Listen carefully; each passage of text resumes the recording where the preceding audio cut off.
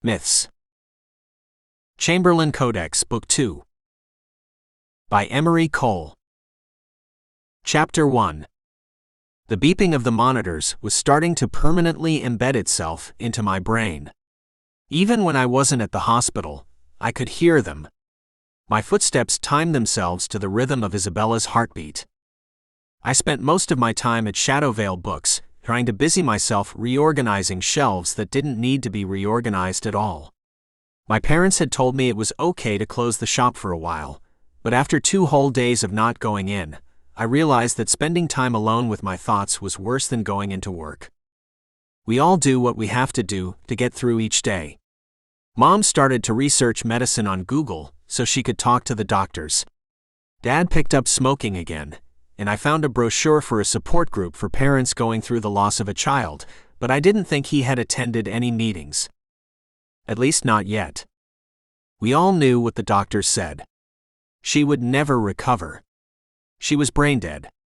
It didn't matter that we could see the rise and fall of her chest with each breath she took, that we could feel her hand in ours warm and alive. None of that made a difference anymore. I kept the details of what happened that night vague. That way, I wouldn't forget the story, and it left the doctors to fill in the medical blanks.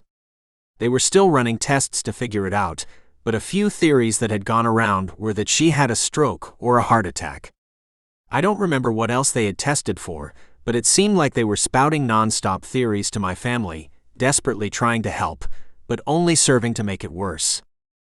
I kept it as accurate as I could, but it didn't matter. The most important part, what actually happened to Isabella, was something I could never tell anyone. Not that they would have believed the real story anyway. When it all first happened, Azril and I had brought Isabella to the hidden cave under the waterfall where we had first met. It was never meant to be more than a temporary place to rest, to figure out what we would do next, and plan what I would tell people about what happened that day. Azril and I sat in the cave, watching Isabella sleep peacefully on the table. He assured me that the Nightshade Society was unlikely to check this place, and probably weren't aware that its previous occupant was dead. Once they found out, which could be anywhere from a few hours to a few days from now, they would come back for his research, which was stored in the cave. It left me with enough time to gather my thoughts together and figure out what I would do about Isabella. A few hours passed in silence, and Azril started to get restless. He didn't say anything about it, but I could tell from how he kept shooting furtive glances at the door that it was time to leave. He carried Isabella outside and left us at the edge of the forest preserve. It wasn't dark out anymore, and he couldn't risk being seen with us or being questioned by police. I couldn't imagine explaining the real story to them, so it was better Azril stayed out of it as much as possible. He gently set Isabella down on the sidewalk before giving me a quick nod goodbye and disappearing back into the forest. As I watched him go, I was reminded of how different the two of us were.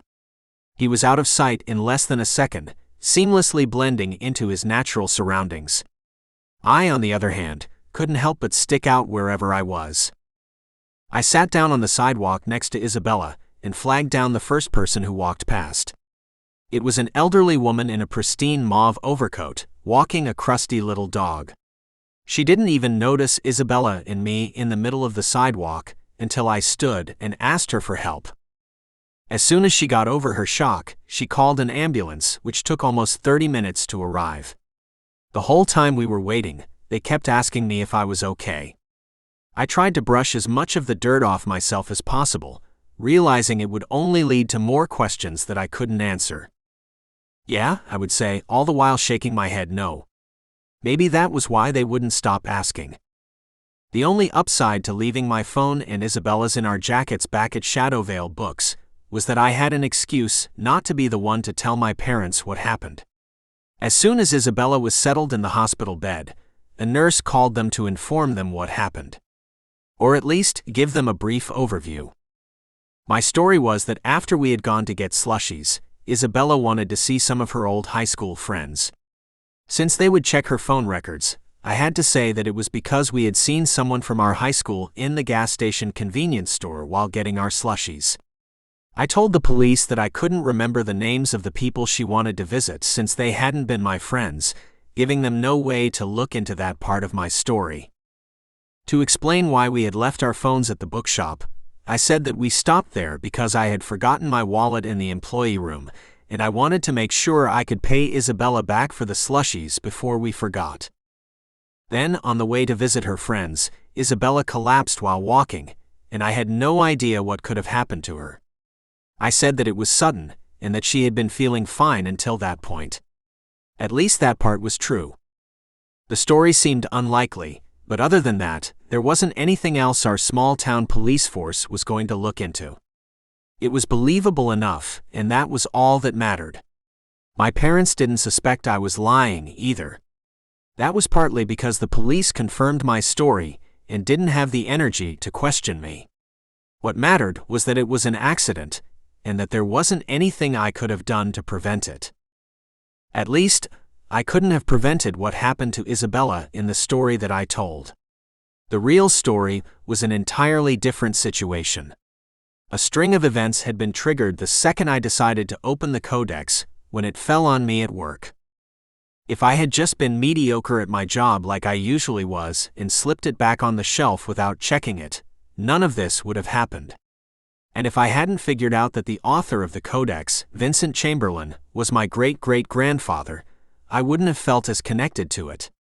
I might have left the whole thing alone the second I realized how dangerous it was going to be.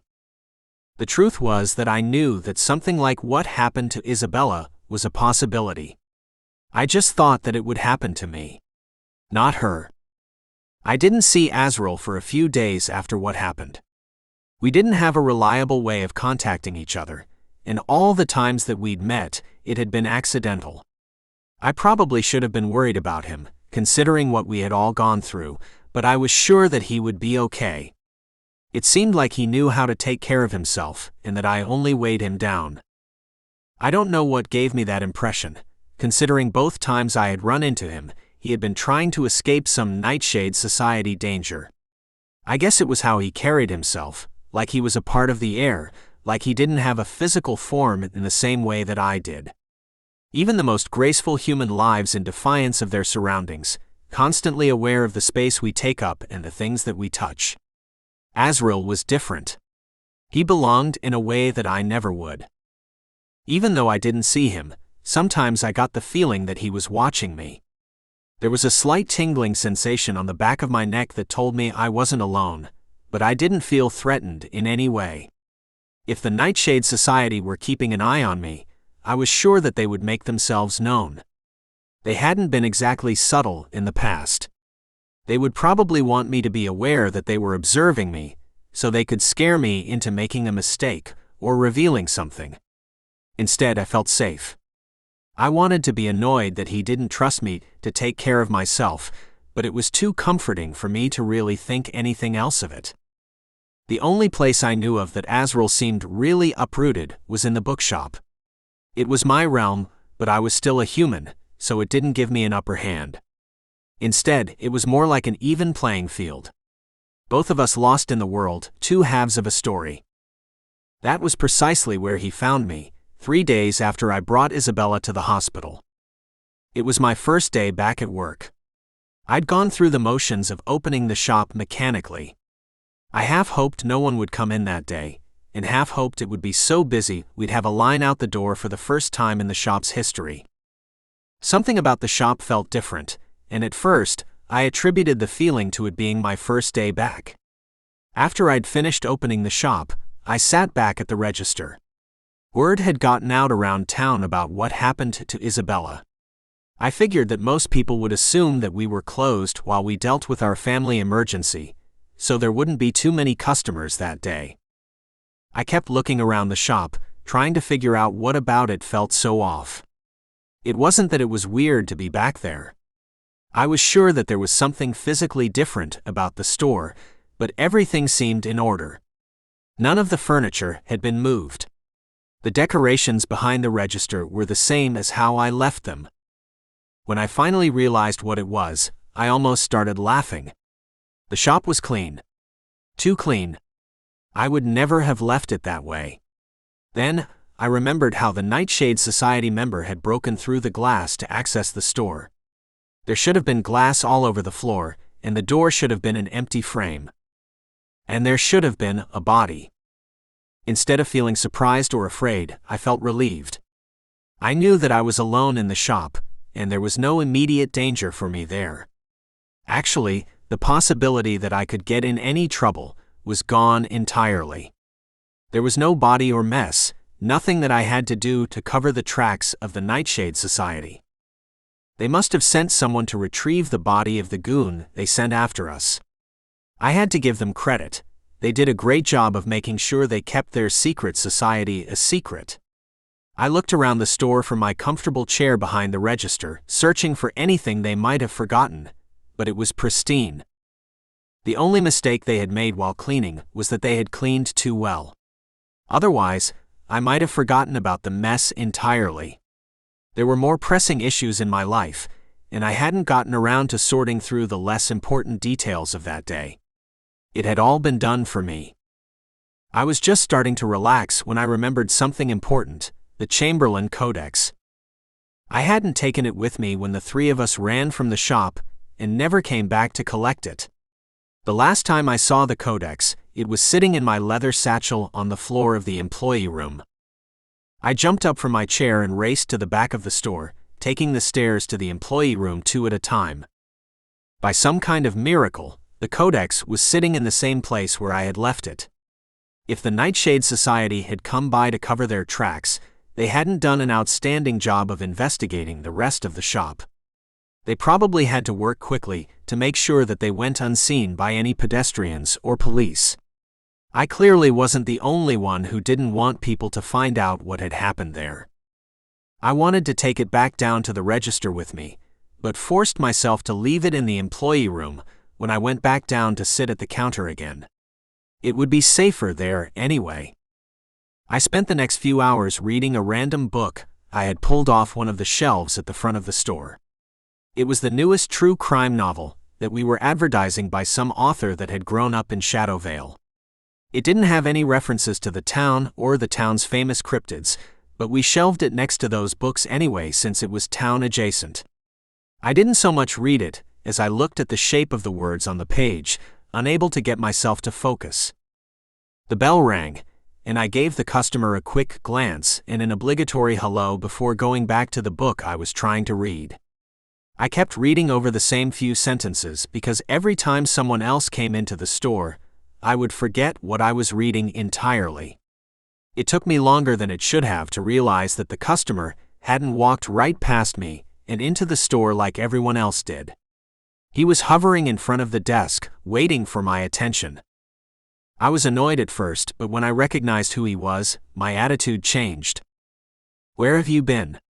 I asked, trying to conceal my evident excitement. Azril smiled and raised an eyebrow, seeing through my disinterested tone. He had the hood of his cloak pulled over his head, casting his face in shadow to obscure his appearance from other customers. I doubted anyone would think he wasn't human, but his dark blue hair, shining blue eyes, and markings that appeared like tattoos would turn heads no matter where he was. "I could ask you the same thing," he said. "Oh, so you haven't been following me?" I expected him to deny it, or at least appear uncomfortable that he had been caught. Instead, he shrugged it off. "Maybe." We looked at each other in silence for longer than was necessary. Finally, I broke our little stalemate. "It's good to see you." I was sure I could see a blush forming beneath his golden-toned skin and black markings, but it was probably just an illusion. "I bet," he joked. Azril looked around, perhaps trying to discern if we were alone in the shop. There were a few other customers there, and I didn't want to risk their overhearing our conversation. "We still have a few hours before closing," I told him, hinting that there were other people in the store and that we couldn't talk about the Codex. Azril nodded, understanding. I got the sense that he didn't go out much during the day, probably to avoid seeing humans. I figured that he would leave and come back later, but instead, he kept standing in front of the desk. "You can come sit here behind the register," I suggested. I started to stand so he could have the chair, but he shook his head and sat on the edge of the desk instead. It was a pretty good place for him to hide in plain sight. We could see each other, but any customer who came to the store's front would only see him from the side or from the back. He had his cloak positioned in a way that made it impossible for them to get a good look at his face. He would have had a menacing presence that way, if he wasn't leaning against the bookshelf next to the desk so casually. It was clear that we were friends, or at least friendly, and I doubted anyone would give him so much as a second glance. "Looks clean in here," Azril observed. "Wasn't me," I said. "Anything go missing?" he asked, clearly meaning the Codex. "Everything's accounted for."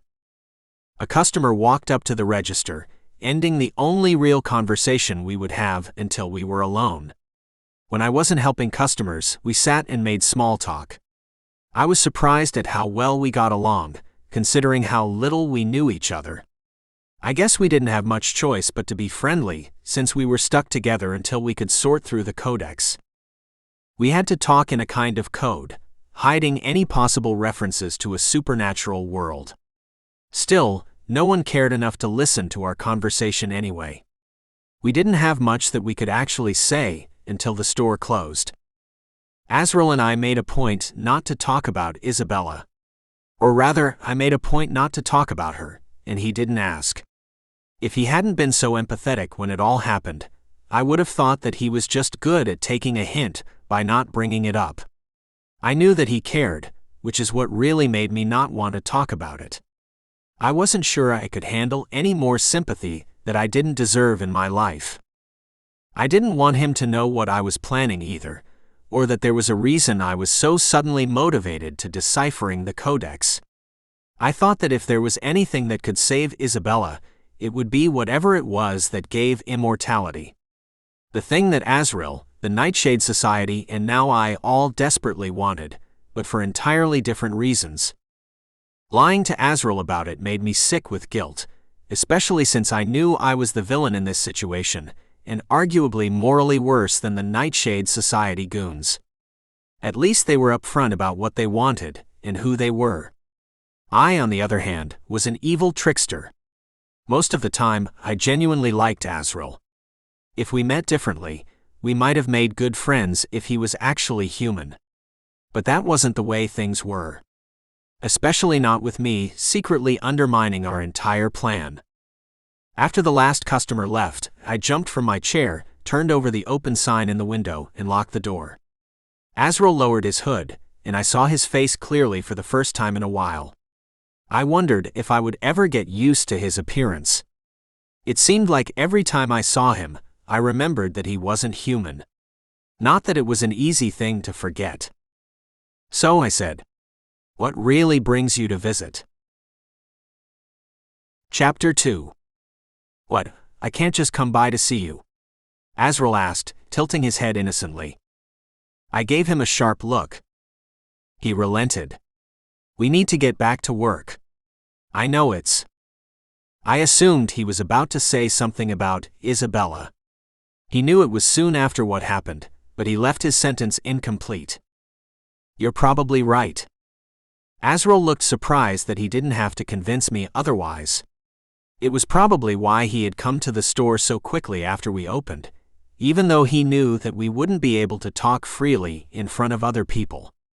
He was trying to plan out how he would go about getting me to work with him again.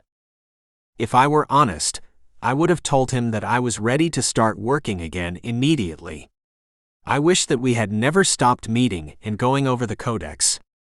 The few days off I'd had, I spent thinking about when I would see him again, and when I would be able to save Isabella.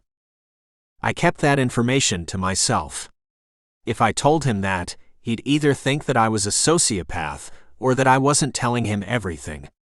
I didn't want him to think either of those things, so I made an effort to seem like I was only starting up working with him again for his own sake, not mine. "The sooner we get this over with, the sooner I can go back to Isabella," I said. Azril nodded, thinking my explanation was perfectly non-sociopathic and transparent. Without a word, we both headed up to the employee room, which had become our unofficial meeting place. It wasn't the most secure place to be, But that was a fact that we were ignoring for the time being. The room still looked exactly like it had when Azril, Isabella and I had left it a few days before. We pointedly ignored Isabella's jacket. I thought about moving it to the side of the room so it wouldn't be a distraction, but she was still the last person who had touched it, and I couldn't bring myself to change that. I dragged 2 chairs to the table in the center of the room, one across from the other. It would have been easier for us to look at the Codex together if we were sitting side by side. Still, for whatever reason, it felt awkward to put the chairs together like that. Azril took the chair closer to the door, and I walked around, pulled the Codex out of the satchel, and then set it on the table between us. I sat and began paging through it. "What are we hoping to find in here?" I asked. Maybe if Azril could verbalize what we needed, the Codex would hear him and turn to the correct page. "I don't know," Azril said, sounding defeated. Up until that point, I had assumed that he knew how to find all the answers. "What do you mean, you don't know?" "Well, it's not like I'm an expert on the Codex," he said, his voice taking on a defensive tone. "You don't know what you're doing? But you risked your life for this thing. It's powerful and important, and it has the answers we need. I just don't know how to access them." Our situation was worse than I had previously thought. I felt almost silly for having believed we would be able to find the elixir of life, or whatever was in this Codex, within a few days. I could save Isabella, and Azril would be pissed, but I would have my sister, and everything would be solved. At least, everything would be solved on my end. That left Azril and the Nightshade Society to sort out the rest, but that was something I didn't have the energy to consider yet. "So, what do you know?" I asked, trying to keep my voice sounding patient. "I'm sorry if you thought that I knew more than I do, but I never mislead you. The Nightshade Society has my whole world living in fear, and they could do the same to yours if we don't stop them." I sighed. All right. So what's next? Where do we start?" Azril tapped on the cover of the Codex in response. "I don't know much about the author of the Codex," he said. "I know that he was one of the founding members of the Nightshade Society, and that he lived in Shadow Vale before his death." I looked away, not wanting Azril to see the guilt on my face. Even though I was Vincent Chamberlain's great-great-granddaughter, and this was the very bookshop he built when he first moved to Shadow Vale, it didn't make any difference. By that point, he was cutting his ties with the Nightshade Society. I didn't know much more about him than Azril did, and telling him that Vincent was my great-great-grandfather wasn't going to help anything. If it made any difference at all, it would be that Azril had a reason not to trust me. "If he's been dead for so long," I said, "I'm not sure that he's relevant anymore." Azril shrugged. "Maybe not. We should focus our search on what we already know first." Azril was quiet for a while, contemplating something. "How did you get your hands on the Codex, anyway?" "Well, we sell used books here as well as new ones. I'm not sure how it got here, but I found it by the poetry shelf." I stumbled over my words, talking faster than I needed to. None of what I said was untrue. I really didn't know how I found the Codex or the ring that came with it. "And how are you able to read it when I can't?" Azril asked. I wondered if he really was trying to question me, or if I was paranoid. I thought for a moment before answering. If I was going to come clean about something, the ring would be the most obvious choice. The only downside to telling Azril about the ring was that he would also be able to read the Codex. The reason I kept it from him in the first place was that I was afraid he would steal the ring and abandon me, but at this point, we were in it together. I slid the ring off my finger and pushed it across the table towards him. "I think this has something to do with it," I said. Azril picked up the ring and examined it. The red gemstone glinted in the bright fluorescent light. Even the tarnished gold band seemed livelier in Azril's hand. "What is this?" he asked, his finger on the gem. "I don't know. Ruby, I think." "Couldn't be," Azril muttered. "How long have you had this?" "About as long as I've had the Codex. I found it on the floor with the Codex." Azril raised an eyebrow. "The floor?" Shoot. I shouldn't have said anything about the floor. Well, they kind of fell on me. Kind of fell on you? Azril repeated. I rubbed the back of my head where the Codex had hit me. They fell off a shelf. Azril started laughing, and I scowled. Quit that, I said, my face turning red. It doesn't matter how I found them. Azril finished inspecting the ruby, then set it back on the table and slid it over to me. I put it back on my finger, feeling more secure and comfortable after it was returned to me. I don't think it's a ruby. A regular gemstone like that wouldn't enable you to decipher the Codex. Then what else could it be? Vincent Chamberlain, along with a lot of the founding members of the Nightshade Society, were into alchemy. Alchemy? I asked. It's basically ancient chemistry, Azril explained. They were studying it to find a way to create the elixir of life. What does that have to do with the ring then? Vincent probably created it. If you're able to read that text while you're wearing the ring, they were both probably infused with a magic substance. What would that be? I asked. My guess. Nymph blood. I instantly felt my skin crawl, but I didn't take off the ring. I couldn't let its ingredients scare me off. No matter what it was made of, I still needed it if I was going to find the elixir of life. I could tell that the ring bothered Azril too, but it seemed like we were thinking the same thing. Azril noticed my discomfort and said, "It doesn't matter anymore. It's not like you had anything to do with Vincent's experiments." I didn't, but I still couldn't shake the feeling that I was partially responsible. If anything, Vincent was responsible for me since he was my ancestor. I tried to convince myself that I wasn't doing anything wrong, but I knew that it was partially a lie. Azril deserved the truth. We were working so closely on something so important, but I was lying to him every second. I busied myself by paging through the Codex. At times the Codex would move on its own, revealing what I needed to see. It would show me maps or other information. The Codex didn't have a page guide, and didn't seem to follow a logical order. There weren't sections for different subjects, and I had a feeling that the information on the pages themselves wasn't tied down to a particular location. Instead, they shifted around, making it impossible to research the Codex in a way that made any sense at all. It was an intentional choice, and probably a smart one, considering the sensitive material and secrets that the Codex contained. Still, I wasn't grateful for it when I was trying to get information. "I'm completely lost," I admitted. "Do you want to try?" I nudged the book over to Azril, who had been watching me silently, resting his head on his hand. His eyes immediately widened at my question, and I could tell that he was panicking internally. He tried to put on a nonchalant front, but I knew he had no interest in looking through the Codex when I was perfectly capable of doing it myself. The magic of the book was more personal for him. "No, it's fine," he said, not meeting my eye. "I don't think it wants to show me anything," I said. I was trying to focus my thoughts on the elixir and how much I needed it for Isabella. If I thought hard enough, it might take me to the right page. Or at least give me a slight hint.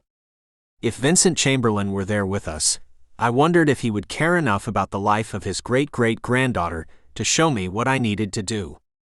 If it weren't for him, Isabella would have been back at school, hanging out with her honor society and generally feeling superior. For the first time in my whole life, I actually wanted that for her. If that weren't enough motivation for the Codex to show me relevant information as it had done in the past, I didn't know what would be. Azril was watching me intently, waiting for me to make the Codex reveal something. He'd seen the Codex work like that in the past, but that time it was to show me the page with tritons on it, a reminder of what he and his ancestors had been through at the hands of the Nightshade Society. He probably didn't want to stumble across anything he didn't want to see, and have to wear the blood ring in the process. I wondered how his motivations would react to the Codex differently. If he would be more tied to it because of what he was, or if the Codex wouldn't show him the same things it would to a descendant of its author. As I kept flipping through the pages, I stole glances at Azril. Every time I looked at him, it seemed like he was paying less attention than the last time. He'd come all this way to look through the Codex with me, and now he didn't seem like he was that interested. It didn't make any sense until I saw his eyelids start to droop. I wasn't sure when the last time he had slept was. He might not have had a place to go back to. Since I'd known him, he had never mentioned a house of any kind, and had spent the night right there in the employee room twice. Whenever I was out at night for the past few days, I felt him keeping watch over me. He might have spent all his time making sure I was safe, and didn't have anywhere to go to be safe himself. If he didn't want to look through the Codex, I wasn't about to force him to. He had already done his part to help, and it was up to me to get the Codex to show me the information we needed. Just because it reacted to me didn't mean that it would do the same for him. And if testing that theory was going to make him uncomfortable, it didn't seem worth it. Azril was watching me. He had moved, so his head rested on top of his arms on the table, but he had tilted his head at an angle where he could still see me, even though it looked like he was about to fall asleep. I only noticed that Azril had fallen asleep when he started snoring. I checked my phone and saw that it was well past midnight. I should have felt tired since I had to keep an old person's sleep schedule to open the shop on time every day, but I didn't feel tired at all. I considered closing the Codex and either going to bed or heading home, but neither of those options seemed appealing. If I was awake, I might as well be doing something useful with my time. I sat back in my chair and folded my legs underneath me, then slid the Codex off the table and set it in my lap. As soon as I touched the pages, they flew out underneath my hands. I couldn't remember what I was thinking about before the pages started turning, but I was sure that I hadn't been concentrating on a single thought like I had been earlier. The pages it landed on didn't have any information about the elixir of life. The left page had a single figure sketched onto it, and the right page was empty.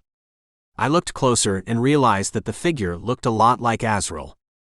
Not just a lot like him. Exactly like him. Unlike the last time I saw Azril's image on the Codex pages, it didn't seem like he could see me. He was sleeping on a chair right in front of me too, so I was sure that this wasn't an urgent message like it had been before. I could easily recognize him from his distinct markings, which were unique to every Triton. But he didn't seem to have that same hollow, world-weary expression that he carried with him. He was younger, more vibrant. A man in a gray suit materialized on the opposite page, wielding a scalpel in one hand and holding a book in the other. I recognized him instantly as the Nightshade Society member who had been killed by the same Soul Reaper that then put Isabella into a permanent coma. Seeing him made my stomach churn, even though it was just an image on a page. Movement on the left page drew my attention back to Azril. Now he had his hands raised above his head and was chained to a hook on the wall behind him. I recognized the cave beneath the waterfall from the few details of the room that the Codex showed me. I could see some of the wall past where Azril was chained up, and the beginning of the shelves that held the research papers and specimen jars. On the right page, the Nightshade Society member took a few steps closer, until he was standing in front of Azril on the left page. He made a few notes in the book he was holding, then turned and set it down. The book disappeared off the page. From what I knew about the layout of the underground cave, I assumed he had placed it on the table in the center of the room. He smiled at Azril, whose eyes widened in response. Then he carefully lifted his scalpel and pressed it into Azril's chest. The drawing of Azril opened his mouth in a silent scream, struggling against the chains. Unable to bear any more, I slammed the Codex shut. The sound echoed through the employee room, but it wasn't enough to wake up Azril. I stood up, being careful not to make too much noise. I paced around the room, trying to erase what I had seen from my memory. I'd already guessed what had happened to Azril in that cave based on the injuries he had when we met, the research in the cave, and the diagrams in the Codex. But seeing it in front of me, and having it confirmed, was an entirely different feeling. Azril never brought it up, but I wondered how he had been able to escape the chains. He must have had to break out of them himself. I wished I had gotten to the cave earlier. I might have been able to help him escape, rather than just slow him down while he was trying to run away. I sat back down across from Azril and looked at him. From what I could see, all his wounds had already healed. He had said that he recovered quickly, but I couldn't quite wrap my head around his extensive injuries becoming completely invisible within a few days. My phone rang, and I jumped to silence it before it could wake Azril. I was about to decline the call since the only one I would be getting in the middle of the night would be from someone looking to scam me for my credit card information. But instead of a random number, it was Dad. I checked the time and saw that it was almost 8 in the morning. There were no windows in the employee room, and I hadn't noticed that I had stayed up all night reading the Codex. "Dad?" I asked, fearing the worst. "Is something wrong? Did you forget?" His voice sounded tired and worn, like he had been up all night. "We have an appointment with Isabella's doctor in 30 minutes. I had completely forgotten about that. I immediately stood and started walking to the door. "I'll be there in 5 minutes. I opened the door and was about to run down the stairs when Azril poked his head out from the employee room, blinking sleep out of his eyes. "Everything okay?" he asked, his voice rough from sleep. "Nothing to worry about," I said. "I'll be back." I started going down the stairs, but halfway down, I turned and ran back up. "Take these," I said, tossing the keys to Azril, who caught them mid-air. "Lock up behind you if you leave." There was an extra set of keys somewhere in the junk drawer in my kitchen, so I wasn't worried about being able to get back into the shop. It would probably be helpful for Azril to have a set of keys anyway. I packed up the Codex and slung the satchel over my shoulder. I could feel Azril watching me closely as I left the shop, but I didn't have time to stop and talk to him before leaving.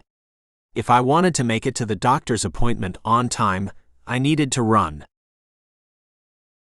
Chapter 3. The doctor looked up from Isabella's chart and gave us a tight smile before leaving the room. Taking Isabella off life support was a decision we had to talk about as a family, but I resented the doctor for leaving us alone to do it. None of us felt qualified for that kind of decision, and I had hoped that we would have more time before we had to talk about it. Mom and Dad were sitting in 2 plastic chairs against the far wall of the room. There weren't any other places to sit, so I leaned against the wall close to the door, on the opposite side of Isabella's bed. We were facing each other, but we hadn't made eye contact once the whole time we had been in the room. Instead, we all focused on Isabella. After the doctor left, we all watched Isabella in silence. I kept thinking that she would say something. We were talking about her life, so she should be able to have an opinion. None of us knew what to do. We'd never thought we would be thrust into this kind of situation, and of the 4 of us, Isabella was the one who would most likely know what the right thing to do was. She was smart and collected, not to mention that she was studying medicine. But she was the only one of us who couldn't say anything. I wanted to say she wouldn't want to go off life support, but if I was honest, I wasn't sure that was true. No part of me could imagine what the Isabella lying in front of me would have said about herself. She was always so future-oriented, never staying still for less than a moment before moving on to her next goal. I didn't even know for sure what she would say if she knew what I was planning to do to save her. The only thing I could focus on was the certainty that Isabella would have wanted another chance. And I could give that to her. "We can't take her off life support yet," I said, desperately looking back and forth between my parents to see which one was going to side with me. Neither of them could meet my eye. They were both thinking the same thing. "Morgan." Dad shook his head. "We've been talking about this for a while," Mom said. "What do you mean?" I knew that we would have to think about it eventually, but I thought it would be a family discussion. "I know you 2 were close," Mom said, like that was a kind of consolation. "She's my sister." My tone became flat. Mom was talking about her like she wasn't still alive. I glanced over at Isabella on the bed, wishing that I were closer to her. "It's only been a week? How have you already decided?" It was like they were betraying Isabella by making such a huge decision so quickly. There are a lot of things to consider, Mom said, but I stopped listening. I knew she would go on about the cost, probably insurance stuff, and how the doctor said it was too late for any real recovery to be made. None of it changed the fact that only a week had passed, and they decided to let her go without even telling me they were talking about it. Mom looked at Dad. They seemed to be having a silent argument, and I couldn't track what they were communicating to each other. I felt like I was a toddler again, left without any agency in my life and unable to comprehend the world around me. Finally, Mom said, "I can't do this right now." She walked out of the room. Dad gave me a quick glance but didn't bother to make it seem like everything was okay before he followed her out, leaving me alone with Isabella. I went over to the side of her bed and held her hand. It was colder than I expected it to be, but I could still feel her pulse. I considered asking a nurse for more blankets, but I didn't want to interfere with their jobs. Instead, I pulled up the blanket another inch so it covered Isabella to her neck. There wasn't much else I could do for her anymore. Ultimately, if our parents decided to take her off life support, I couldn't do anything but watch it happen. I could complain all I wanted to, but it wasn't my decision to make. I understood that. But it didn't make anything feel fair. The clock ticked loudly on the wall, out of sync with the beeping monitors Isabella was hooked up to. I focused on the sound, letting its dissonance fill up my head, rather than that space be used up by pointless hopes that I could delay the decision my parents were about to make. "Hey, honey." I turned around to see Dad hovering in the doorway. "Oh," I said, wiping tears away from my eyes. "I thought you'd gone home already." "I drove your mom home, thought I'd come back and see if you wanted a ride." He probably thought I didn't go back because I didn't want to be in the car with Mom. I hated that I made him believe that he had to be a mediator between us, or that he had to come all the way back to the hospital to make sure I didn't walk home at night by myself. How could he know that there was someone else looking out for me? It was probably better that Azril and I didn't see each other that night, anyway. I wasn't sure that I would keep myself from begging him to help me save Isabella. He would have refused, and then there would be nothing left for me to do but wait until my sister really was dead. "Thanks, Dad," I said. He took a step back from the doorway and tilted his head, indicating that it was time to leave. I gave Isabella one last quick glance, silently telling her not to give up hope yet. Then I followed Dad out to the car and we drove home. I stared out into the night as we drove, leaning my head against the window. Depending on how I focused my eyes, I could either see through the window to the landscape outside the car or use it as a mirror and watch Dad's expression as he drove. I chose to look through the window, having already seen too much grief for one day. I pushed down my desperate hope that I would be able to catch a glimpse of Azril somewhere in the forest as we drove past, silently keeping watch over me. We pulled into the garage, but Dad didn't get out of the car. We sat there in silence, neither of us making any move to get out or to even take off our seat belts. "We're going to wait another week," Dad said, breaking the silence. I felt the air leave my chest like I had been punched in the gut. It was more time than I could have hoped for, but it still didn't feel like enough. Before, when there weren't any upcoming dates, it felt like I had all the time in the world to come up with a cure for Isabella. They hadn't finished trying to figure out what had happened to her, and they'd already picked a day for her to die. It made sense, but I stubbornly refused to admit that.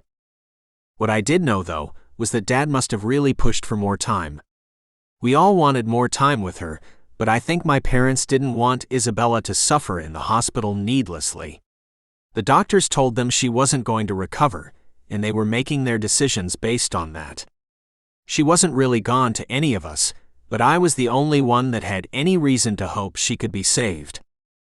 With all that information in mind, my parents had decided to wait for a whole second week, just because I wasn't ready to give up yet.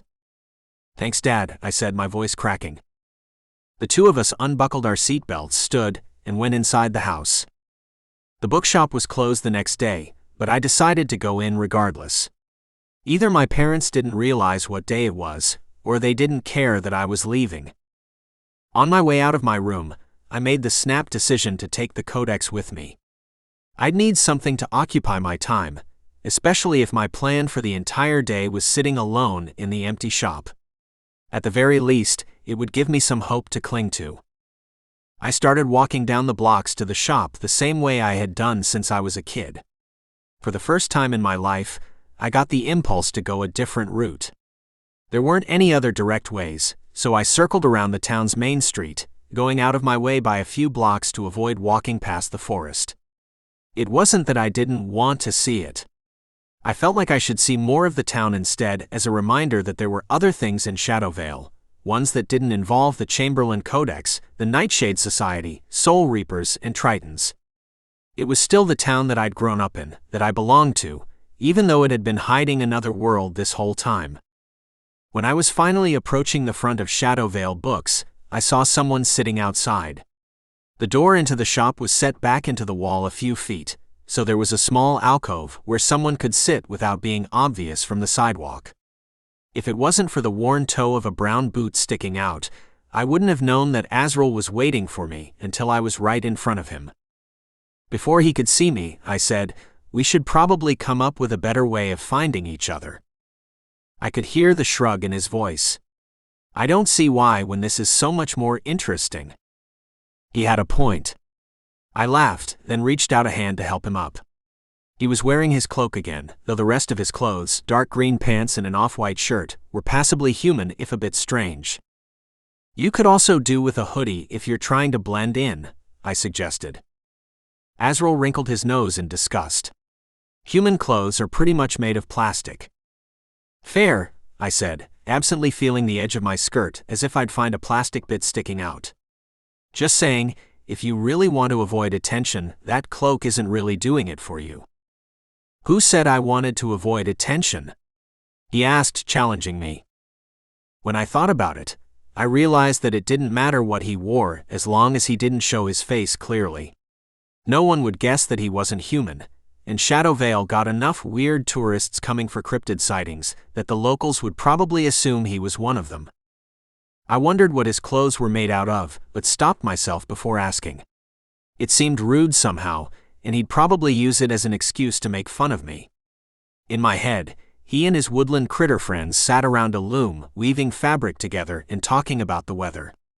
I didn't want him to know that I honestly couldn't think of any other way he got his clothes, and knew he'd ask. "How'd you know I'd come here today?" I asked. He hesitated for a moment, and I thought he was going to crack a joke, but he said, "I knew you'd have nowhere else to go." Coming from anyone else, I would have taken offense to the statement, but he was right. And when I thought about it, he obviously didn't have anywhere else to go either. I leaned against the brick wall, making no move to open the store. At that moment, I was sure that it was the last place I wanted to be in the entire world. But I wasn't about to go back to my parents' house, especially if Azril was with me. He glanced briefly at the satchel that was slung over my shoulder, which he knew would contain the Codex. "I think I know somewhere else we could go," Azril said, his eyes sparkling mischievously. Without another word, he grabbed my hand and started leading me away from the bookshop. I shouldn't have been surprised when he led me through the forest's hiking trails. I didn't have the exact path that I had taken when I was following the map in the Codex, but our surroundings felt familiar in the same way. There wasn't a clear path under our feet, like the well-worn hiking trails in the area, but I could tell that it had been traveled several times before. Azril knew precisely where he was going, never pausing to look in different directions. Every once in a while, he'd glance back, making sure I was okay, but otherwise, he continued to walk a few paces in front of me. I got the sense that he wished I would hurry up, but it wasn't as easy for me to move through the forest as it was for him. I still considered myself a decent hiker, but I had nothing compared to Azril, who'd spent most of his life walking through places like this. The sun was setting behind us, casting our shadows in front of where we were walking. I looked nervously at the forest around us, wondering what kinds of creatures might come out at night. A few weeks ago, I never would have put any credit toward all the cryptid sightings around these woods, but now I knew better than to write those off completely. There were plenty of creatures I'd read about in the tourist trap books we shelved at the front of Shadowvale, books that I would never want to encounter in real life. I twisted the ring on my finger, wondering if I would feel better taking it off. If I didn't wear the ring, there was a better chance that I wouldn't be able to see a cryptid walking through the forest, but that would also mean that I couldn't prepare myself ahead of time. Azril noticed my nerves and said, "Relax, Morgan. Nothing's going to jump out at you." "I'm not convinced," I grumbled, though his words did make me feel better. I picked up my pace regardless, making sure to stay as close to Azril as I could. In response, Azril silently slowed down for me. Neither of us acknowledged these changes in pace, and I was grateful for being able to keep some of my dignity. Not that it really mattered, when we both knew that I was scared enough to jump at the sound of a twig snapping under my own feet. The sun had almost entirely set by the time Azril stopped walking. I looked around, trying to figure out how this part of the forest was different from what we had been walking through. There weren't any stones with magic symbols carved into them, waterfalls, or vibrant colored bugs flying around. It was just a typical patch of forest. Of course, Azril immediately proved me wrong. Azril closed his eyes and rested his open palm against the tree in front of him. Defying all logic, his hand sunk into the bark like it was made of foam. Exactly like what happened when I put the rock in place under the waterfall, a door began to appear, the edges of it slowly rising to the surface of the tree. Azril removed his hand, and once it was gone, I saw a door handle in its place. He glanced back at me to catch my mesmerized expression. I couldn't hide it in time, and he grinned in satisfaction. It occurred to me then that this was all just a way for him to show off, and I wasn't even annoyed. Instead, I was more excited than before to see where this was going. "What is this?" "The place I spend my time when I'm not with you," he said. "Or when I'm not being held captive," he added. "You live in this tree." He rolled his eyes, offended I'd even suggest that. "No, I don't live in the tree." He opened the door, and I heard lively music and voices coming from inside. "It's just a bar." Then he disappeared through the door. Chapter 4. I reached out to grab the edge of the door before it had a chance to swing shut.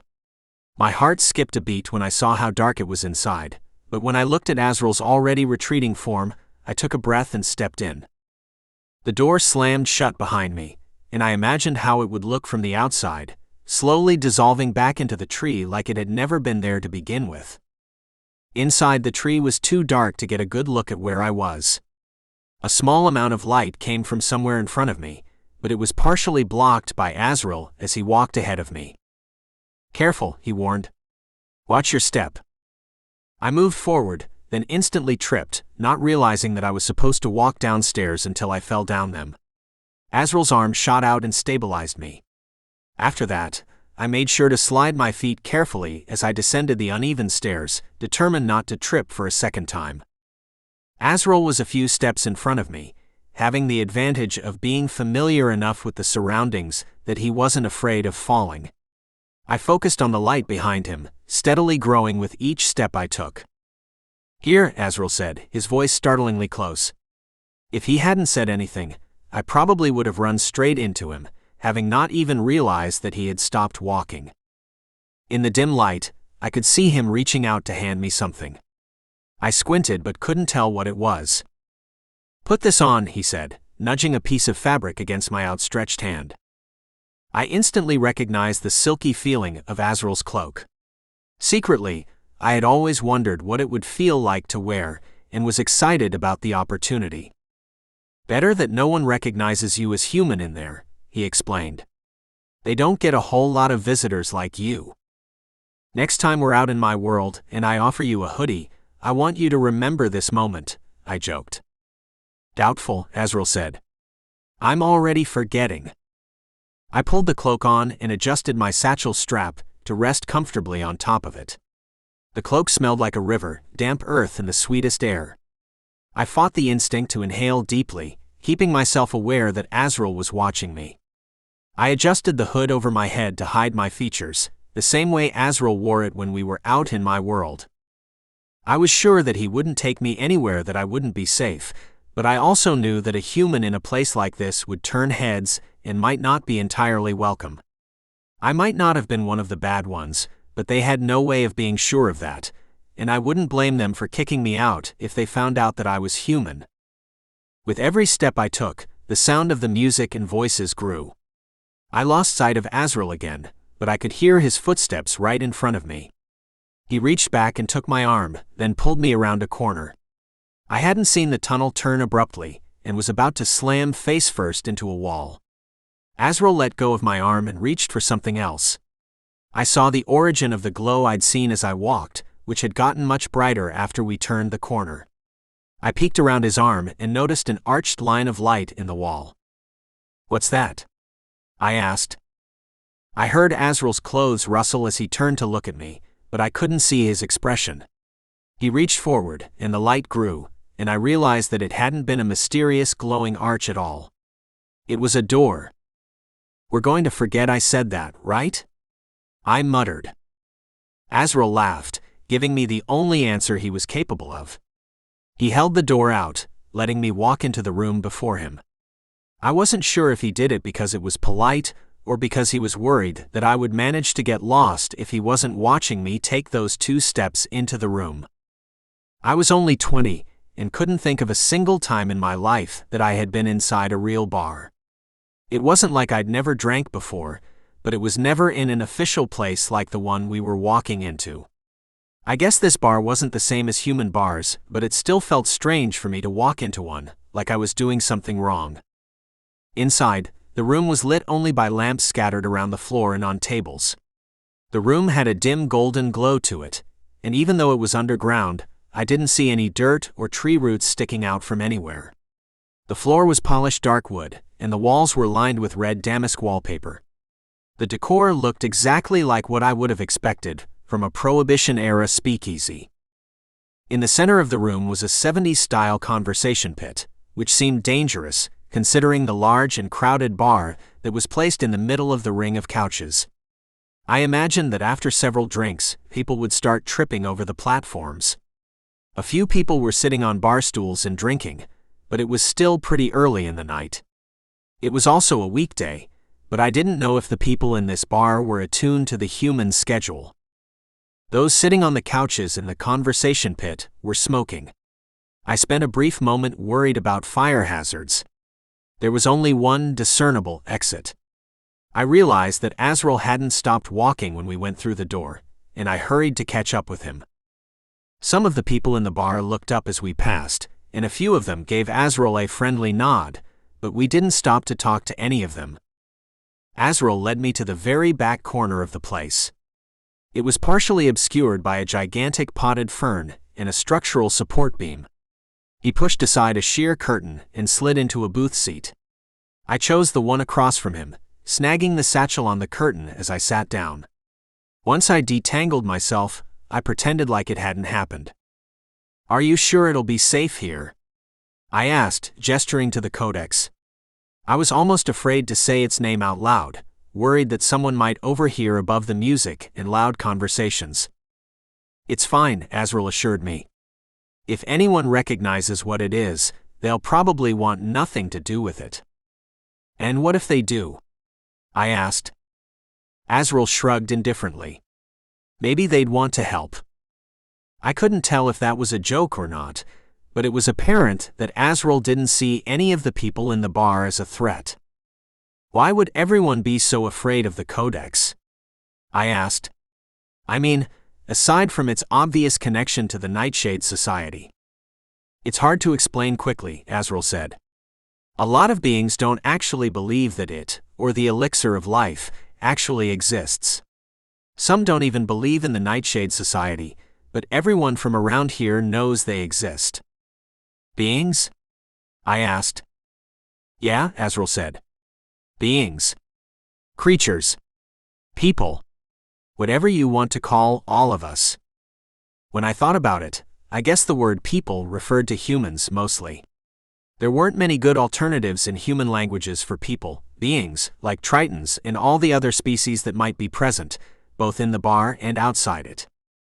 So what we're searching for, the elixir of life or whatever, might not be real at all. Azril looked at me with annoyance. What do you think? It seemed like he thought my answer was going to be quick, but I really considered it. I hadn't had severe doubts about the legitimacy of the Codex and the elixir of life. At least, I didn't have doubts after the encounters with the Nightshade Society. Clearly, the Codex was powerful, and they didn't want us to have it. If Azril said that it had the secret to immortality, then I believed him. I couldn't think of any other reason the Nightshade Society would want it so much, and I didn't believe that the things the Codex had shown me were lies. No, I believe you, I said. I realized that I should have said that I believed the Codex, but I couldn't take back the way I had phrased it. I thought that Azril might try to make a joke of it, but instead, he seemed happy. Good, he said. I told myself that there wasn't anything wrong with saying you instead of Codex, but I knew the subtlety of the difference wasn't lost on Azril. So, I said, changing the subject before I could further psychoanalyze myself. Why wouldn't beings, believe in the Codex? Mostly because it's been lost for so long. Almost everyone around when it was written is either dead, or their memory is so bad that they don't remember it. Wait, there are beings alive now who were alive back then? Some, Azril said, either not wanting to elaborate or not realizing how impossible that age span would seem to me. I considered this for a second, trying and failing to count how many years that must have been. 200, give or take. I didn't know the year that the Codex was written, or when Vincent Chamberlain died, so it wasn't easy to guess with any accuracy. If Azril wasn't surprised at their age, then what did he consider an average lifespan? I examined his face, trying to be subtle at first, then full-on staring at him. I couldn't see any wrinkles or other signs of aging in humans. He looked around my age, definitely not any older than 25. For all I knew, he could have been 100 years old. How old are you? I blurted out. It might have been a rude question, but I felt like it was relevant. Azril laughed. Why's that important? Just curious. You can't think of any more important questions right now? He joked. I wondered if he was avoiding the question, or if he was just teasing me. Maybe not, I said. How old are you? Azril asked, still avoiding my question. I'm 20. I figured an honest answer would make him more inclined to tell me about himself. Wow, you're really young, Azril said, his eyes widening. I'm nearly 3 times your age. I almost choked on air. After a coughing fit, I said, You're 60? Azril bent over laughing, pressing his forehead to the table. You'd really believe that? He asked, trying to catch his breath. I scowled. How would I know? I'm not 60. In your years, I think I'd be about. Azril paused and looked up while he did calculations in his head. 22. 23 maybe. You sure about that? I narrowed my eyes at him, hesitant to believe his math. Not that his age should matter that much to me, but it seemed like one of those basic things you should know about the people you spend time with. You've got crazy eyes right now. Do you want a drink? Azril asked, tapping his fingers against the table. You look like you need a drink. Probably not a bad idea, I said. Azril disappeared, leaving me alone at the table. For the few minutes he was gone, I bounced my leg nervously, praying that no one was going to try to talk to me. Azril came back holding 2 dark red drinks in glass cups with flowers carved into the sides. Before I could say anything, Azril said, Not blood. I didn't think it was, I said, even though I had already opened my mouth to ask if he was expecting me to drink blood. Azril looked at me expectantly, and I slowly raised the cup to my lips and took a small sip. It wasn't how I expected it to taste at all. It was sweet, tasting the exact way a rose would smell, but with the sharp flavor of rum. Wow, I said, taking a larger sip. Knew you'd like it, Azril smiled. I instantly felt embarrassed for all the processed food I'd given him in the past, wishing I had made an effort to do something like this. In my defense, it was kind of an emergency, and I didn't have time to put something good together. But I bet the effect was that he thought all human food was stuff like potato chips and fruit snacks. Not exactly treats when you're used to stuff as good as this drink. I pulled the Codex out of the satchel and slid it onto the table, making sure to look over my shoulder to see if we were being watched. No one in the entire bar seemed to acknowledge our existence, and I felt myself relaxing. The Codex looked exactly the same as it had in the fluorescent lighting in the Shadowvale Books employee room. I thought that maybe the magic world energy of the bar would do something to coax the pages to turn, but it didn't do anything. I flipped through the pages myself, but it was no use. The Codex didn't want to reveal anything to me. I don't know why it's not working, I said, frowning. Maybe you just need a break, Azril said. I shrugged. I didn't want to take a break, but he was probably right. It was clear that the Codex wasn't going to be helpful tonight.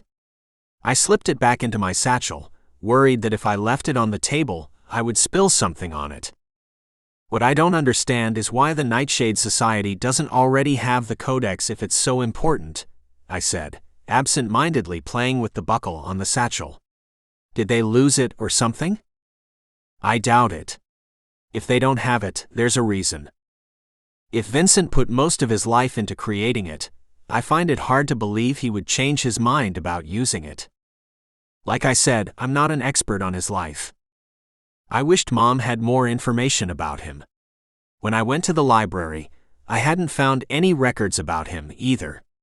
Only the year that he opened Shadowvale Books, and nothing about the Chamberlain Codex, though that one was obvious. What if we looked into death records? You can do that? Azril asked. Probably. When I first found the Codex, I tried to look at old newspaper articles to see if any of them mentioned Vincent Chamberlain. Did you find anything? Azril asked, hopeful. I couldn't tell him about the article one found. He didn't know that my family owned the bookshop, but if he knew that Vincent was the one who opened it, he would definitely have questions that I didn't want to answer. No, I lied. I didn't find anything. But I wasn't looking for official records. I only did a search through newspaper articles. Well, it's a decent lead. We should go check it out. With the Codex still not speaking to me, and no other options, we decided to go to the library the next day, after my shift at the bookshop. For the rest of the night, we talked about nothing important, sipping rose-flavored drinks and pretending for a little while like there wasn't anything in the world more urgent than listening to music. Chapter 5. I don't think I was ever more anxious to finish a shift in all my time working at Shadowvale Books. I kept hoping that Azril would stop by early, but I worked alone for the entire day. My shift dragged on, feeling 3 times as long as it really was. By the time I was closing the shop, I was practically shaking with excitement. I couldn't get Azril out of my mind all day, and felt like it was driving me insane. I told myself that as soon as I saw him, I'd be able to stop thinking about him. Until then, I was stuck replaying the memories from the bar, as well as my fears that we wouldn't find what we were looking for at the library. Every day that we didn't have anything else to go off brought me one day closer to my deadline. The last customer left a few minutes after our official closing time. I immediately locked the door behind him, turning the open sign over in the window simultaneously. I didn't care the customer was close enough to see me do it, and might feel bad for staying so late. A few minutes later, Azril knocked lightly on the door. I leapt up from my perch behind the register, and was out the door less than a second after he arrived. Azril jumped back when I opened the door, surprised that I had gotten there so quickly. "Where have you been?" I asked. He paused for a moment, then said, "You've got a weird energy today." I frowned. "It's called enthusiasm." "If you say so." Azril smiled slightly, then started walking. "You don't even know where we're going," I said, laughing. Azril stopped and turned back around. "Fair. Lead the way." He made a sweeping gesture with his arms, and I started walking next to him. We'd made it half a block away from Shadowvale Books before I abruptly stopped. I turned to look at Azril, examining his face and taking in his features. Mostly, I was looking at his facial markings. He was wearing that same silvery cloak he always had, with the hood pulled up in the way that drew extra attention but hid his face from direct view unless you were right in front of him. Azril pulled back slightly, and only then did I realize how close I had gotten. After he moved away, we were still only about a foot apart. "What are you doing?" he asked. "Thinking," I said, still looking him over. I took a step back and circled around him, checking to see what else about him might be considered strange. I needed him to look human enough that nobody paid us any attention once we were in the library. "What are you thinking about?" Azril asked, his mouth curling into a half-smile. "How to make you look normal." Azril groaned, his smile vanishing. "Let's not." "What, you don't want to come to the library with me?" I challenged, raising an eyebrow and crossing my arms. Azril threw his head back in defeat. "I guess you've got a point. First thing to go is that cloak." "But it covers my markings," Azril argued. "Yeah, but it also draws attention. See anyone around Shadowvale wearing something like this?" I lifted a corner of his cloak, and it glinted elegantly in the light. Azril didn't respond, but I could tell that he agreed with me. Whether he liked it or not, I was going to have to give him a quick makeover. I stopped at the drugstore to pick up some supplies. My makeup collection was already extensive, but almost none of it was going to be dark enough to match Azril's complexion. If I used my own makeup on him, he would probably end up looking like a ghost. As funny as that might be to me, it wasn't what we were looking for.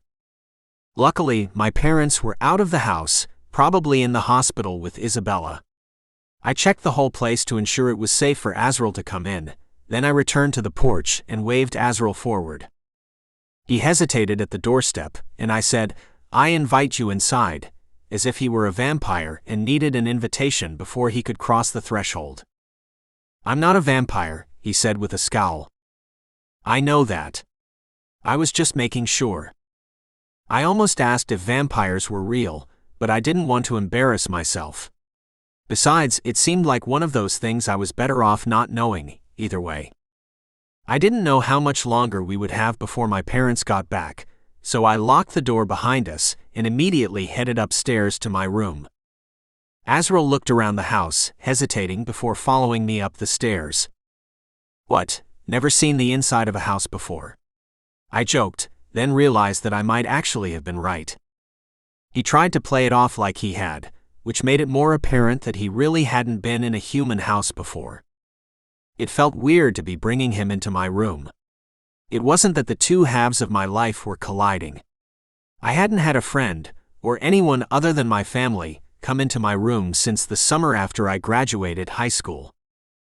Azril sat on the very edge of my bed while I unloaded the plastic bag from the drugstore. I could tell that he was trying to be polite and not snoop around my room, but he couldn't stop himself from looking. My childhood bedroom didn't appear anything like how I presented myself. I wondered what he must have been thinking about me after seeing my room. It was just a place, but it felt incredibly personal. Like he was peering into my mind. The walls that used to be bright pink had faded to a dull, more tolerable color from 2 decades of sunlight. I had the same patchwork quilt embroidered with butterflies and ladybugs since I had graduated from a crib to a regular person bed. I had pictures of my friends from high school taped onto my closet doors, and stickers of flowers and peace signs on the full-length mirror hanging on the back of my door. Azril kept looking around the room, and then back at me, as if he was trying to put the two halves of my life together. Today I was wearing a dark red knit sweater, a black skirt, and black tights. I looked as out of place in the pastel bedroom as he did. I grabbed the makeup I had bought, and stood in front of a very reluctant Azril. "All right, hold still." My fingers hovered for a second in front of his face before I started applying the makeup. Azril looked down, so we didn't have to make eye contact as I dabbed layers of concealer and foundation onto his face. I wasn't sure that the cheap drugstore makeup would be able to cover his markings very well, but I was pleasantly surprised. I focused on my work, trying to forget that we were so close I could feel his breath on my hands. Finally, I took a step back and appraised my work. "Can you tilt your head to the right?" I proceeded to make sure the makeup still looked good at different angles. Azril patiently moved around, keeping his complaints reined in with only a few heavy sighs when I gave him a new instruction. Satisfied that I had somehow pulled it off, I turned my attention to his clothes. He looked a little bit like he had been sleeping on the ground for a few days, which I wasn't sure was incorrect. I directed him to the bathroom to clean up while I found him something else to wear. I rummaged around my dad's clothes, trying to find something that would possibly fit Azril, but that my dad wouldn't miss. At the back of his closet, there were a few things that were probably too old and small for my dad to fit into anymore. Azril was much thinner than my dad and taller by a few inches. There wasn't anything that was going to fit him perfectly. I had to settle for navy blue pants that were 2 or 3 sizes too big, and a gray long-sleeved t-shirt, which would cover any of the markings he had along his arms. I only knew they were there because I had seen them on the first day we met while helping him apply bandages. I was lucky that it was cold outside, so I didn't have to worry about his looking strange in heavy clothes that hid his skin. In my room, I had a black and gray flannel shirt that I had stolen from Isabella, who had stolen it from an ex-boyfriend. It was probably Azril's size, so I thought it would be good for him to have at least one part of the outfit that fit his frame. With a belt fastened securely around his waist and a long-sleeved t-shirt tucked in, he looked kind of fashionable. I handed him Isabella's ex-boyfriend's flannel, and the look was complete. His dark blue hair matched the outfit too, and looked like he'd intentionally dyed it rather than it being natural. Not many people in Shadow Vale dressed like that, but plenty of celebrities and influencer types did, so it wouldn't be too unfamiliar to anyone who saw him. "Looks good," I said, my cheeks turning pink. Azril looked at my reaction rather than at the mirror. "You think?" he asked. "Sure," I said. "If you like that kind of thing." Azril turned to appraise himself in the mirror. He was too tall to see his entire body, so he had to bend down to see above his shoulders. When he first saw his face, he had to turn around before he could stop laughing. He looked at himself again and reached up to touch his face, but I snatched his hand away before he could smudge the makeup. "Careful, or I'll have to do the whole thing over again." That was enough of a threat to stop him from inspecting his new look further. "Not bad for a human," he said. I couldn't tell if he was joking, but at least he felt okay about how he looked. It was much better than a few minutes ago, when he looked like he was a few moments away from throwing a fit. I forced myself to look at my shoes so I wouldn't be staring at him. He looked so different, dressed up in his little human costume. It wasn't that I didn't like the way he looked before, or that he looked better now, but the change in his appearance had me paying more attention to him than I wanted to. I cleared my throat to get his attention. "Ready?" I asked. Azril made a face into the mirror, then said, "Sure, let's go." I was familiar enough with the archive system that I didn't need the librarian's help this time. When we walked in, I only needed her to let me into the room with the machine, and then she left us alone. She didn't even give Azril a second glance, and I felt a little too proud of how well I had covered his facial markings. There was a whole file on death records. I hadn't considered it before, but it must have been a popular source for information when looking into genealogy or research projects for school. I was pretty much doing the same thing. Azril was sitting in front of the machine, waiting for me to get back with the film roll. The search database went by last names, so I looked for Chamberlain and pulled the film roll from 1868, the first one mentioning that name. I figured that any later dates would be for his relatives in Shadow Vale, and I didn't want to go down that path with Azril. When I slid the film into place and turned the machine on, I realized I had made a colossal mistake. The name listed wasn't Vincent Chamberlain. It was Josephine Chamberlain. There was a short biography, which mentioned her husband, Vincent Chamberlain, and her parents. Thankfully, it didn't say anything about the bookshop or the rest of our family. Vincent Chamberlain had a wife?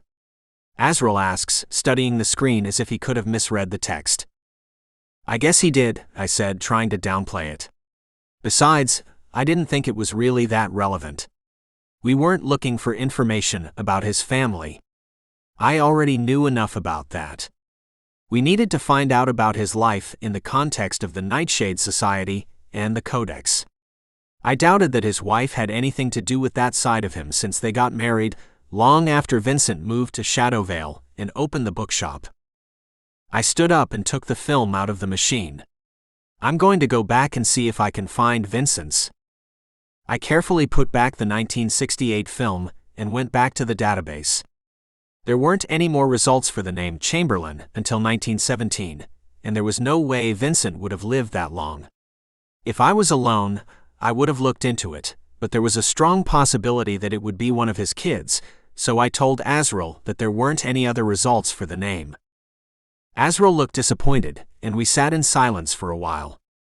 I was thinking of ways to get out of this situation, and Azril was probably thinking of things that would further unearth my ancestry. Do you think that he had kids? He could still have descendants living in Shadowvale. Azril turned to me, his eyes glimmering with excitement. I knew what he was thinking. If we could manage to track down his descendants, we might get some information out of them. If he did, I doubt they would know anything about him. It's so many generations back. I don't think I even know the name of anyone in my family past my grandfather. I started to twist my hands nervously in my lap. Azril watched me, but misinterpreted the gesture as pent-up energy. It's worth a try, isn't it? He asked.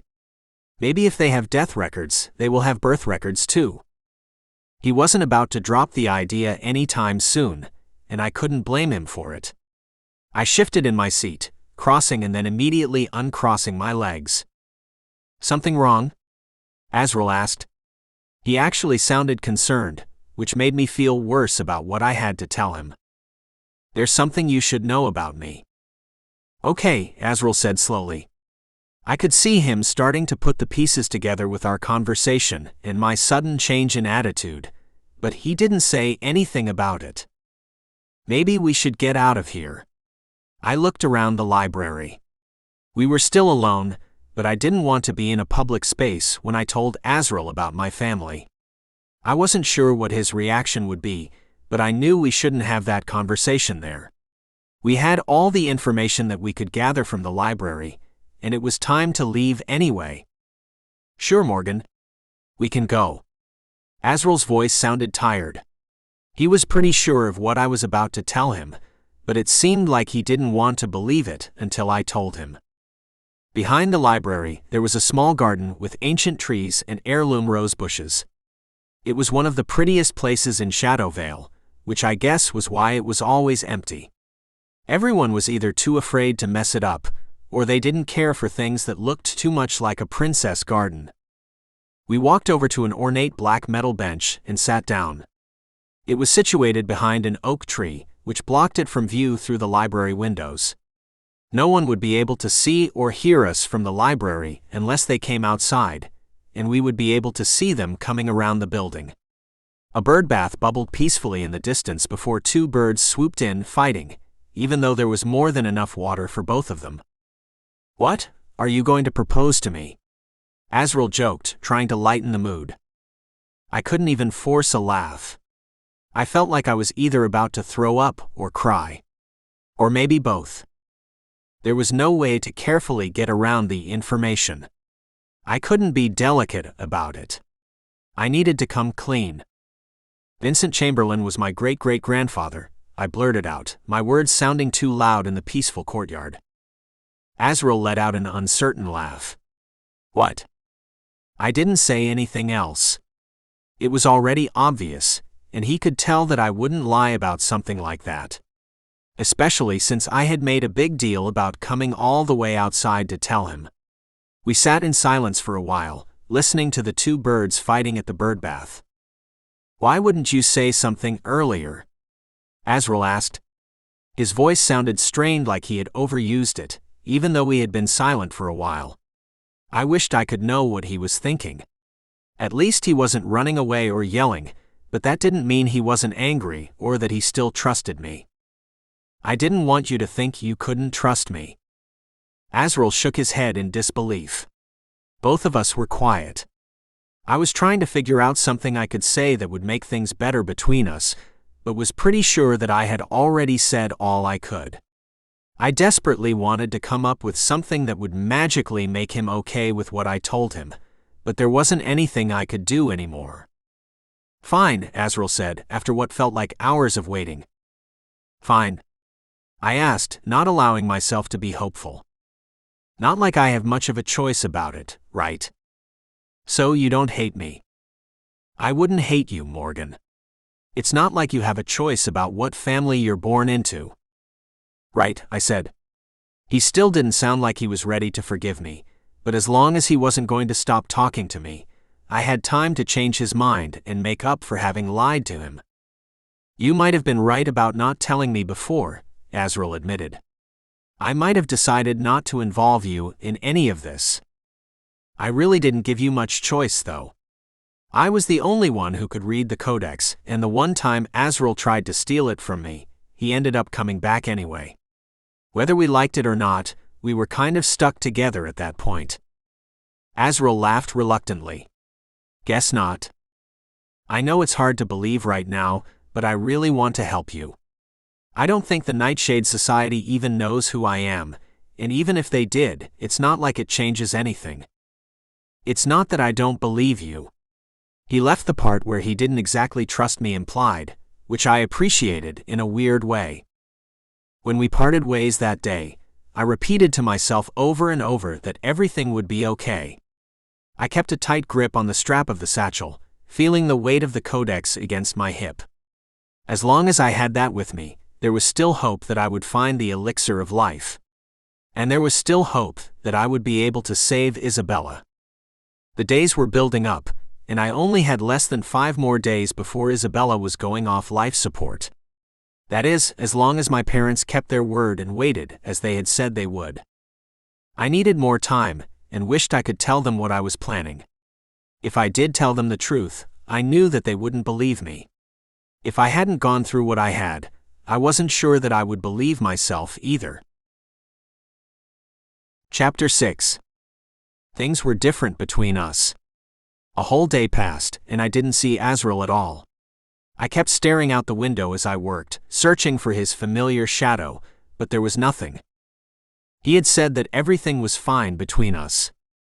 There was nothing I could do but believe him. I didn't have time for doubt, but it was different for him. Azril didn't have the same deadline as I did. There were only 4 more days until the doctors would take Isabella off life support. By the end of work on the 4th day, I knew I wasn't going to see Azril. He didn't have a way of communicating with me when he wasn't here. Sometimes he showed up, and sometimes he didn't, giving me no notice or control over the arrangement. I found myself longing to see him again, even if it was just for him to tell me that he needed more time to think things through after telling him about my ancestry. If I could only see him for a few minutes, I might have been able to convince him otherwise. But he wouldn't even give me that opportunity. After I closed the bookshop, I took the Codex with me and headed home. I was sure that Azril wasn't coming by the bookshop, but if I stayed there while I was looking over the Codex, I wouldn't get any work done. I would have just sat at the register and stared at the door, trying to will Azril there with my mind. It was lucky that my family had been distant over the last week. The impending deadline was the only thing any of us could think about. Being in a room together was too difficult. All of our grief combined into one massive ocean, until we were blinking tears out of our eyes and making an excuse to leave the room. When I opened the door, Dad was the only one in the living room. "Hey Morgan," Dad said, trying to sound cheerful. "You're back earlier than usual." He sat in his usual chair, reading the newspaper. It was something he usually only did in the mornings, so I assumed that he had skipped the newspaper when he woke up and went to visit Isabella instead. I smiled at him, grateful for the effort. "Hey Dad. Everything okay?" Mom was probably at the hospital, keeping vigil over Isabella. Neither of them liked leaving her alone during the day. Not that Isabella was aware enough to notice if anyone was in the room at all. "All good here," Dad said. It was a lie, and we both knew it, but we had all been getting a lot of practice with saying things were good these days. Saying you're doing good is such a reflexive answer whenever someone asks how you are, but it held an entirely new meaning when it was so obviously false. I bent to untie my boots, taking extra care in arranging them neatly on the shoe rack by the door. "Did you already have dinner?" I asked. My parents had figured out that I wasn't going to be home for dinner most days since I was out with Azril, and stopped waiting for me to get home unless I told them I would be there. Dad checked his watch. I didn't realize how late it was. Your mom is still with Isabella." So no. He hadn't eaten dinner. Dad was the one who usually cooked, but he really only cooked when Mom was around to enjoy the food he made. I wasn't hungry, but I couldn't let him go without eating. Mom probably wasn't going to be back for another hour or two at least, and by that point, I bet Dad would be asleep in his chair. I was just about to make dinner. "Do you want some?" I offered. Dad grunted something that wasn't quite a yes or a no, so I set out 2 plates at the table. There weren't many things I knew how to cook. As a teenager, my parents had made most of my meals, and whenever they weren't around, I would order pizza or eat chips out of the bag. And in college, I only had a microwave in my dorm. Instant oatmeal and frozen burritos probably didn't count as cooking experience. I rifled through the cabinets, hoping for something to cook that came in a box with instructions printed on the side. I held up a box of just add water pancake batter, but decided that my grown father probably wouldn't appreciate that kind of thing. There was a box of mac and cheese that looked like it had been in the cabinet for about a year, but it was the best that I could do. While the water was boiling, I checked the freezer for frozen vegetables. All we had was carrots, so I stuck the bag in the microwave and heated them up. When I was finished cooking, I looked down at a bowl of watery mac and cheese and carrot slices so mushy if I touched them, they'd become paste. If he thought it was a strange meal, Dad didn't say anything. He ate with a mechanical motion, bringing a spoonful to his mouth and hardly chewing before he swallowed. I wondered if he even realized what he was eating, or if he wasn't paying attention at all. When he was finished, he excused himself and went back to sit in the chair and stare blankly at his newspaper, probably waiting for Mom to get home. It hurt for me to see him like this. Since I was spending all my free time looking for some way to cure Isabella, I had escaped most of our family grieving together. I sank into a chair at the kitchen table and buried my head in my arms. I wanted to do something for him, but the only thing that would fix this would be to save Isabella. I went to bed before I was tired. I pulled my quilt over my head and pretended that I was asleep until sunrise came. At some point, I must have actually fallen asleep because when my alarm went off, I felt like I was being pulled out of a dream. I threw the quilt off my head and felt my stomach drop with dread. There were only 3 more days left before Isabella was going to be taken off life support. And I still had absolutely nothing to help her. About halfway through the day, right when I was about to close the shop for a few minutes to run across the street to the coffee shop for lunch, a new customer came in. I was only annoyed that I had missed the small window of time I had to close the shop up when no one was in it, but it was only a minor inconvenience. I didn't think I had anything to worry about until I saw what the person was wearing. Gray suits weren't an uncommon thing for people to wear. If I were anywhere else, I probably wouldn't have thought twice about it. But I didn't think anyone who wasn't a member of the Nightshade Society had come into Shadow Vale Books wearing a suit that nice since the shop originally opened. He didn't look at me when he came in, but he hovered by the entrance. No tall bookshelves were blocking the space between us. I considered hiding underneath the register desk, but he had obviously already seen me. It wasn't like the splintering antique wood of the desk would do anything to protect me.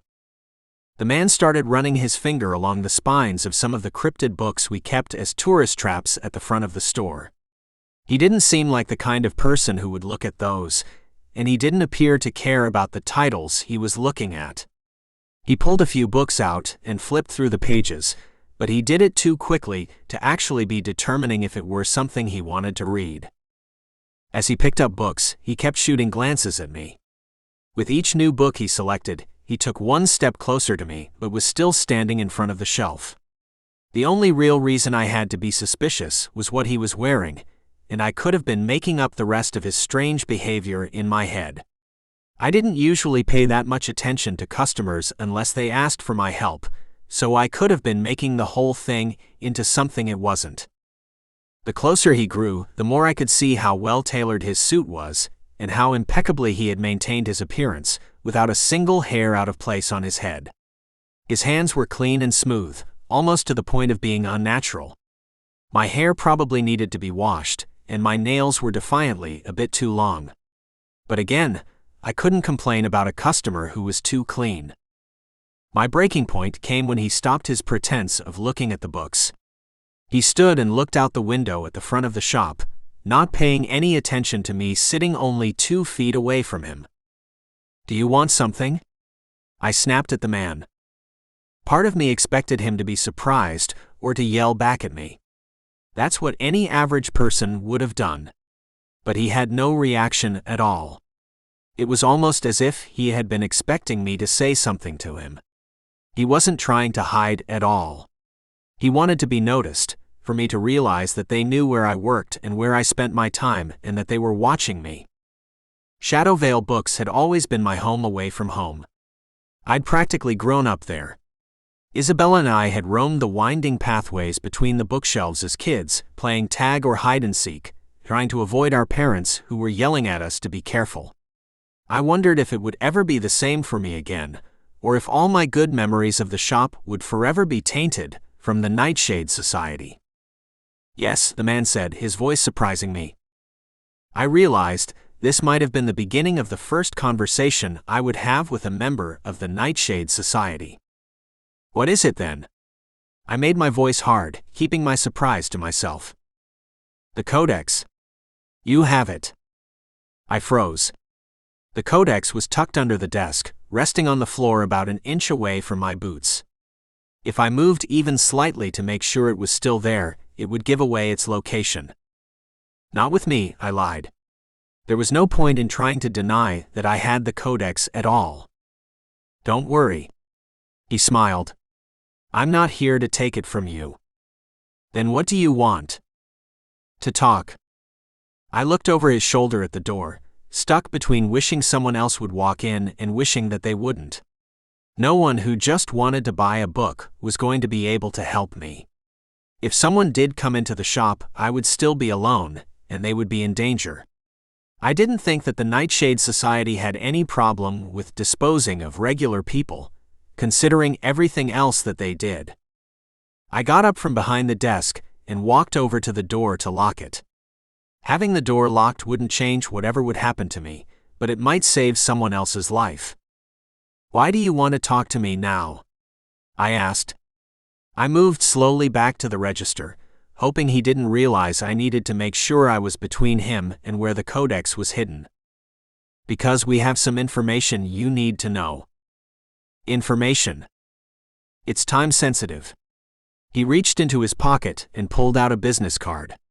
He tried to hand it to me, but I didn't accept it, so he left it on the desk in front of me instead. "You're going to need that." I shook my head. "Doubtful." "Call this number." "We will arrange a meeting," he said, ignoring my defiance. He didn't elaborate on whom I was supposed to be meeting with, and I didn't ask. It didn't really matter.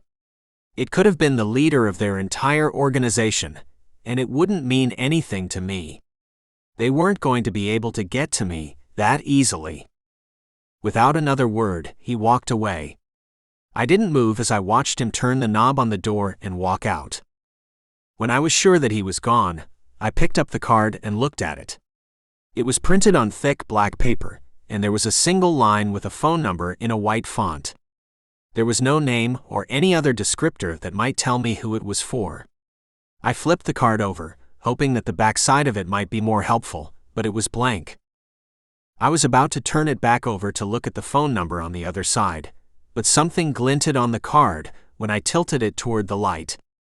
I held the card in place and looked closer. The back wasn't empty. It had a hidden design of a flower, the outline of which had a slightly glossy texture, making it stand out from the matte black background when looked at a certain way.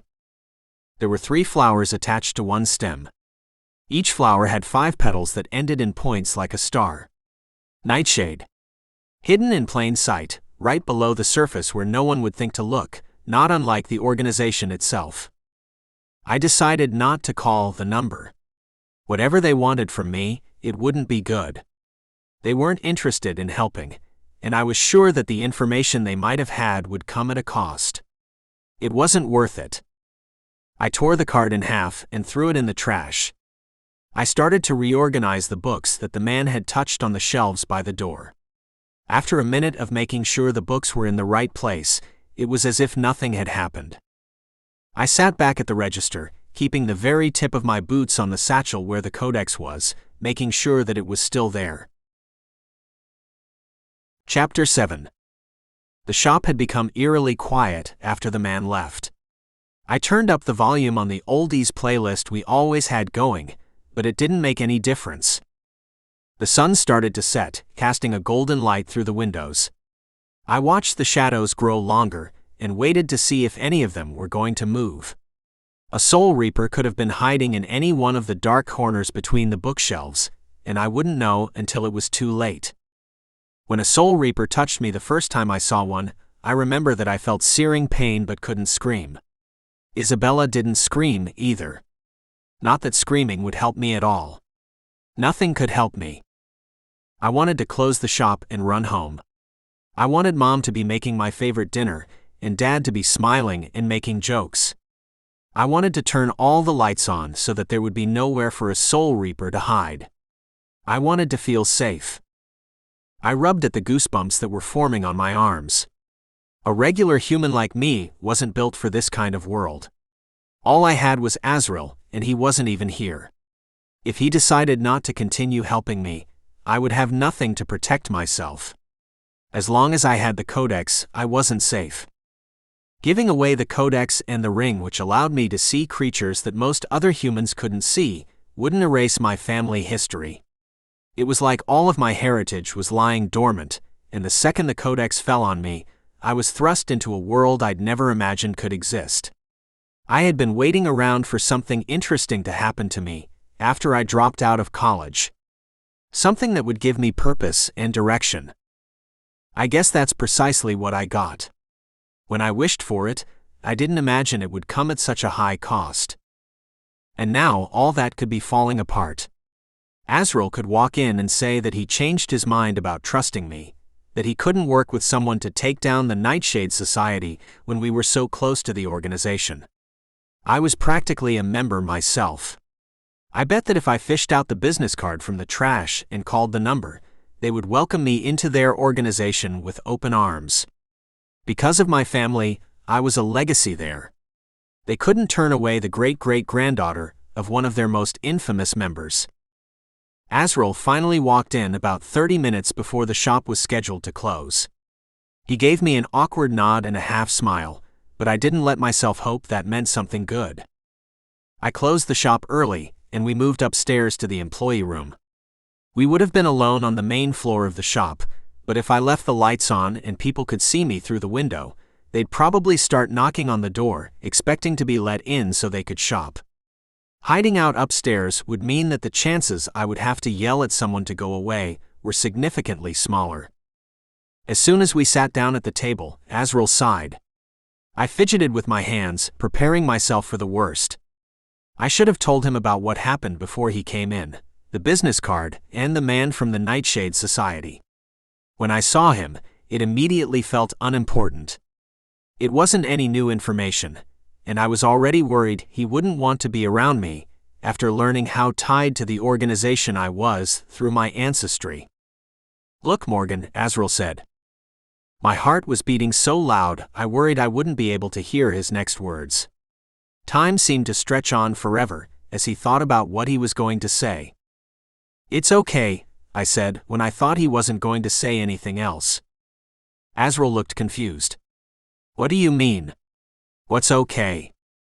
"You don't have to say it. I know you've probably been rethinking working with me after what I told you. About Vincent. And I. Azril cut in, trying to talk over me. No, Morgan, that's not. Wouldn't blame you if you didn't want to see me again. I finished my sentence. If you would just let me talk, Azril said, shaking his head in frustration. I'm sorry I didn't come see you yesterday. I wasn't rethinking working with you. Then why didn't you want to see me? I had been so prepared for Azril to say that this was the last time we were going to talk. I hadn't considered any other reason he might not have come by the shop the day before. Okay, maybe it was a little because I didn't want to see you, Azril admitted. But not for the reason that you think. What you told me, it was a lot to wrap my head around. So, I let the rest of my question go unspoken. So, I think we should keep working together. Just no more lies, okay? I could barely contain my joy. It took all of my strength not to leap up and hug him. That would only make him annoyed, and I didn't want to give him a reason to rethink his decision to keep me around. I promise, I exclaimed. I will never lie to you ever again. I will tell you everything, I swear. Okay, maybe you don't need to tell me everything. Azril laughed. Keep it relevant. We're already getting too familiar with each other, as it is. I bumped my shoulder against his. Says you. What does that mean? You know so much about me, but I feel like I don't know anything about you. Like what? I mean, I know your name and I know what you are. But that's about it. You're not much of a sharer. What, and you are, he joked. I shot him a glare. Regardless, you know a lot more about me. You saw my childhood bedroom, which is pretty much the most personal detail about my life. True. Who would have guessed you love the color pink so much? Azril said, eyeing my all-black outfit. I hadn't even noticed that I wasn't wearing any color until he pointed it out. Every little girl loves pretty colors, I said. When you're a kid, your favorite color pretty much says all you need to know about your personality. I was a pink person, and Isabella was purple. I briefly wondered what Azril's color would have been if he grew up like I did. Blue felt a little too obvious to be the right choice. All right, fine, Azril said, raising his hands in defeat. I'll answer 3 questions. 3? It seemed too good to be true. 3, Azril confirmed. I considered my options.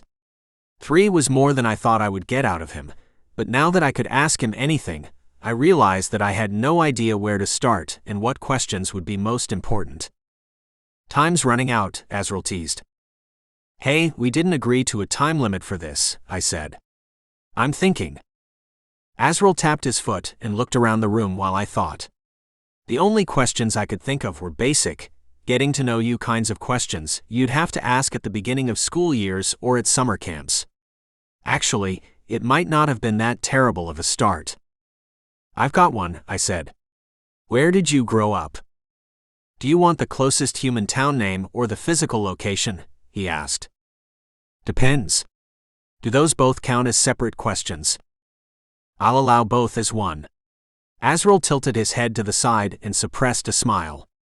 I guess I'm from Shadow Vale, but if you want to get technical, I'm from the actual creek. Not the town. I knew that Tritons were water creatures, but I hadn't really considered the logistics of that before. So you live underwater? I asked. Sometimes. Then where are your gills? Azril raised an eyebrow, and I immediately regretted my question, but I couldn't tell if it was because the question was rude or if it was just dumb. Never mind, you don't have to answer that. Especially if you're counting it as an official question. Good choice, Azril said. You're really bad at this question stuff. What do you mean? Well, in total, you've asked me 5 questions since we agreed on 3. I must have been making a face because Azril started laughing. You're unreasonably literal with these rules, I said, rolling my eyes. It's not like you're granting my wishes or anything. Oh, I'm still giving you 2 more official questions. I just wanted you to know how amenable I am. Azril winked, and I felt myself blushing.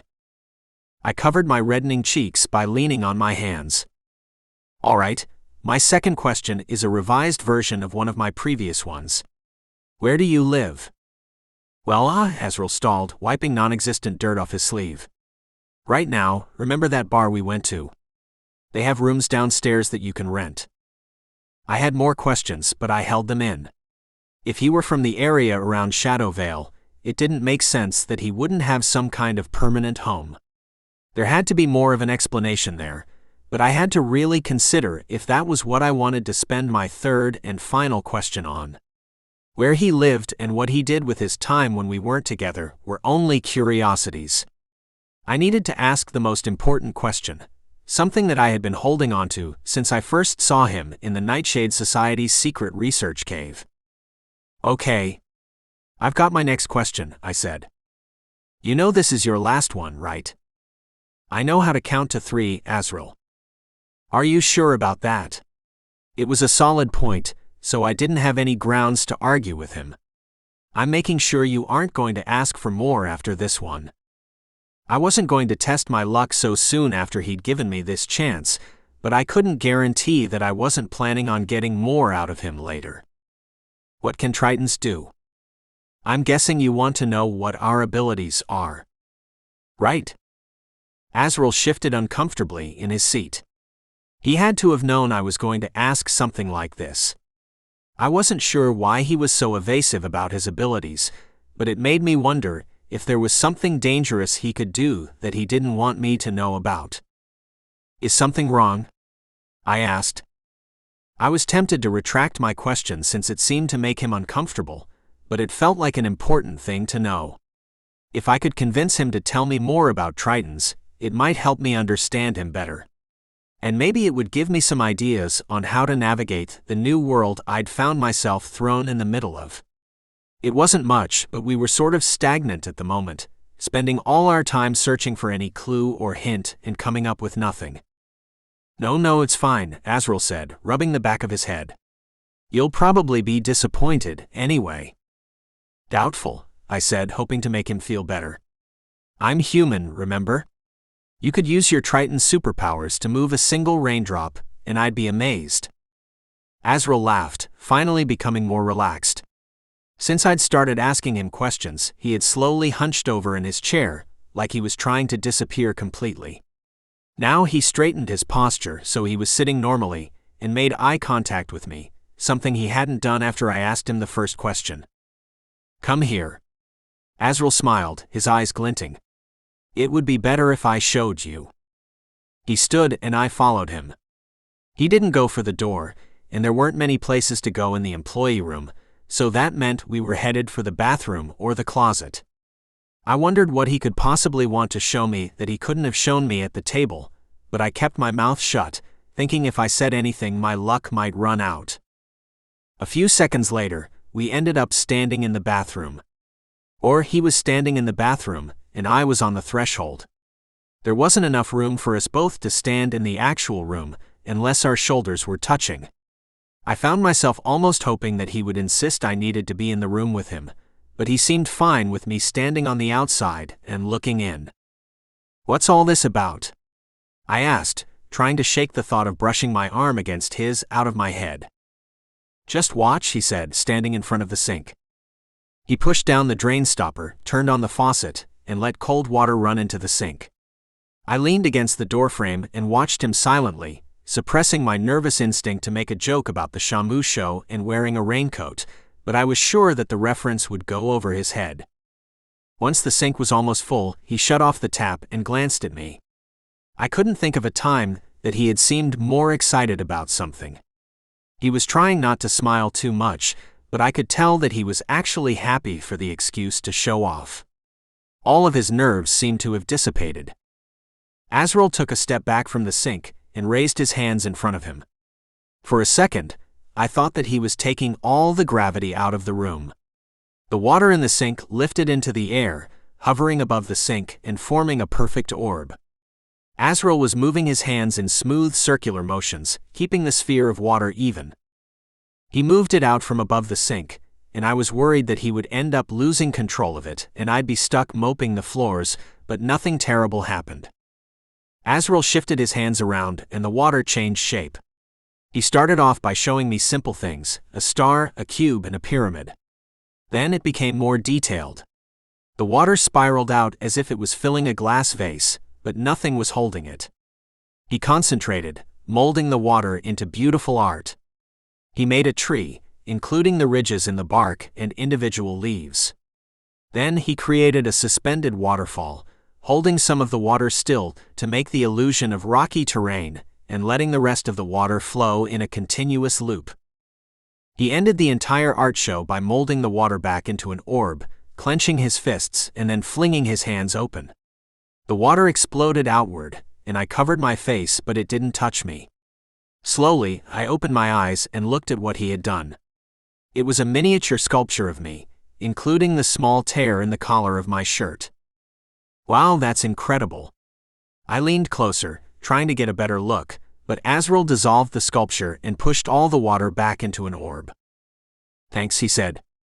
Now that he was done with his little show, he seemed to remember his usual aloof disposition. But that didn't change what I had seen. Now I knew that there was some pure excitement and happiness, even if it was hidden by 100 layers of other things. Do you know how to fight with water?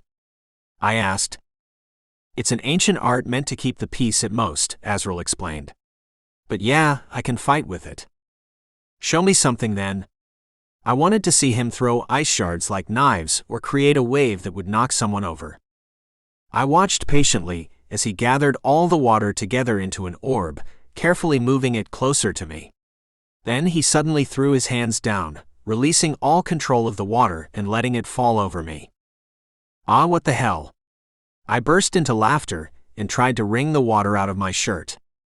Before I could start to dry myself off, Azril raised his hands and slowly pulled the water off me, swirling it back into an orb like it had been before he dropped it on my head. As the water floated off my body, it felt oddly like a thread being detangled. I could feel each molecule of water trailing out of my hair and clothes and lifting off my skin. Azril moved the water slowly and gently. I knew that he had the power to pull it back off me just as suddenly as he had dropped it onto my head, but for whatever reason, he chose not to. When it was all gone and I was dry, I let out a shaky breath. So what do you think? Azril looked like he was worried about me, like showing what he was capable of would break my fragile human brain. I'd never thought of myself as weak before, but watching Azril use his Triton powers affected me more than I thought it would. Are you okay? Azril unplugged the sink drain and let the water flow down the pipes. I rubbed the goosebumps off my arms. Yeah, that was a pretty neat trick. Well, it's just a little example, Azril said bashfully. What else can you use your powers for? I wasn't done hoping for some cool fighting moves or maybe magic healing abilities. Mostly it's water manipulation, like you just saw. But it can be more powerful than that. You should have used it to fight back when the Nightshade Society member grabbed you. If I had incredible powers, I was sure that I would use them all the time. Well, you kind of have to be around water to be able to do anything. Azril blushed a bit and turned away like he was embarrassed he couldn't do more. Still cool, I assured him. Tritons are strong. We just weren't exactly designed to live anywhere that wasn't near water. Hey, indoor plumbing counts as water. Azril laughed. Sure for you. We walked back into the main room and sat at the table. I didn't want to ruin the good mood Azril was in since those were so rare, but we needed to get back on track. There were only 3 days left for Isabella to be alive, and I couldn't let myself forget that just because of some cool water tricks. I thought about the time-sensitive information the man had baited me with earlier. Was it possible that it had something to do with Isabella? Both the medical professionals and Azril had said that there was nothing you could do to cure someone who had been almost killed by a soul reaper. It had torn most of her life out of her, and it was impossible to put it back. But the Nightshade Society had more resources than anyone else I knew. They also didn't have any reason to help Isabella, though. If they even knew that she was still alive, they probably didn't care about her well-being. If Azril said that there wasn't a way to get her life back, I believed him. No amount of human intervention would be able to change that. There was a lot I didn't know about the Nightshade Society, but one thing I was sure of was that the members were human. They might have been more powerful than I was, but that power didn't include the supernatural. Can I ask, what did the Nightshade Society want with you? I thought that if I could get more information about their motives, I might figure out what that member wanted from me. Once I knew that, I could decide whether or not I would tell Azril about them trying to get in contact with me. Azril shrugged and looked at the wall over my shoulder. What they want with everything in my world. To take it apart and put it back together again. Figure out how we work. But why? The only comparable thing I could think of was how doctors and scientists ran studies to further our understanding of how bodies work in the name of helping or saving lives. Never simply to be cruel. Those kinds of people tended to be less procedural and organized than the Nightshade Society. They want to see how to integrate our anatomy into their own. That's impossible, I said. I didn't want to believe it so much that I almost laughed but managed to stop myself when I saw how severe Azril's expression was. Impossible, right? Azril shook his head. I don't think it's impossible. Have they been able to do it before? Not that I know of. But beings go missing all the time, and I never met anyone who was able to escape like I did. I don't mean to insult you or imply you're not strong or anything, but how were you able to escape them? I'm not sure. He left me alone in the cave, and I broke through the restraints. I could tell that it hurt him to think about his time in the Nightshade Society's custody. His words sounded forced, like he was trying to talk as quickly as possible and get it over with while maintaining a calm exterior. It would have worked if I didn't know him well enough to see past his guarded expressions. I let the conversation end at that. I had already spoiled his good mood, and I didn't want to make him think about what happened while he was confined any more than I already had. Chapter 8. Before I left the shop, Azril made a big deal about wanting to walk me home. At first, I thought he was offering just to be polite, but when I refused, he insisted. I should have simply said yes, but I didn't want anyone to see him walking around residential streets. I might have been more physically safe with him around, but it would draw extra attention to us and make us a target for any Nightshade Society members who might spot us. I wasn't sure how many of them were wandering around the streets of Shadowvale, but at least I looked human and insignificant. It would be easier for me to go unnoticed if I walked by myself. At the time, I was convinced that was the smartest choice to make, and Azril gradually relented and let me walk alone. The first half of the walk went by without any incident. It lulled me into a false sense of safety.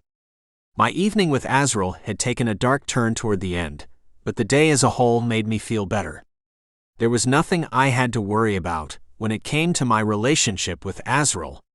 He felt more familiar suddenly, almost like a regular friend. If he wasn't a supernatural creature, and if we weren't in the situation we had found ourselves in, I thought maybe we would still spend time together. I was thinking about that, and how he had smiled when he demonstrated his powers when a car pulled up next to me. It crept along next to me, matching my pace. It was a completely black car and had tinted windows, so I couldn't see inside.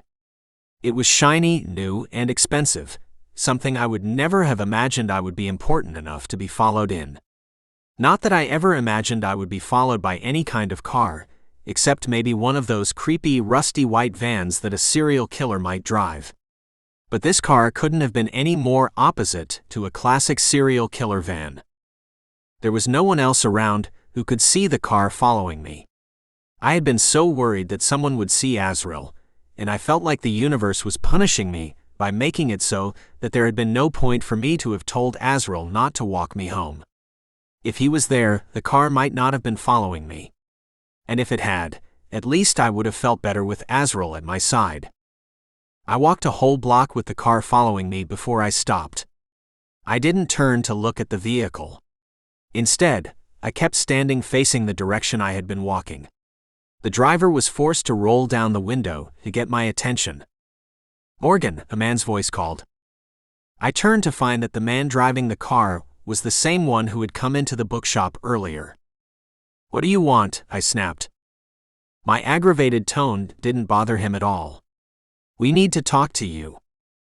"Yeah, you said that this morning." "You didn't call the number I left for you." I glared at him.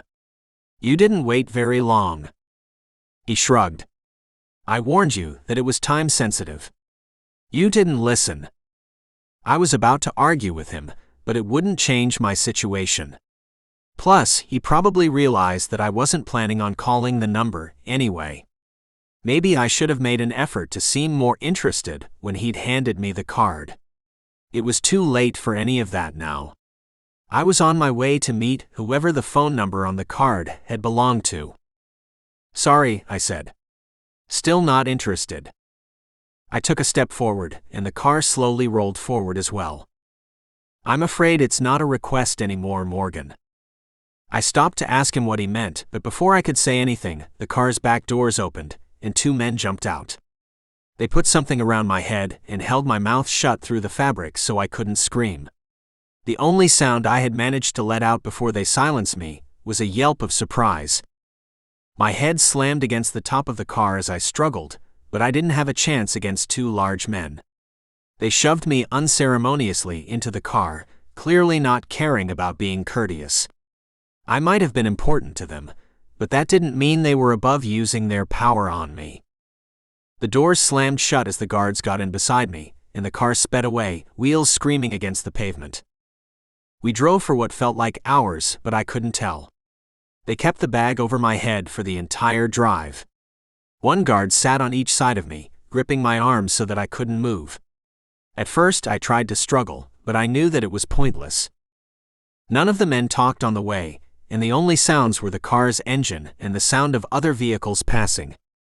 Eventually, I could tell that we had turned down a less busy road, and the vehicles that passed us were few and far between.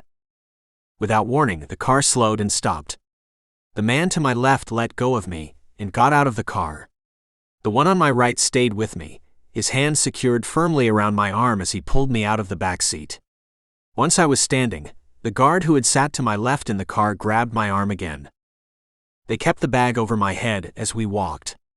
I heard a door open, and my next step was on a surface that felt smooth, like tile or linoleum. The four of us continued walking, our footsteps echoing through the hallway. We turned several times, so much that I couldn't keep track. I wondered if we were going in circles on purpose to disorient me, or if the building we were inside was really that large. We went into an elevator that plummeted so quickly, I felt my body lighten for a moment before it adjusted to the movement. Once we got out of the elevator, it was only 2 more right turns and a long hallway before we stopped. A guard pulled the bag off my head, and I was blinded by the bright ceiling lights. We were in what looked like a cross between a fancy hotel and a law office. There was black and dark purple damask-patterned carpet. The walls were gray with wood paneling. Small chandeliers periodically dotted the ceiling.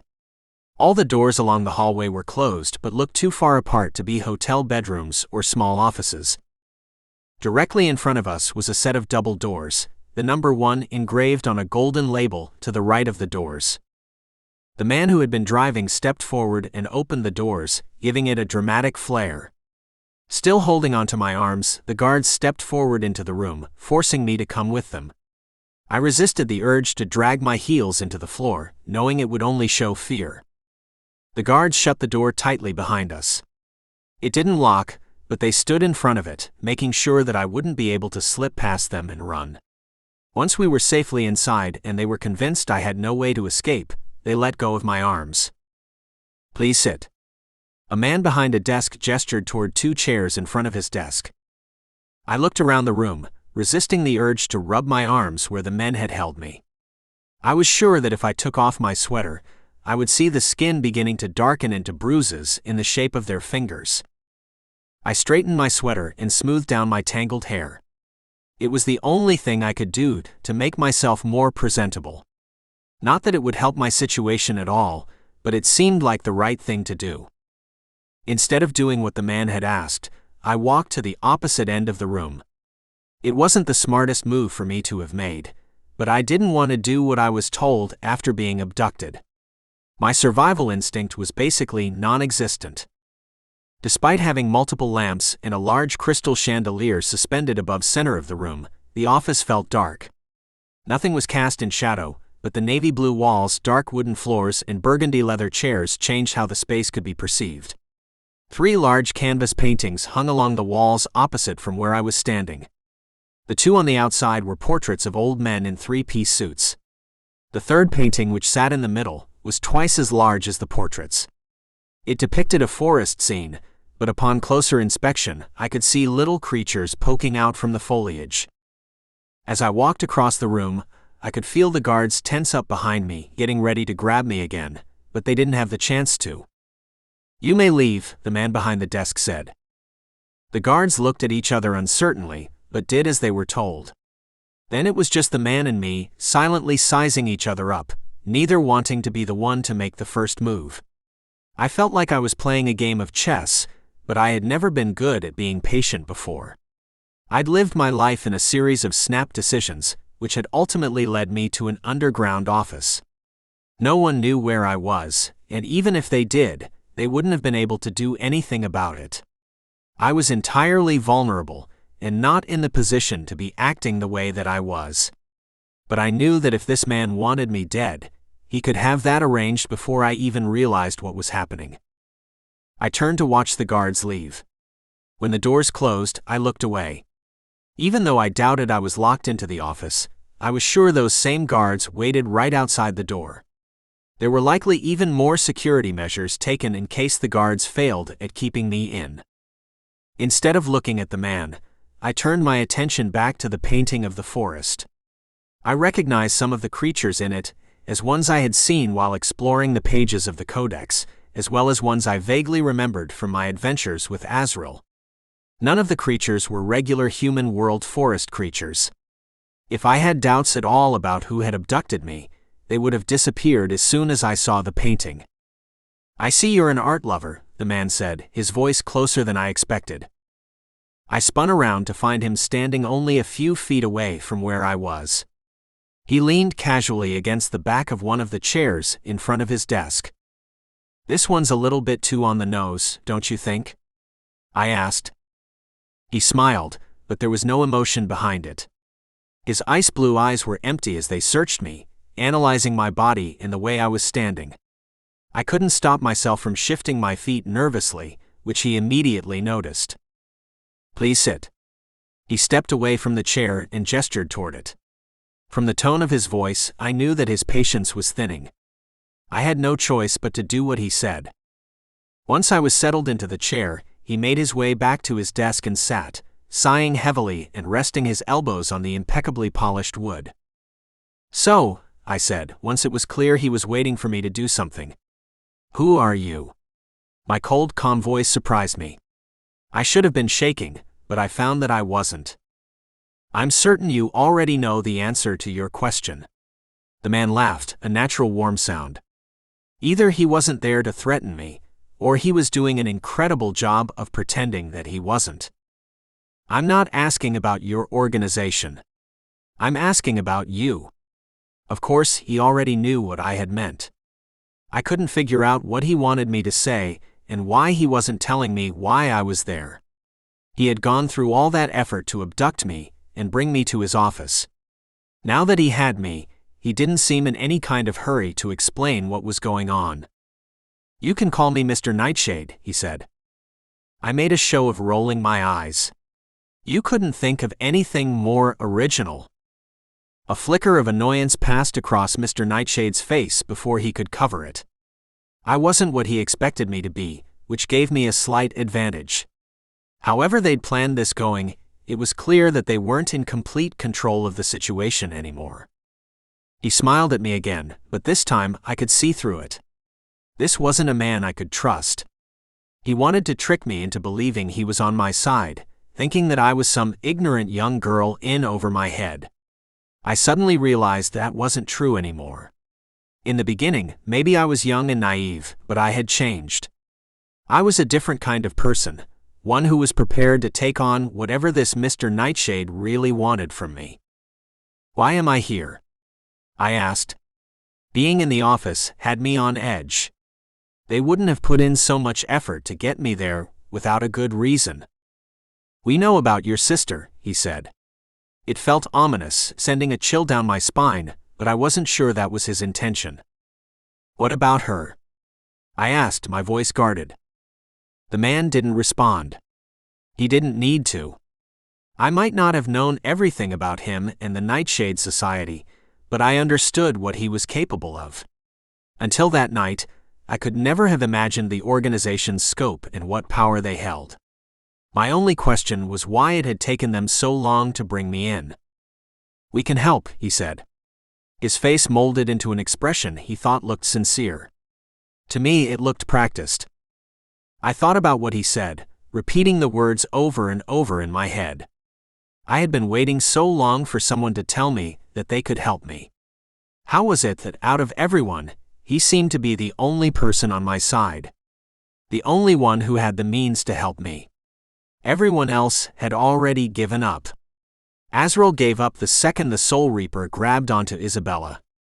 My parents gave up when the doctors told them she wasn't coming back. But not me. Even if I had wanted to give up, I couldn't. Isabella would have been fine if it weren't for me and my unrealistic dream of doing something that wasn't dusting bookshelves and smiling at impatient customers. I wanted to let this stranger help me. It didn't matter whom he worked with or what the cost would be. My instinct was to immediately agree with him, accept his offer, and not ask any questions. I opened my mouth to do just that, but then I remembered Azril. Whether I liked it or not, the decision I made would impact him. There was no way around that. It wouldn't just be that he hated me forever, and we never spoke again. That was almost deterrent enough on its own. But his whole life purpose was in my hands at that moment. I couldn't bargain it away like it meant nothing to me. I don't trust you, I said finally. The man laughed, a deep booming sound that echoed around my room. No, and why should you? The question was rhetorical, but it seemed like he was waiting for an answer. I remained silent. Unless, of course, he said, you were to join us. What? I almost burst into laughter, thinking that he was joking.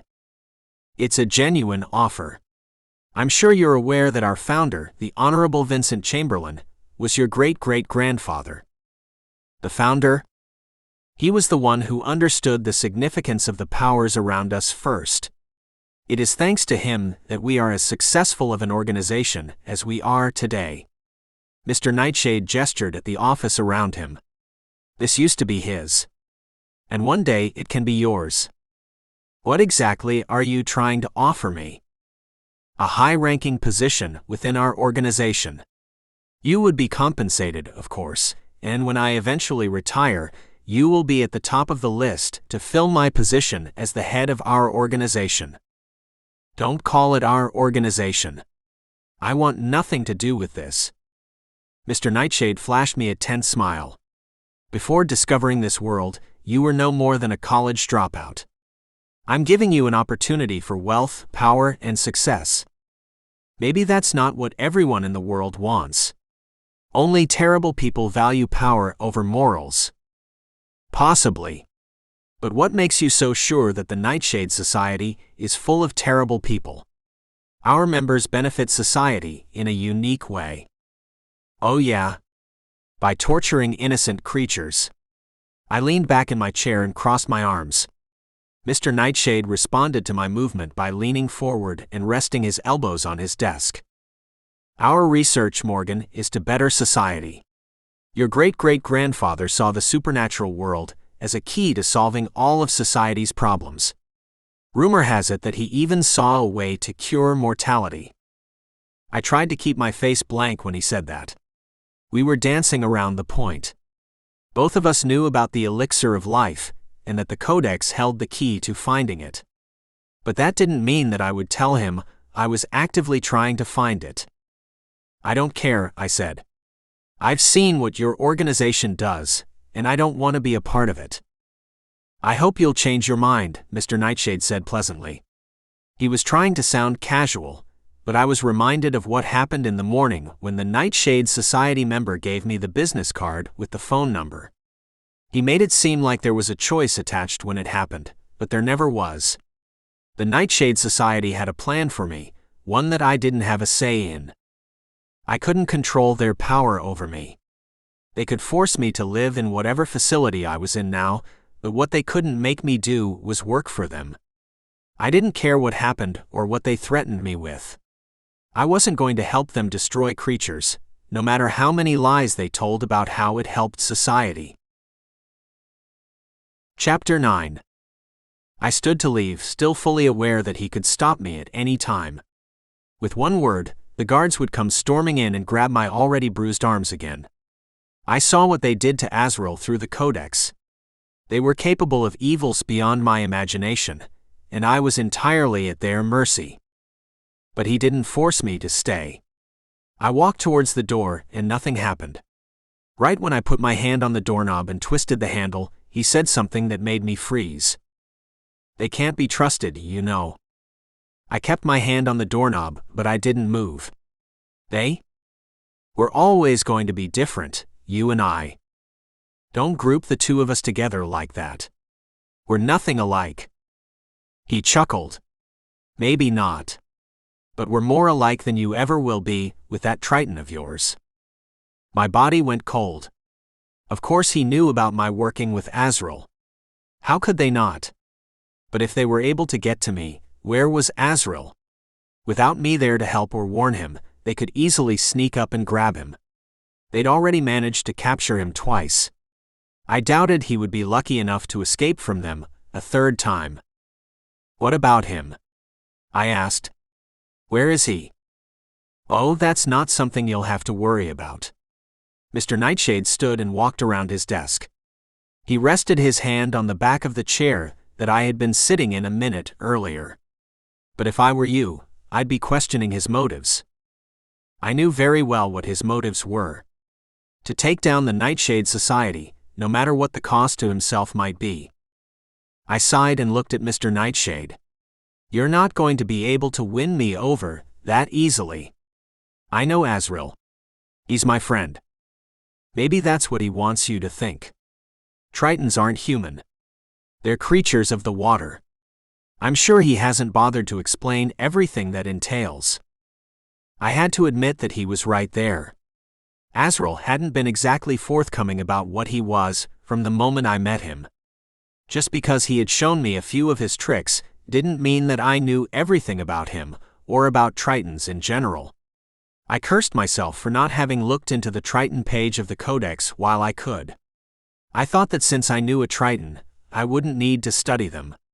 Looking at the Triton page in the Codex only reminded me of what my great-great-grandfather had to do to who knows how many Tritons before he had enough information to complete their Codex entry. But if I knew more about them, I would have been able to refute whatever Mr. Nightshade was going to try to convince me of. Or, I would at least have the strength to leave when he was so clearly trying to bait me into staying.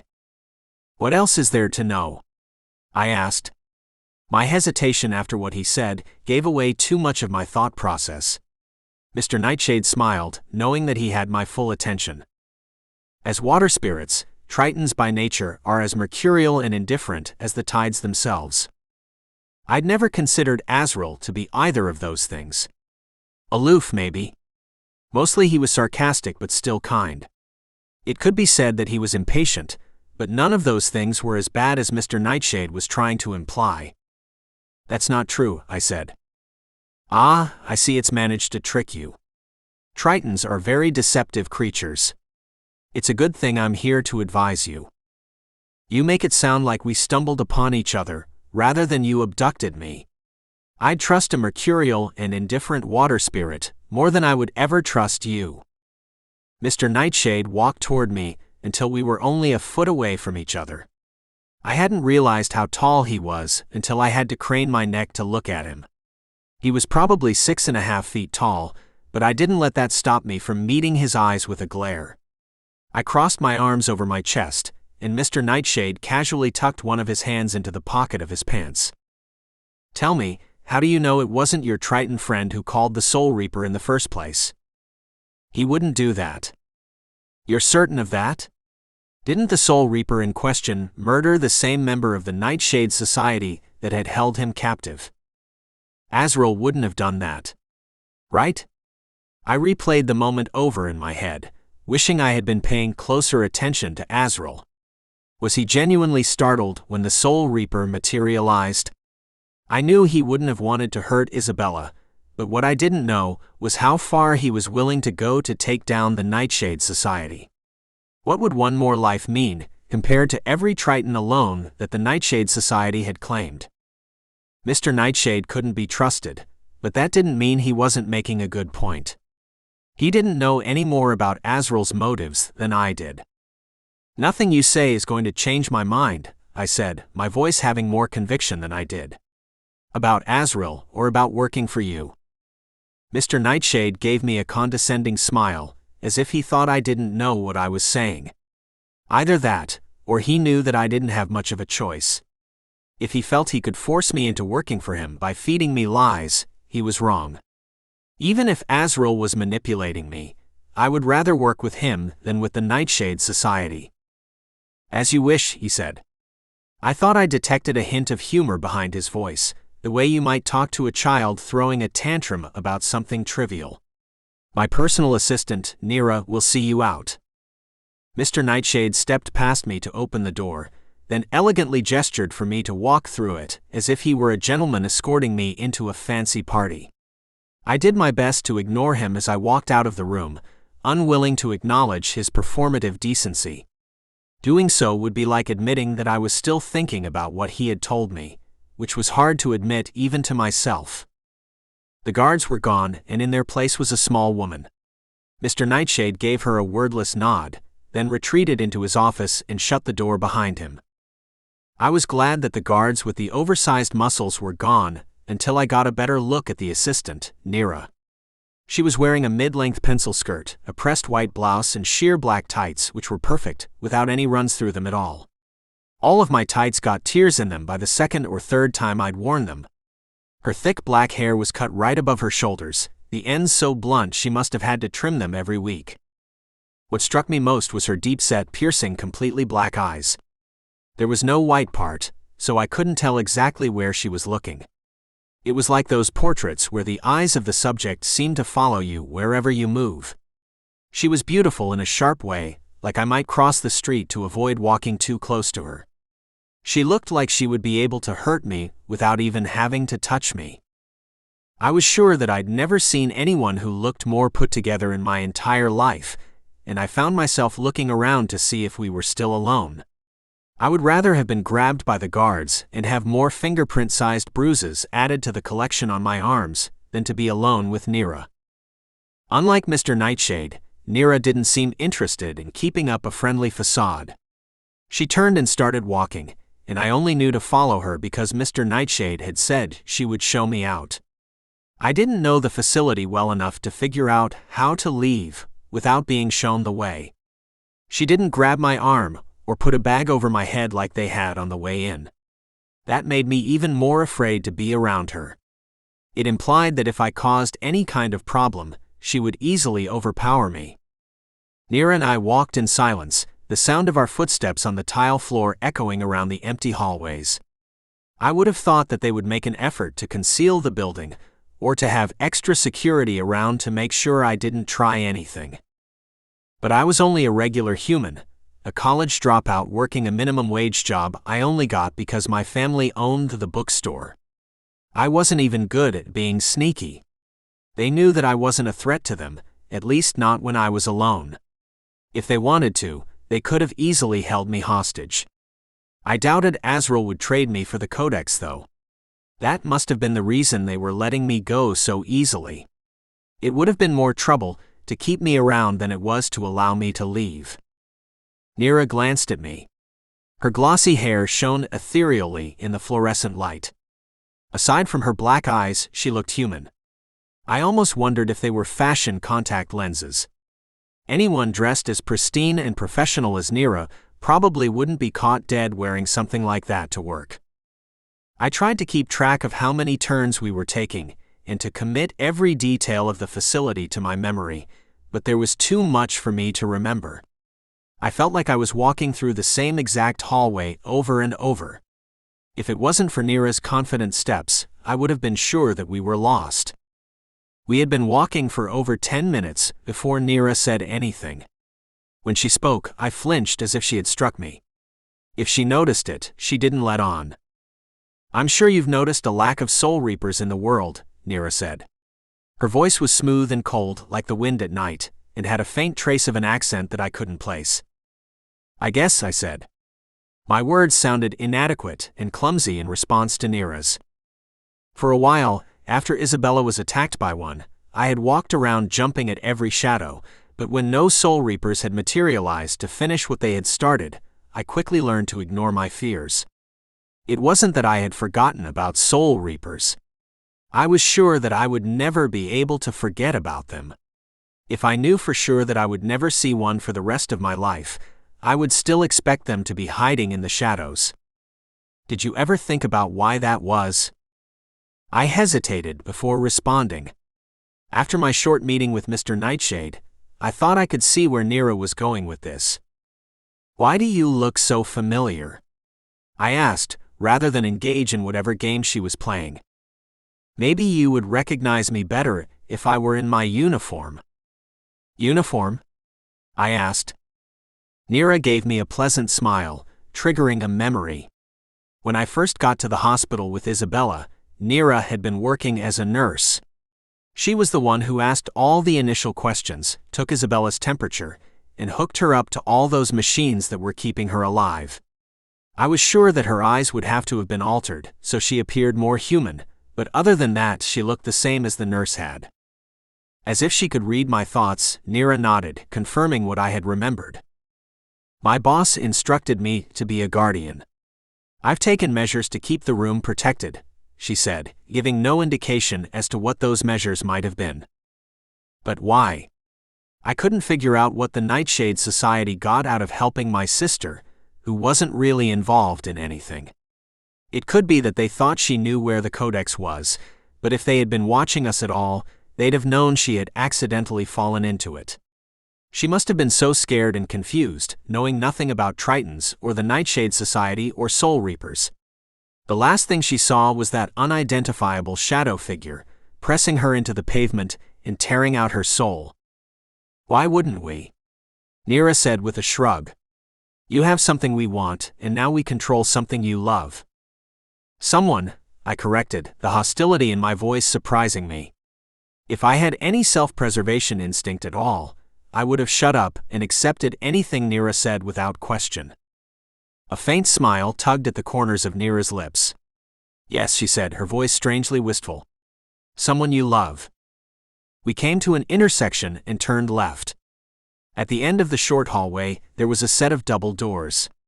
There was no window, but I guessed from the strong metal exterior and high-tech locking mechanism that it would lead to the outside. Neera pulled a card out of her pocket and scanned it at a reader on the side of the wall. The double doors in front of us opened automatically. Cold air rushed in. It was already dark, and I worried that my parents would be out looking for me. If they noticed I was gone, they probably would have had all of Shadow Vale's small police force out looking for me, unwilling to lose another one of their daughters. I almost wished that was true, even though it would be an incredible inconvenience, since the alternative was that they didn't miss me at all. There weren't many lights outside, but I could make out the curve of a cul-de-sac through the darkness. A black car with tinted windows slowly rolled up to the door. Neera stepped outside and opened the door to the back of the car for me. I hesitated, worried that they were going to take me to some second location.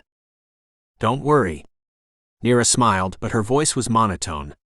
"This car will take you home." "How do you know where I live?" Neera didn't bother to answer the question. They had been watching me, probably for longer than I even realized. I took a deep breath before lowering myself into the car. I perched on the edge of the seat, looking at Neera like she would help me. Without a goodbye, Neera shut the door and walked back into the building. The car started to move immediately, taking me away from the Nightshade Society's facility. After we were around the cul-de-sac, I could hardly see the entrance at all. It was obscured by trees and bushes, only visible if you knew what you were looking for. The guard in the passenger seat turned around and handed me a blindfold. Without his instructing me to, I put it over my eyes. I'd rather do it somewhat voluntarily than have them force me into the car and cover my entire head like they had done on the way to the facility. I may have been able to escape and outsmart the Nightshade Society before, but they wouldn't take that chance again. I was too important to them to be lost. Their members were expendable, but I wasn't one of them. I was a descendant of their oldest and most infamously powerful member, and they needed me on their side. The drive home seemed faster than the one to the Nightshade Society's facility was. I didn't bother trying to keep track of where I was going. I knew that if I would ever come back to that place, it would be against my will. Chapter 10. I almost didn't go to work the following day. I was wrong about my parents looking for me. When I snuck back into the house, they were both asleep on the couch, leaning against each other and snoring. I told myself that they had been waiting up for me to come home, but I didn't have any missed calls on my phone, so I doubted that was true. But if I didn't go back to work, Azril didn't have a good way of contacting me. He would probably even get worried, and I didn't want him to come around to my house when my parents were home. So I pulled on some half-clean clothes that were on my floor, a pair of leggings and an oversized sweater with the name of the college I no longer went to, and ran out the door before my parents could stop me. On my way to the bookshop, I rehearsed what I might say to Azril about what happened to me the night before. Each time I tried to come up with a good way to phrase that the Nightshade Society wanted me to become a member, it never sounded right. Obviously, it would give Azril a reason to distrust me. At any second, I could skip on over to their secret underground compound and take over. They'd probably give me a fancy office like the one Mr. Nightshade had. Maybe even the same one. I thought about myself sitting behind his luxurious antique desk, wearing my crumpled college sweatshirt and resting my feet on the top of the desk, and I laughed. I got a couple of stares from the few other people that were out walking at 8 in the morning, but I had more important things to care about. Beyond worrying that telling Azril about what happened would mean he couldn't trust me, I still couldn't shake what Mr. Nightshade had said to me about him. I didn't want to believe it, but he had a good point. I didn't know anything at all about Tritons. If they were as deceptive as Mr. Nightshade claimed, it would be easy for Azril to convince me to side with him. Maybe he was dangerous, and he was only using me to get at the secrets that the Codex contained. Both sides had good enough reason to try to lie to me to get me to work with them. My arms felt empty and useless without the weight of the satchel and the Codex around my shoulder. I shoved my hands into my pockets and walked faster, even though I wasn't in any kind of rush. I thought I would feel more secure once I had the Codex in my hands. It might give me the confidence I needed to make a single decision about what I was going to do next. By the time I opened the bookshop, I still didn't have a plan about what I would say to Azril. It was impossible to predict when he might show up at the shop, so I needed to be prepared for him to walk through the door at any second. Unfortunately, that made it even harder for me to think straight. Whenever someone new walked into the shop, I started shaking. I was afraid it would be Azril, or one of Mr. Nightshade's goons, or a Soul Reaper.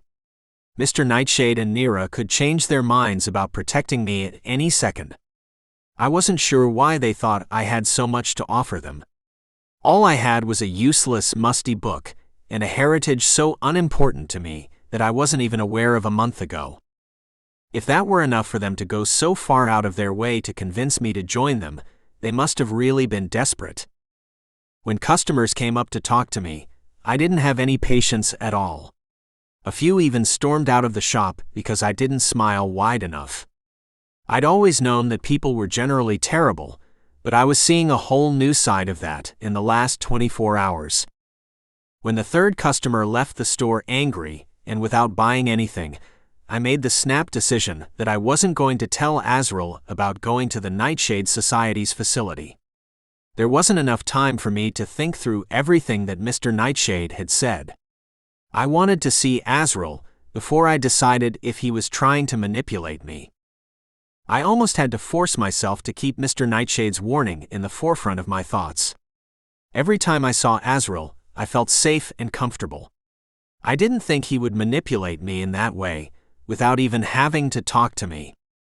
Not to mention that the last time I told Azril about my ties with the Nightshade Society, I lost a whole day while he went off to do whatever he needed to.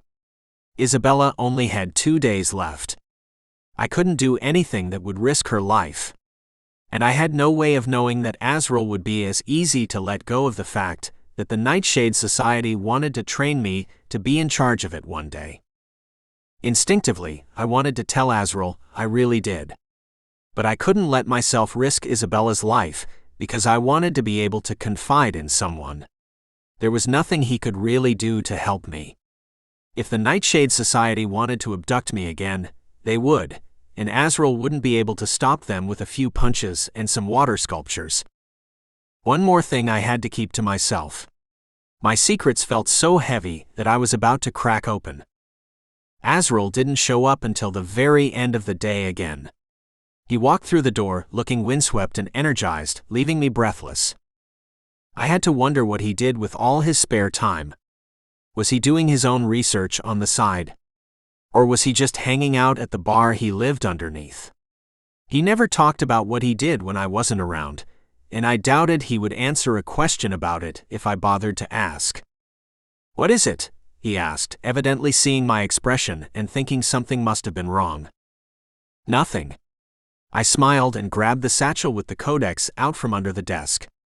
"Let's go somewhere else today." I wanted to be somewhere that I was sure the Nightshade Society hadn't followed me. Azril didn't ask me why I didn't want to stay there. I guess the good thing about not knowing what he did with his days was that he didn't ask me too many questions about myself. Without another word, I let Azril lead me out of the shop. Predictably, he started leading me to the hiking trails. I had an idea of where we were going, and I hoped I wasn't wrong. Sure enough, I recognized the path we were taking. I'd only been to the bar hidden through the tree once, but I remembered it vividly. The tree in question came into view, its ancient branches cutting through the canopy of leaves and reaching taller than any tree in the area, maybe even in the entire forest. My skin tingled with anticipation as we walked the last few steps towards the tree. I tried not to look like a complete nerd when Azril pressed his hand into the bark and opened the doorway. Azril took my arm to help guide me through the short tunnel. Since the last time we had been there, I'd nearly crashed into the wall with every step I took. His hand brushed the bruises on my arms that the Nightshade Society guards had made, and I stifled a gasp. Azril kept his grip light, barely touching me at all. As long as I kept up with him, there wasn't any more pressure on my bruises. When we reached the interior door into the bar, Azril and I stopped in front of it. We turned to face each other, our backs against opposite walls of the narrow hallway. "Time for your disguise," Azril said. I had almost forgotten that I couldn't go into the bar looking so obviously human. We were standing so close that my face was almost pressed against his chest. He was careful when he moved to take off his cloak, to not accidentally push me against the wall. He draped it delicately over my shoulders. The silky fabric was weightless, and I almost felt like a supernatural creature myself just by wearing it. "Maybe next time I'll wear fake elf ears and dye my hair pink so I blend in more," I joked. Azril gave me a condescending look. "Elves don't exist," he said, as if that would be obvious to me. He opened the door, and the sound of conversation and music floated over me. The bar was warm and cozy, and most importantly, away from the Nightshade Society. Azril and I quickly walked through the bar so no one would look at me too closely. We slid into the same booth seats that had sat in the last time we were there together. It was hidden enough that people wouldn't look at us too closely, but I still felt it was too obvious and risky to have the Codex out there. It was probably because of how exposed I felt since the abduction the Nightshade Society pulled on me. Even when I was alone, I felt like I could be caught at any second. I was sure that this supernatural bar was safe from them, but there was a reason Azril had to give me his cloak so I could hide. Humans weren't exactly crowd favorites with supernatural beings. I didn't want to risk getting kicked out for being human, or having something as dangerous and controversial as the Chamberlain Codex. "I'll be right back," Azril said. He stood and walked over to the bar without having to ask if I wanted anything. It might have seemed counterintuitive, but drinking with Azril was probably the best way to spend our time. In college, I always got my best ideas for papers and essays when I was drinking with my friends. Maybe in an altered state of mind, I'd be able to communicate with the Codex in a new way. It could be exactly what we needed to get out of our slump. After we had drained our second drinks, Azril got up for refills, and I pulled the Codex out of my bag. I instantly felt a different energy when my fingers closed around its cover. The Codex seemed almost alive, humming with information, like it was trying to tell me something. I glanced over at Azril, who was leaning over the bar and laughing at something the bartender said. He turned to look at me, and the vibrant smile across his face when we locked eyes made me blush. I turned back to the Codex and saw Azril coming back to our table out of the corner of my eye. I opened the cover carefully, half expecting the Codex to fly out of my hands with all the energy I could feel inside it. "Is there somewhere more private we could go?" "I think he's got something to say," I said, hardly believing my own words. Azril looked at the Codex's fluttering pages, then back at me. He raised an eyebrow. If the Chamberlain Codex was a person, it would definitely be a man. I slammed the Codex shut and slipped it back into my satchel. Azril grabbed both of our drinks and slid out of the booth. "Why's that?" I shrugged, putting the strap of the satchel over my shoulder and standing. "Because it's annoying." Azril laughed, nearly tripping over a chair in front of him and spilling a few drops of our drinks. "What, you disagree?" I asked. No, Azril said. "I see it." "Let's go before this thing starts flying around the room," I said. Azril nodded, and I followed him as he walked towards the back wall of the bar. I hadn't seen it before, but there was another door along the wall there. It was almost hidden from sight, and looked like an employee room or somewhere that we weren't supposed to be going. When Azril opened the door, it immediately led to a descending staircase, which was probably a considerable design flaw to have beyond an unlocked door in a bar. "Careful," Azril said, reaching out a hand in front of me as we took the first few steps just in case I toppled over. "I'll be fine," I said, waving his hand away, and in the process almost losing my balance. The staircase ended in a hallway with a black carpet that somehow had visible stains, and walls with deep scratches through the red paint, revealing multiple layers of patterned wallpapers underneath. I wondered how many times they had redone those walls, and why they had bothered, when it seemed like they didn't maintain the hallway at all. Azril took me down the hallway and opened the third door. The room was tiny, barely big enough to fit a small bed and a dresser. Clothes were lying on the floor, along with empty cups and books on the top of the dresser. Azril pushed a few things off the bed and tried to clear a path through the room. "Sorry," he mumbled, embarrassed. "Didn't really think anyone would see this place." "If it makes you feel better, my room's usually worse. You just happened to see it on a good day." Azril sat on the bed and motioned for me to do the same. I hesitated, not wanting to impose, but I guess it was too late for that. Besides, the only other place in the room where I could sit was the floor, and given the state of the hallway, I doubted the carpet had been cleaned since it was first installed. I sat next to him, and immediately pulled the Codex out of my bag. I felt nervous and needed the distraction of the Codex. The pages started to move as soon as I opened it, so I shifted the book off my lap and onto the narrow space between us while it moved to settle on a page. Once it had stopped, I pulled it back onto my lap. Azril leaned in towards me, inching closer so that he could see the Codex better. The Codex showed an entry for an air nymph. I skimmed the page but didn't find anything familiar. The example drawing of an air nymph had pale skin, white hair, and completely white eyes. Its build was slender, and on the side margin, it said that the average height and weight of adult air nymphs were 5 feet and 90 pounds. Still, the being didn't look familiar. I couldn't even remember seeing someone like it when I was with Azril. And I was positive that he had never brought up an air nymph before. Why do you think it showed me this? I asked, tilting the codex slightly so Azril could see it more clearly. Azril glanced over my shoulder, gave the page a glance, and turned away. He mumbled something that vaguely sounded like, "I don't know," and took a sip of his drink. The codex was a necessity for us, but I could tell that he was still uncomfortable around it, no matter how hard he tried to hide it. I flipped the page, thinking that I must have been missing something. The codex had never shown me something that I didn't need before. When I looked at the entry on the following page, it all made sense.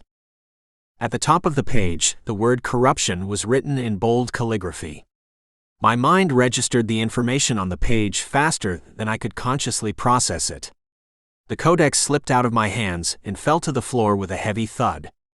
I looked at my hands, which were outstretched as if I were still holding the codex. Azril bolted upright and grabbed the codex off the floor, turning it around in his hands to make sure there was no damage. "What was that, Morgan?" he asked. I could tell that he was trying to contain his anger. The Chamberlain Codex was a priceless antique, after all. It was the only copy in existence, and even though we weren't getting all that far with it, the Codex was our only clue for finding the elixir of life. Sorry, I didn't know how to explain to Azril what I had seen. Instead of trying to find the words, I gently took the Codex from him and opened it up. The first page I opened to was the one titled Corruption. It detailed how to take the soul of a magical being out of its body, manipulate it to your desire, and put it back inside the being, like coding a computer, but with a living body. I handed the open codex to Azril, who had the same horrified reaction that I did, but managed to keep hold of the codex. "I've never seen anything like this," Azril said, unable to lift his eyes from the page. "I'm not sure it's even possible." I thought about Nira. Her perfect polished look and her calm voice. And her beauty. She was everything I could imagine a man like Mr. Nightshade would want in an assistant. Not to mention how hard it was to believe that a magical creature would ever want to work with an organization dedicated to destroying their world and harnessing their powers. "No," I said, hardly feeling the words as I spoke them. "It's possible. They've done it." "How would you know that?" Azril sounded skeptical, but not suspicious. He hadn't guessed I had a real reason to know about the existence of corrupted beings. "I don't know for sure," I lied. "But it seems like exactly something the Nightshade Society would want to do, and would be able to pull off with their resources." Azril swore but didn't say anything else. He knew that I was right. "Do you think this is what they were trying to do to you?" I asked, keeping my voice low, even though we were alone. Azril grimaced. "It's not impossible." I imagined Azril like Nira was. Cold, dark, and calculating. His warm blue eyes the same complete black as Nira's, erased of all independent thought and feeling. The complete opposite of the Azril that was sitting in front of me. What would they have used him for? Another personal assistant to the ominous Mr. Nightshade? Or something worse? Azril was stronger than Nira looked, and his powers might be more destructive than an air nymph's. If the Nightshade Society had succeeded in corrupting Azril's soul, they would have been able to use him as a weapon. "What if they get you again?" I asked, unable to hide my fear and desperation. "They could find you so easily." I cut myself off before I accidentally said something about being abducted by the Nightshade Society. "They found you before," I said, scrambling to sound convincing. "I know," Azril said, oblivious to the information I nearly let slip. "But I'm more careful now." Azril reached out and rested his hand over mine, pausing for a split second before he held me like he was analyzing all the possible outcomes of the gesture. Over the short time I had known him, he quickly became one of the closest people in my life, but his touch was still new and unfamiliar. I realized how close we were sitting, with only an inch between us on the edge of the bed. I could feel how his weight on the mattress created an indent stronger than my own, making me lean slightly towards him. If I really concentrated, I could feel his soft exhale on my neck when he looked at me. Maybe it was just because of the drink I had earlier, but I wanted desperately to lean into him and feel the way our bodies might fit together.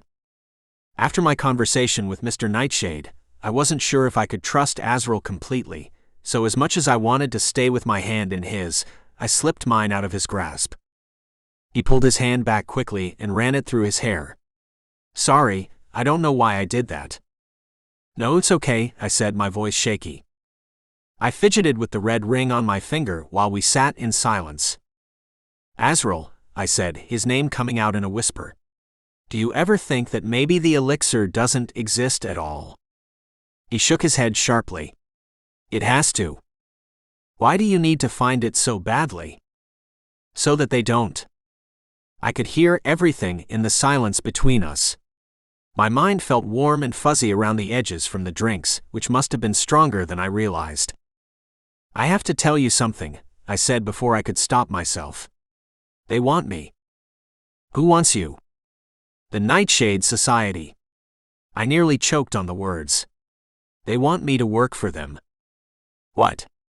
Azril said, flinching as if I had slapped him. "Obviously, I'm not going to."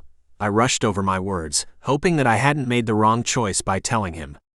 "I know they're evil. They took me against my will last night. I should have let you walk me home.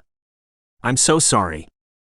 Why didn't you tell me when you first saw me today?"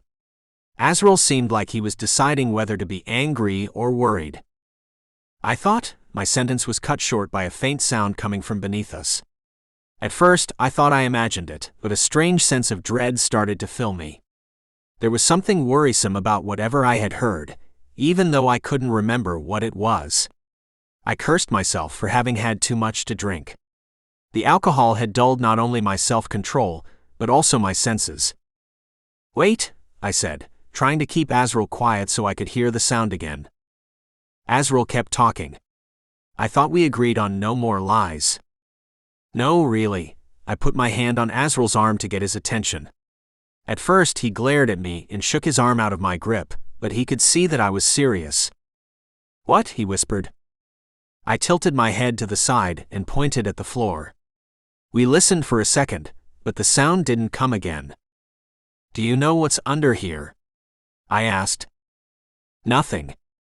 I think," Azril said, frustrated that I was trying to change the subject. "You think or you know?" Before he could answer, I heard the sound again.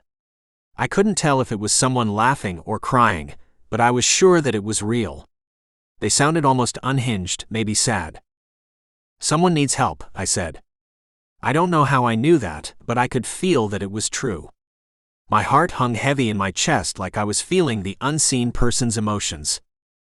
The sound kept getting closer, and no longer seemed to be coming from below the room. Now it was right outside the door. Azril looked at me, unsure of what to do or say.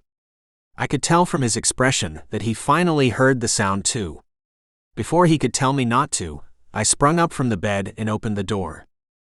Nira's pleasantly blank face appeared through the dark hallway, a placid smile spread over her face and a single tear running down her cheek. "Found you," she whispered. Chapter 11. "Morgan," Nira said, her lips hardly moving. Azril looked at me, trying to decide if we were in danger or not. From where he was standing, he couldn't see the door clearly. "Who is that?" he asked. I wanted to say that I didn't know who Nira was, but I couldn't.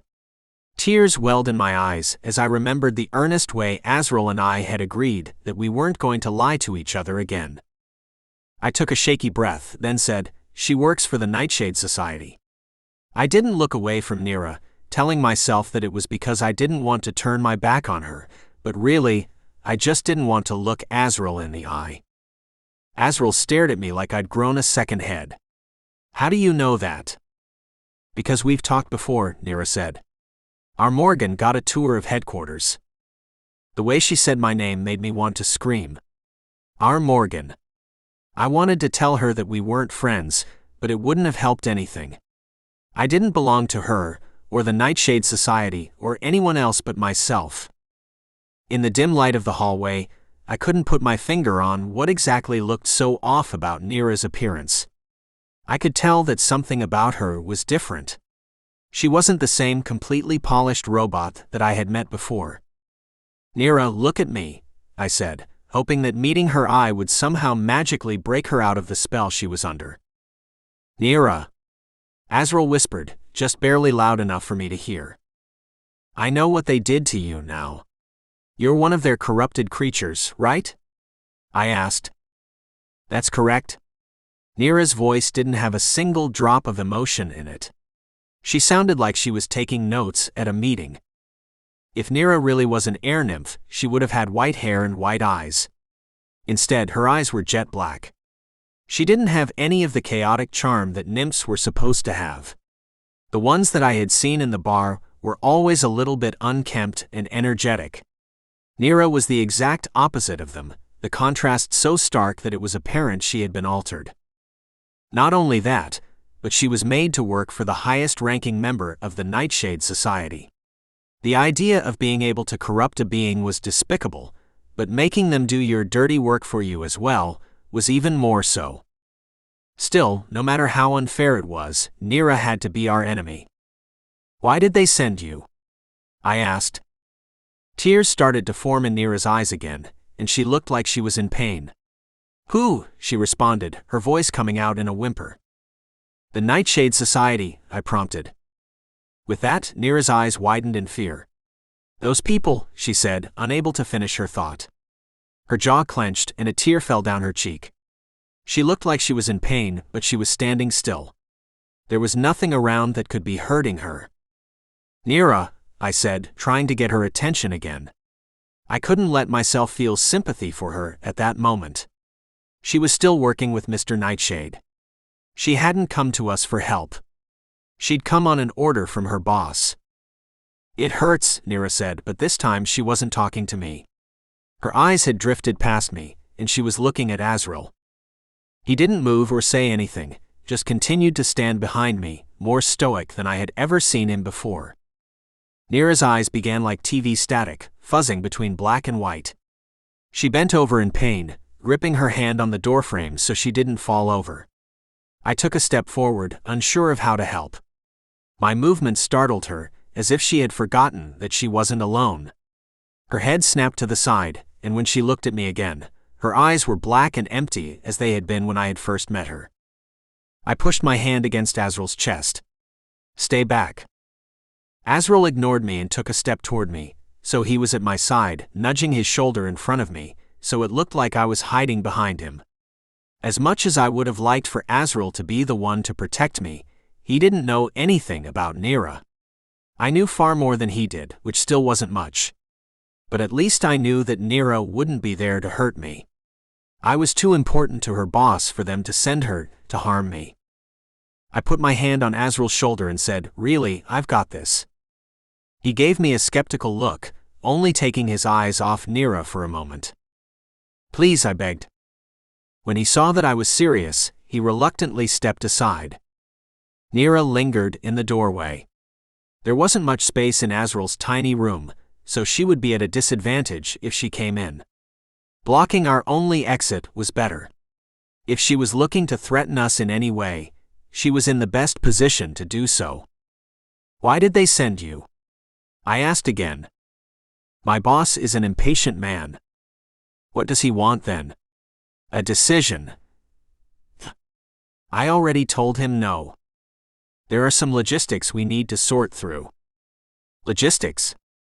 "Regarding your sister." "Right. Those logistics. The fact that in 2 days, my sister was going to be taken off life support. I wanted to kick Neera out, but there was too much I wanted to know. They were the ones in power here.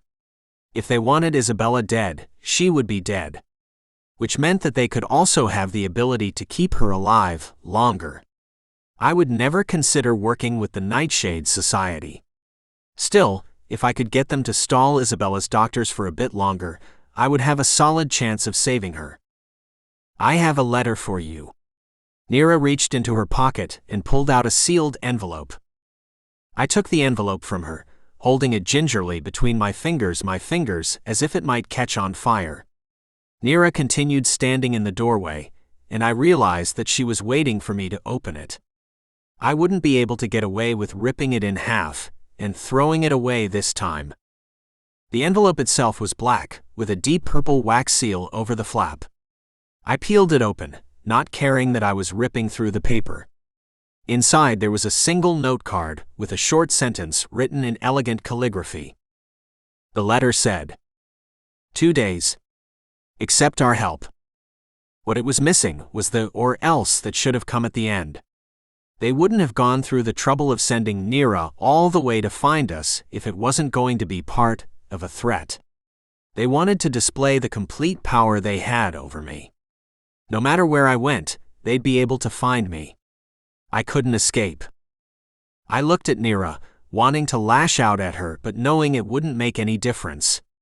She might not have been aware enough to realize, but she was just as much of a victim of the Nightshade Society as I was. Even more so. "You can tell your boss I don't appreciate being followed," I said. Azril took the card from my hand and read it, but didn't understand what it meant. "What kind of help could they possibly offer us?" he asked.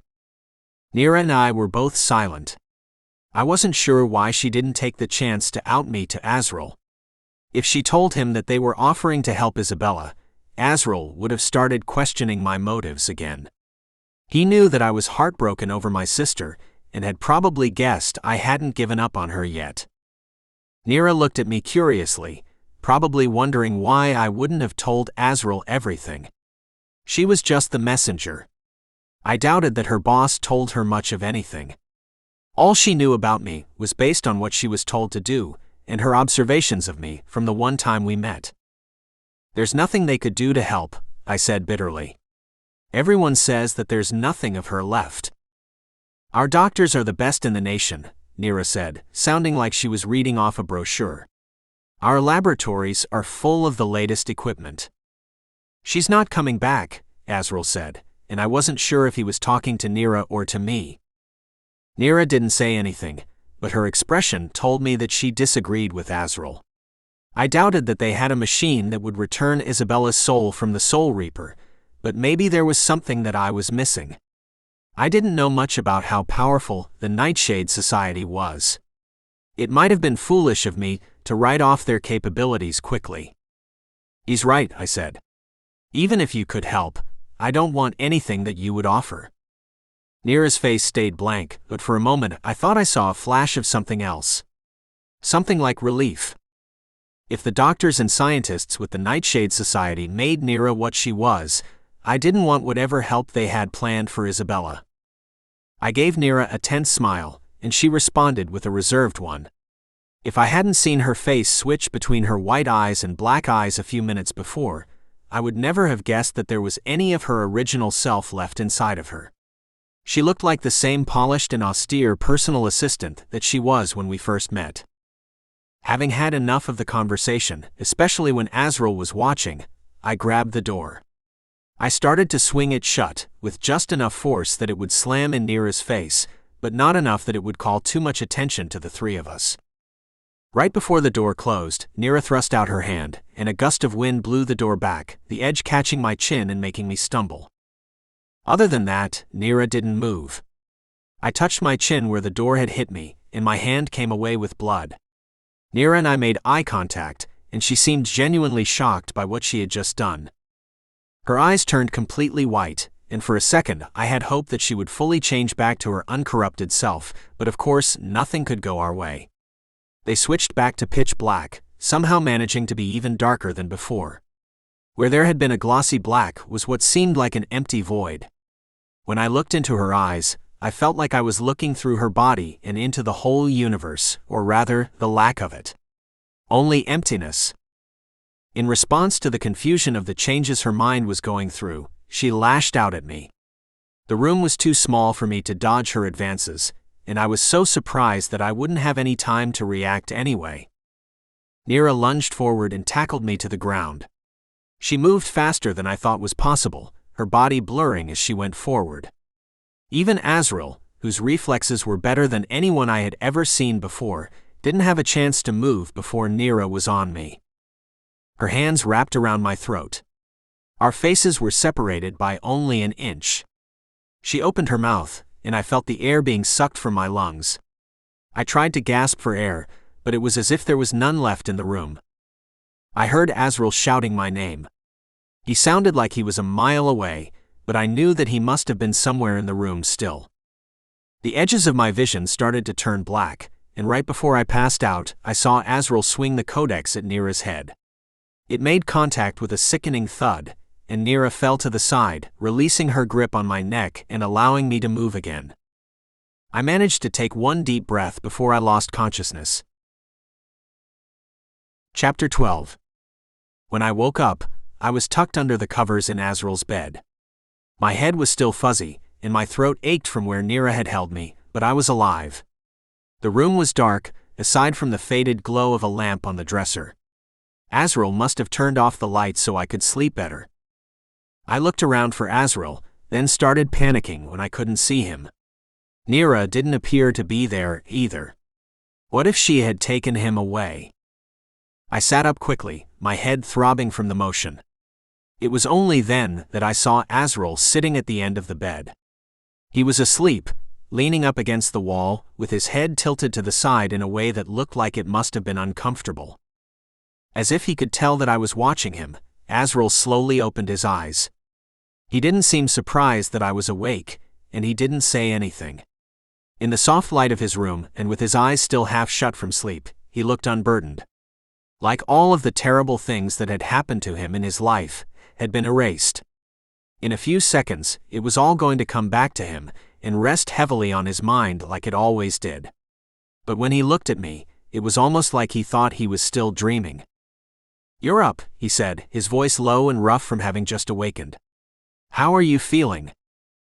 I tried to say something, but my throat burned, and I stopped before I could hurt myself even more. Instead, I nodded at him, signaling that I was all right, considering the fact that I could have been dead. I ran my fingers along the seam of the blanket, feeling the frayed edges and resisting the urge to pull at the threads. Azril somehow managed to look even better when he was disheveled. I, on the other hand, probably looked like death. My wavy hair had the tendency to get frizzy if I didn't shower every night, and I was sure that it didn't look as endearing as Azril's. The hair on the back of his head stuck up from where it had been pressed against the wall. He caught me looking and rushed to try to pat it down, but it didn't work. I gave him a weak smile, wishing that he wouldn't look at me too closely. I scooted over to lean against the wall next to where Azril was sitting. I was still trying to wrap my head around what had happened. Waking up in an unfamiliar place was disorienting enough, but with my pounding head and sore throat as well, I felt almost like I was dreaming the whole thing. Azril didn't move when I got closer, just looked at me curiously. I felt weird being in his bed, especially when I had been tucked so nicely under the covers, almost like I was intruding on his life. The only way I could have gotten there was if Azril had moved me, so I didn't have any reason to think that I was any kind of burden, or that he didn't want me there. It was strange to think about him taking such good care of me, even though I probably would have done the same for him. I wasn't used to that kindness in my life. At least when I was sitting up, I could ignore how well he had taken care of me, going through all the effort to carry me to his bed and tuck me in. It was almost embarrassing the more I thought about it. "I need to walk around for a second," I said, leaning forward to stand up. "Careful," he whispered, holding my side so I didn't move. At first, I couldn't tell why he didn't want me to get up, but when I looked over the side of the bed, I gasped. Nira was lying on the floor. If Azril hadn't stopped me, I would have stepped on her stomach. From where we had been sitting on the bed, I wouldn't have been able to see her unless she sat up. I was too tired to question why Azril didn't warn me that Nira was still there earlier. "She's unconscious but alive," Azril said, which didn't answer nearly enough of the questions I wanted to ask. "Why didn't you get rid of her?" I asked, making sure to speak slowly to ensure that my sore throat could handle the words. Azril looked down at Nira's sleeping body. "I couldn't. I know her." He looked at her with such softness in his gaze that I had to close my eyes. The room was so small that no matter where I looked, I wouldn't be able to ignore his expression. It shouldn't have gotten to me as much as it did. If there was any space, I would have moved away from Azril under the pretense of checking the Codex. If I wanted to stand, I would have to jump over Nira to do it. The intelligent thing to have done was to get rid of Nira in any way possible. Azril had always been the more practical of the two of us. He knew more about the world around us, about what the Nightshade Society did, and how to take care of himself. But all of those survival instincts of his that I had come to trust so implicitly were suddenly gone. Then something that should have been obvious occurred to me. When Azril had first seen Nira standing in the doorway, something fundamental about how he carried himself changed. He wasn't the same person I knew once he saw her. He was frightened and sad. "You know her, don't you?" I asked. Azril didn't say anything, which confirmed what I asked. He was always withholding information about himself, and I wished that he would tell me at least one thing. It seemed so simple to me, a yes or no question. But if he answered it, there would be even more questions. He'd have to tell me about when he met her, and what she meant to him, and what their lives were like before the Nightshade Society got to both of them, and to their communities. For me, it was a yes or no question, not too much to ask of someone. For Azril, it was deeply personal.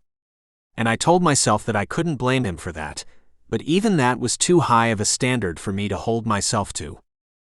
It wasn't about Azril and Nira. What they were to each other didn't matter, or at least shouldn't have mattered to me.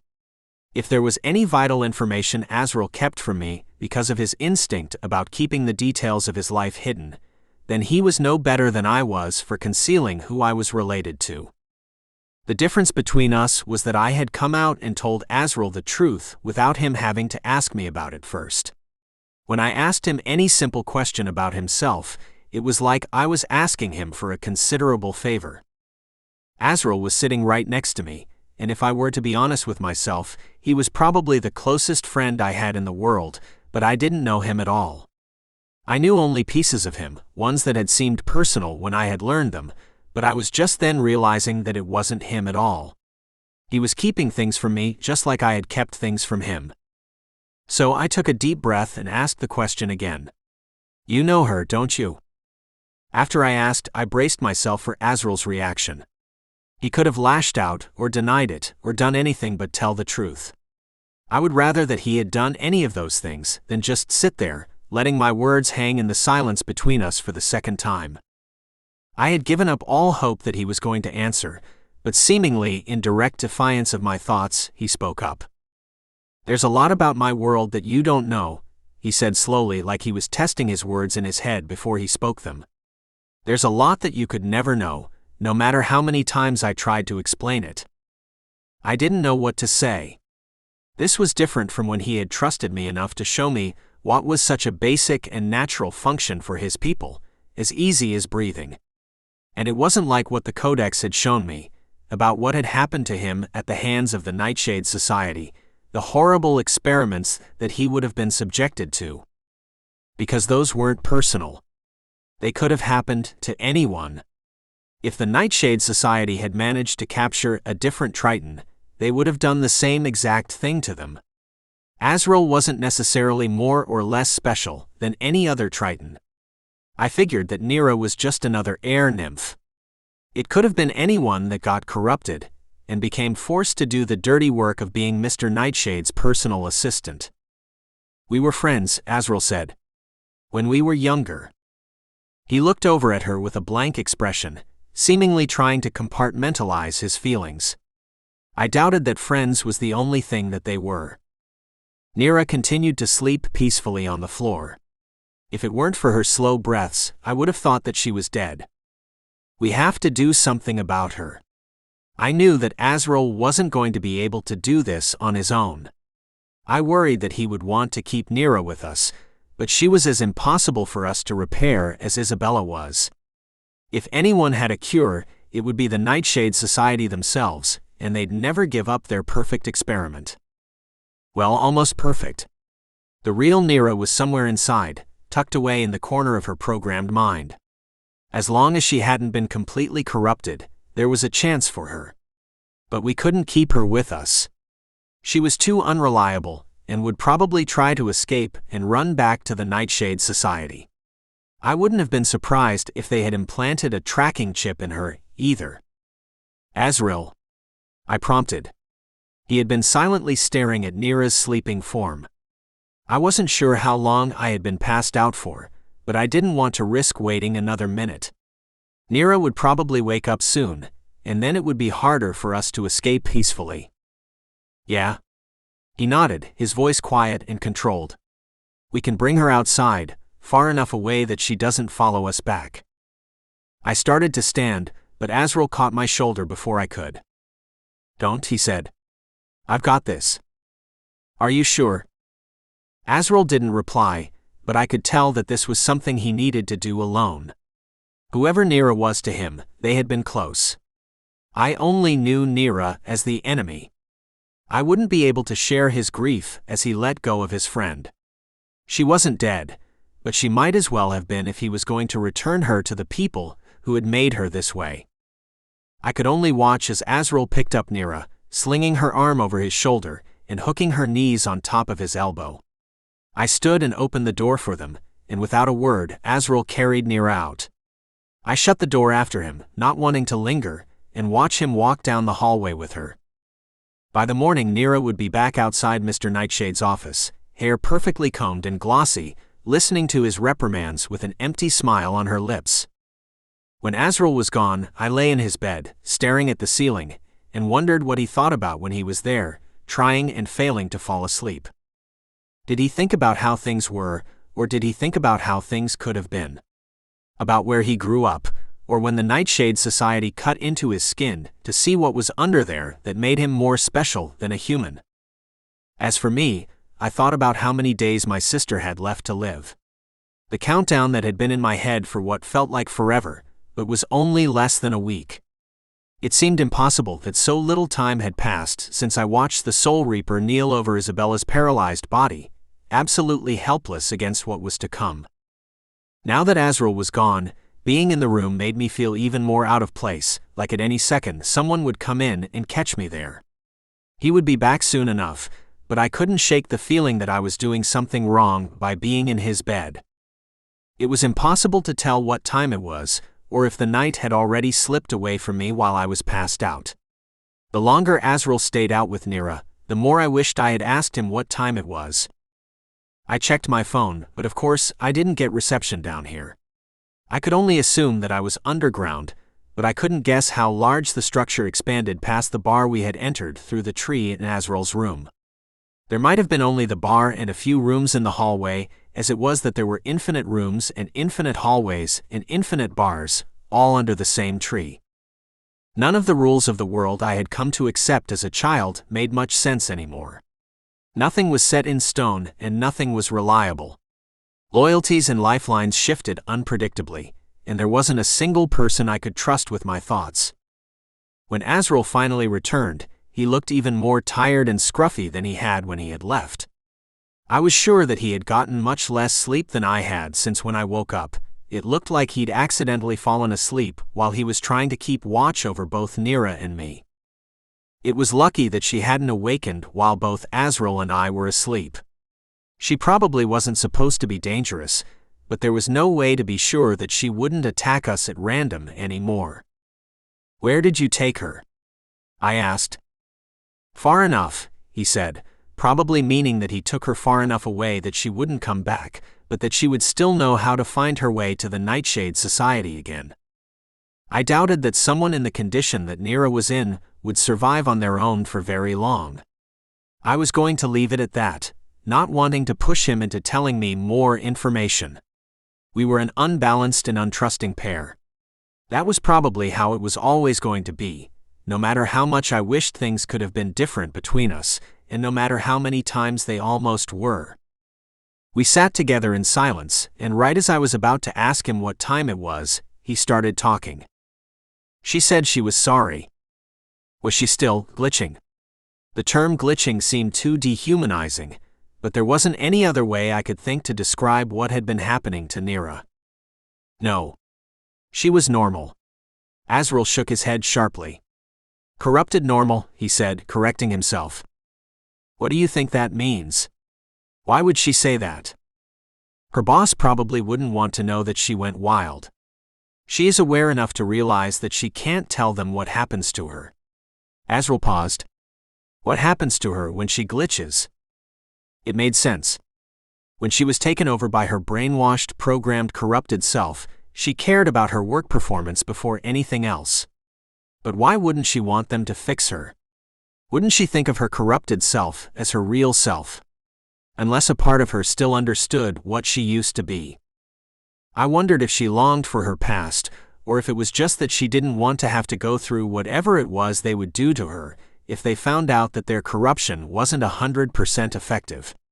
They probably would call it reprogramming or something else cold and scientific. It almost made me want to meet the people who worked in Nightshade Society's laboratory to see what it was like and how they could live with the things they did. Nymphs and tritons looked so human, but I guess they had to separate them from actual humans to commit the cruel experiments they did. Or maybe they would or could do the same exact thing to one of the people that they passed on the street. Old coworkers, friends, neighbors. You'd have to be a real sociopath to be able to hold a position in the Nightshade Society's laboratory. Sociopaths probably didn't care about stuff like that. It's tomorrow, isn't it? Azril asked, snapping me out of my thoughts. I had almost forgotten that today was the last full day for Isabella to be alive. Azril shifted uncomfortably, not knowing what to say. He'd lost plenty of people in his life, I was sure, but it was different for him. The people he'd lost were likely all because of the Nightshade Society, either deliberate attempts to kill them or accidents that happened during one of the Nightshade Society's experiments. Isabella's death wasn't exactly what I would call natural, but it seemed like it in comparison. At least I had time to say goodbye. Or I would have if I hadn't spent all of it trying to find a cure. Do you want to say goodbye? Azril asked. There was nothing I wanted to do less than say goodbye to my sister. It wasn't that I was in denial about what would happen. It was more that I knew my time was running out to help her. If there was any hope that I could still find the elixir and possibly cure her, then I wasn't going to waste any time sitting around at her bedside.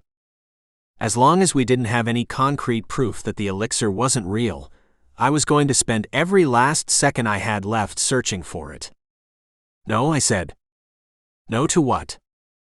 It's not tomorrow, I lied. She still has 2 days. Oh, Azril said.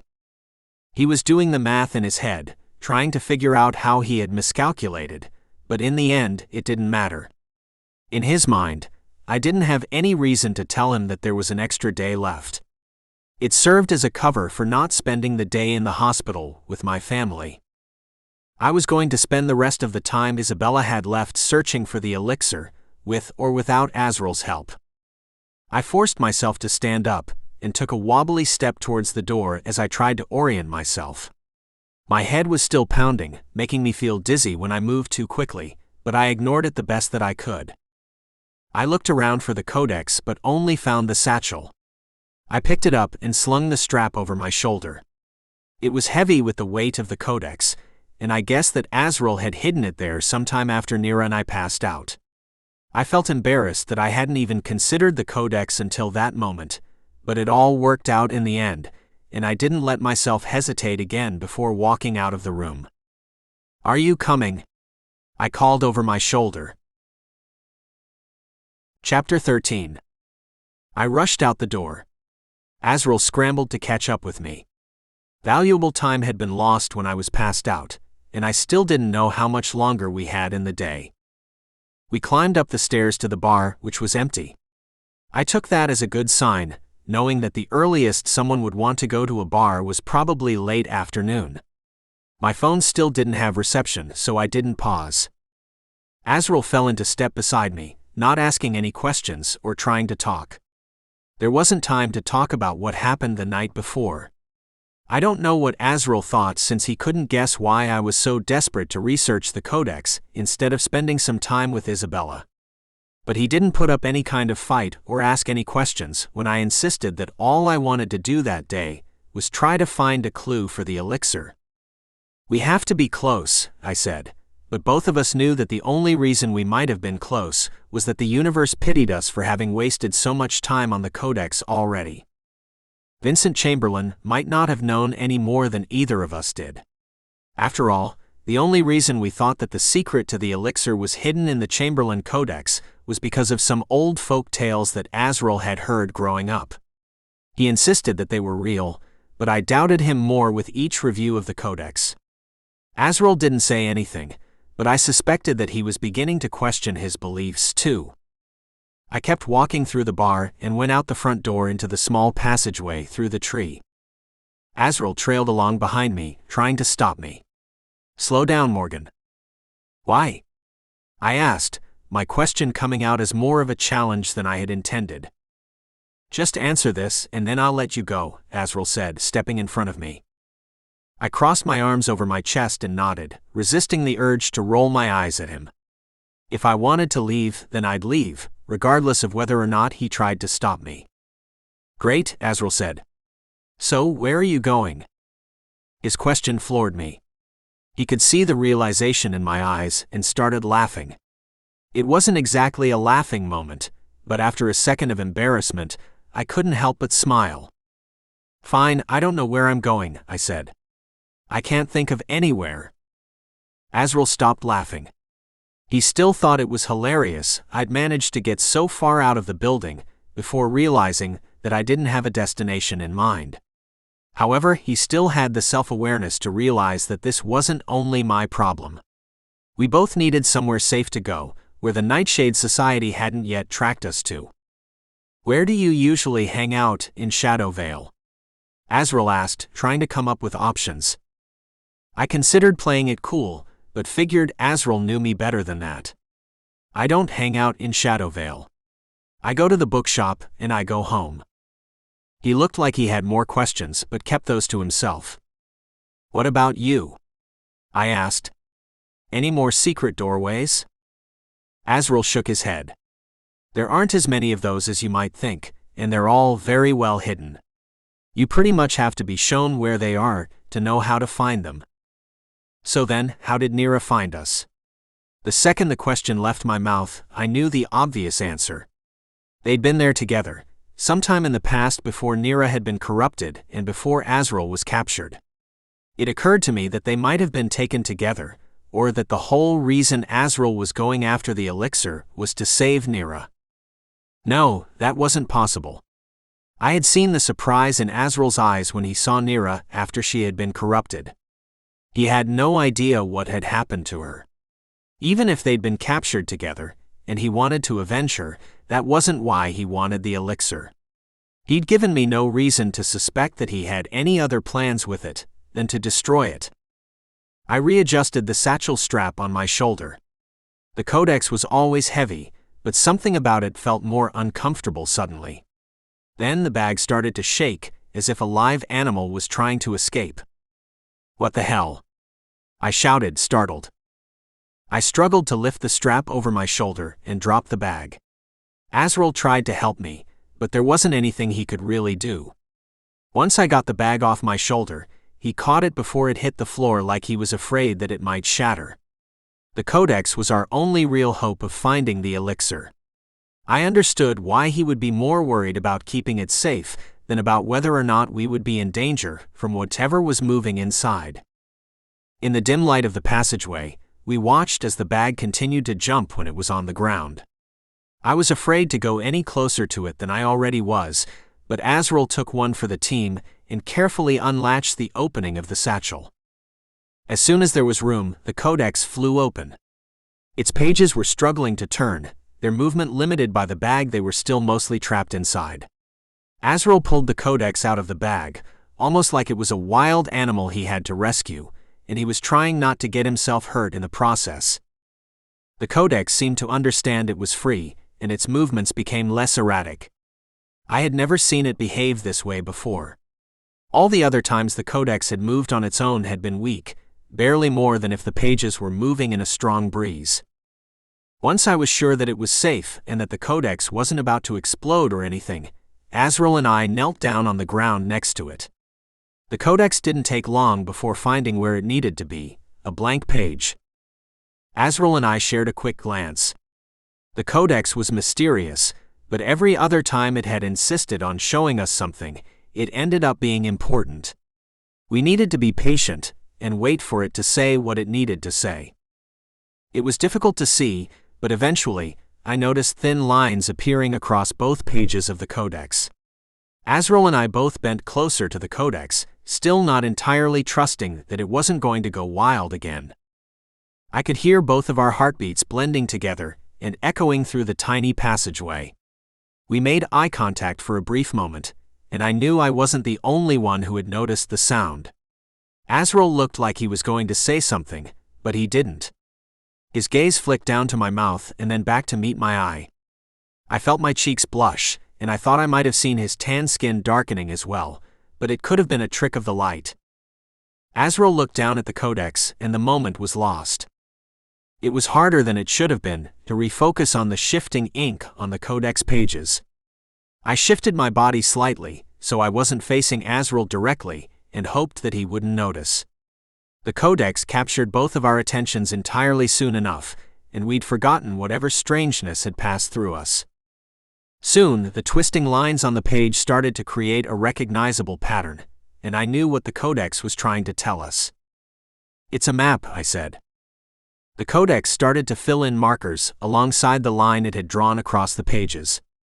There were roads, trees, and wavy lines that must have symbolized the creek that ran straight through the forest. Once the map had stopped moving, Azril and I looked at each other. "Any idea where this might be trying to take us?" Azril asked. "No clue," I said. "But what else have we got?" With only a quick glance over his shoulder, Azril set off in front of me and opened the door leading outside. I tucked the Codex under my arm and followed him out, making sure to keep one of my fingers stuck in the pages to mark the spot where the map was. It might have flipped back there on its own if I dropped it, but I didn't want to take any chances. I knew that it would be bright out, but I hadn't expected it to already be mid-afternoon. The sun was at its peak, giving me a sinking feeling in my stomach. For some reason, I'd thought that it was going to be earlier than that. To Azril, it made no difference. He adjusted to the change in light, then looked at me for further directions. I took a second to recover, passing off my hesitation as simple surprise that it was brighter than I had anticipated. What it really meant was that I had even less time than I had thought before. "All right, where now?" Azril asked, looking lost. He wasn't very used to being the one who had to follow behind. He was probably usually a loner, only having to look after and lead himself. It would explain why he always had a hard time letting me show him the way, and why making sure that I was keeping up with him was almost always an afterthought. When I didn't reply fast enough, Azril leaned over my shoulder. I ducked away from him, worried that he was going to try to take the Codex from me. He wouldn't have been able to read it correctly, anyway. Unless he was wearing the ring, he couldn't read any of the words in the entire Codex. I wasn't sure, but there might have also been parts of the map that he couldn't see clearly either. "I've got it," I said. "Unless you want to try on this ring." It was an empty offer and a cruel thing to say, considering that the gemstone on the ring was likely made from the blood of creatures like him. If I offended Azril, he didn't say anything, but he didn't make any move to come closer either. I looked at the map. I was experienced with hiking through forests, but that familiarity was almost exclusively on traveled paths. Practically every time I'd been through the woods without following a trail, I'd been following Azril instead. The nearest identifiable spot on the map was the sketch of a little glass bottle, placed at the beginning of the map to symbolize where we had come from. Other than that, it looked like there were only trees. No little symbols or markers on either the map or the terrain around us. The best way to guess what direction we needed to go was to use the markers further away in the map. The creek cut the path in half, and I knew that the stream was north of Shadowvale. What I didn't know was what direction north was unless I was holding a compass. I pulled my phone out of my pocket, hoping to use the compass app, but my phone wouldn't turn on. It had probably lost power sometime while I was asleep, and without any charge, it was as useless to me as a rock, maybe even less so. Need any help? Azril asked, giving me a smug smile. He leaned against the tree we had walked out of a few minutes earlier, with his arms crossed like he had all the time in the world. No. I scowled. Maybe. Azril laughed. What can I do? As someone who had lived in Shadow Vale for my entire life, aside from those 2 years I spent in college before dropping out, I had to suppress some shame when I asked, which direction is the creek? Azril stood and started walking, obviously gloating that he knew something I didn't. I trailed along after him. You've got no right to feel superior about this. I bet you only know because of your weird water superpowers. My superpowers aren't weird. You're the weird one, Azril said. How so? Because I can read a book. You're not special because you can read the Codex. That's because of the ring. Who said anything about special? I asked. Azril shrugged. Special. Weird. Same thing. I stumbled over a fallen branch and steadied myself before Azril could turn around to help me.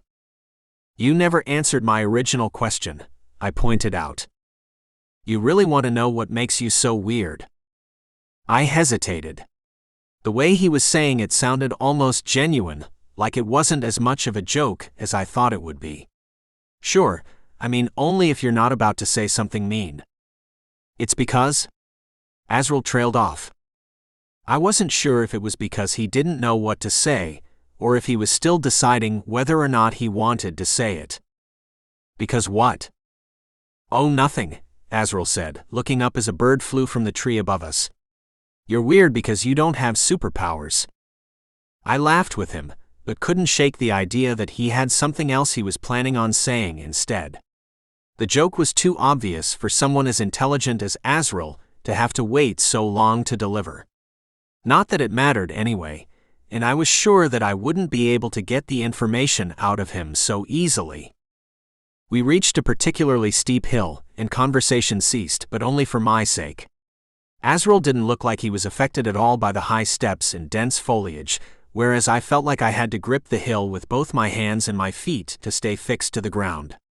One wrong move, and I might go tumbling back down the hill. Azril reached the top of the hill a full 5 minutes before I did, and when I was approaching, he offered me his hand to help me up the last few steps. I accepted it begrudgingly, but mostly only because I actually needed the help. We paused there while I caught my breath. I think that Azril was pretending like he needed a break too, and I was glad that he wasn't taking it as a time to brag that he was more athletic than I was. It really wasn't that he was athletic, though. He was born to do things like this, run around forests and rivers and creeks, doing who knows what else. Can I ask you a question? I asked once I had caught my breath. Sure, Azril said, but it sounded more like he meant to say no. What are you planning on doing with the elixir? Azril looked at me curiously, and I wasn't sure what he could be thinking. If we find it today, I added. Depends. I don't think anyone should have it, so I need to destroy it. But how I destroy it will depend on what form it takes. Right? Of course he'd still want to destroy it. I thought that maybe all that talk about destroying it might have been him trying to be a hero, and that there was a chance that once we had found it, he would change his mind and say that it could be used for good. And what would be a better way to use it than to save a life? It's too dangerous to allow anyone else to find. Plus, we don't know if you can use it more than once. I'd never thought about that before. I had always assumed that it would be something that you could only use once, and that we would find a complete vial of the stuff hiding under a rock or something. Isabella would drink it, and she'd glow for a moment, and then she'd be back to normal. I didn't know I had such a clear vision in my head about it, until that vision was challenged. We didn't even know what it would really look like, anyway. I wasn't sure where we had even gotten the word elixir from. If Azril had heard about this growing up, there was a chance that someone had made up that word for it along the way, and that was never what Vincent Chamberlain had discovered or created. What if there was a way to use it for good? I asked. It was a huge risk, but I needed to know if I could use it on Isabella. Maybe it would be better for the world if we didn't destroy it. It's not like I haven't thought about that before, Azril said. Let's say you can only use it once. How would you know that the person you found to use it on has good intentions? I was silent, picking at the dirt on the ground instead of looking at Azril.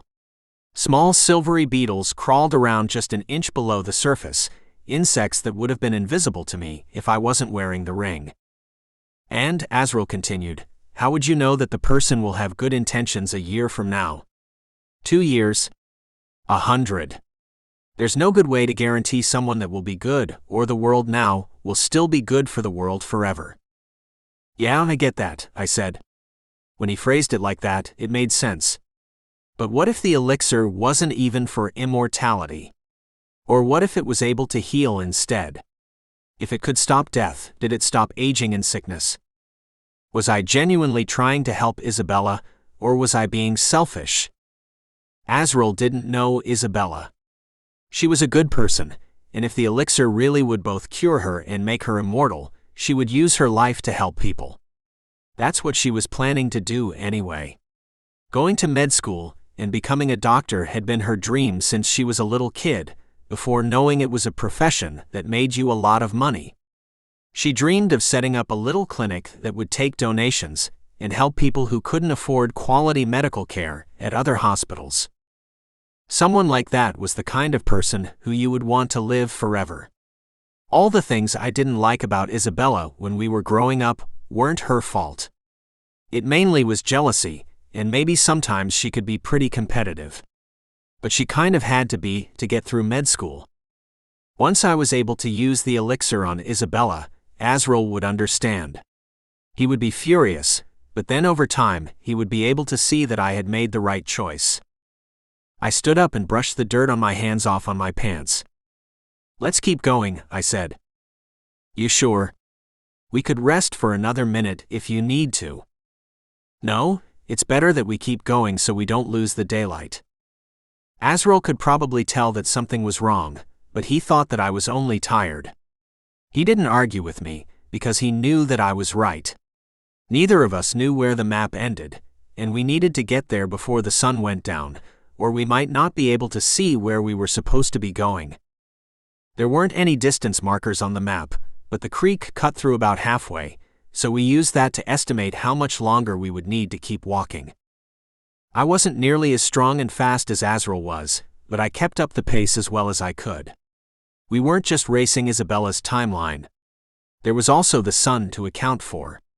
If we were out past sunset, we would lose the light and have to camp out until morning. It wasn't such a bad option, but neither of us was too fond of the idea of sleeping out in the open. I had hoped that we would be able to get through to the end of the map before it got too dark, but the golden light of sunset was starting to come through the trees by the time we had reached the creek. I sighed and stopped at the edge of the water. There wasn't even a good way to cross over from where we were. The least this map could have done for us is take us over a bridge or something, I complained. Yeah, but what is a secret map without some difficulty? If they made it too easy, anyone would be able to find it. I guess, I said, but logic would never stop me from pouting. Do you want to stop here for the night? I looked up at the sky. I guess it was about 5 or 6, but the time the sunset changed so rapidly at that time of year that it was impossible to estimate accurately unless I knew more about those things. I wished my phone was working, and I would be able to better guess how much time in the day we would have left if we kept going. Let's just stop, Azril said, probably more for my benefit than his. At that point, we had been walking for hours. I felt disoriented from both not knowing what time it was and not knowing where I physically was. If I tried to find my way back to my house, I would probably get more lost. You're not going to abandon me, are you? I asked, only half joking. Azril shrugged. We'll see. Depends on how many more questions you're planning on asking me. I'm not going to risk it. I couldn't help but smile at him. At least we were still able to joke around with each other. We sat down against a large rock, a few feet away from the edge of the creek. The forest started quickly going dark around us, and I soon heard the strange noises of the creatures that only came out at night, both the ones that were from my world and the ones that were from Azril's. I slipped off the red ring and stuck it in my pocket, figuring that I would rather not see anything that would freak me out. If there was anything dangerous, Azril would alert me to it. No need to further scar myself for life. Azril started a fire, gathering leaves and sticks into a pile and lighting it using a stone and 2 twigs, a method that looked complicated to me. I had used matches and lighters all my life. It wasn't that late, but I was exhausted from walking all day, combined with my injuries from the night before. My eyelids started drooping before the sun had set entirely. Azril was leaning against a large rock a few feet away from me, but there wasn't any room next to him where it still was within a comfortable range of the fire. I looked at the ground around me, knowing that it would be an uncomfortable place to sleep for more reasons than one. As I was debating whether I would rather sleep with my face on a pile of dirt or sleep on the cold side of the rock, Azril invited me to sit next to him. "Not like there are any other good options," he said. I scooted over and rested my back against the rock, keeping an inch of space between us. It was the smallest amount of room to maintain a friendly distance, while it also allowed about half of my body to feel the heat from the fire, which was better than nothing. "Are you cold?"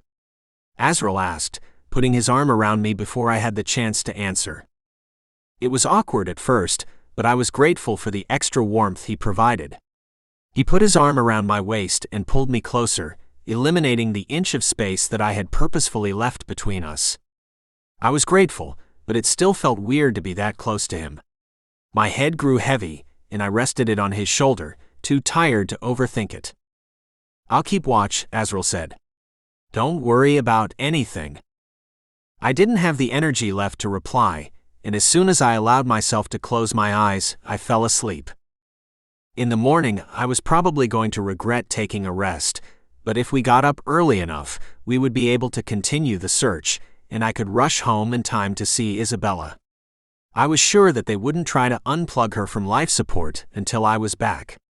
My parents were probably worried about me too, since I hadn't been home in over a day. There was no way that they wouldn't notice, and I doubted that they would take Isabella off life support until they could find me, and until I was able to be there with her. Of course, I had no plans of actually letting them end Isabella's life.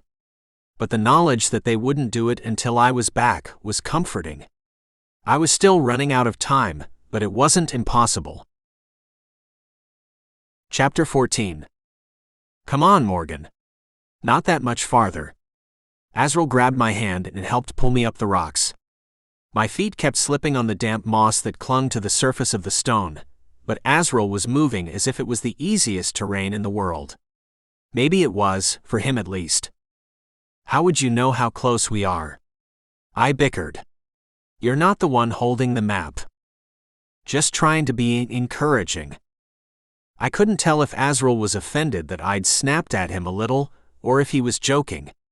We were both exhausted, so I wouldn't have been surprised if it was a little of both.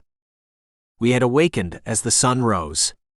I wasn't sure if Azril had gotten any sleep at all because he seemed even more tired than he had when I had fallen asleep. That was 2 nights in a row that he had stayed awake to make sure that I was safe. I would have felt more guilty about it if he didn't have such an easy time with hiking compared to me. Even without 2 nights of good sleep, he was a few steps ahead of me the whole way. Spots of blood were forming in the tiny cuts on my limbs from my many falls, and my arms ached from clinging to the slick surface of the rocks, but I couldn't give up yet. Not when there was everything to lose. I did the best that I could to keep dirt and blood off the Codex. For a book that was a few hundred years old, it was in pretty good shape. I'd taken care of it pretty well since I had found it, but that didn't mean that it wasn't already showing signs of wear from how often I had carried it around with me. Azril led the way, and I kept my eye on the map. It seemed to be changing slowly as we went since I kept finding new details and markers that helped us make sure we were on the right path. It was hard to tell since it didn't look much different from when it first appeared. Once the beginning of the trail started to disappear from the pages, I was positive the map was reacting to its location. I called out various landmarks that I saw on the map, which Azril then searched for in the forest to ensure that we were going the right way. There would be a tree with its trunk split into 4, or a large grouping of bright flowers. Some of the markers were only visible to me if I were wearing the ring, but they were always visible to Azril because he was a part of that world.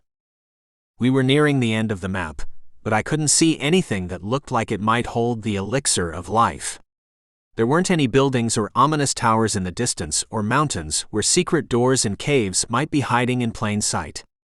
The forest looked regular around us, and I would have thought that we were going in circles if it wasn't for those identifiers that the map kept giving us.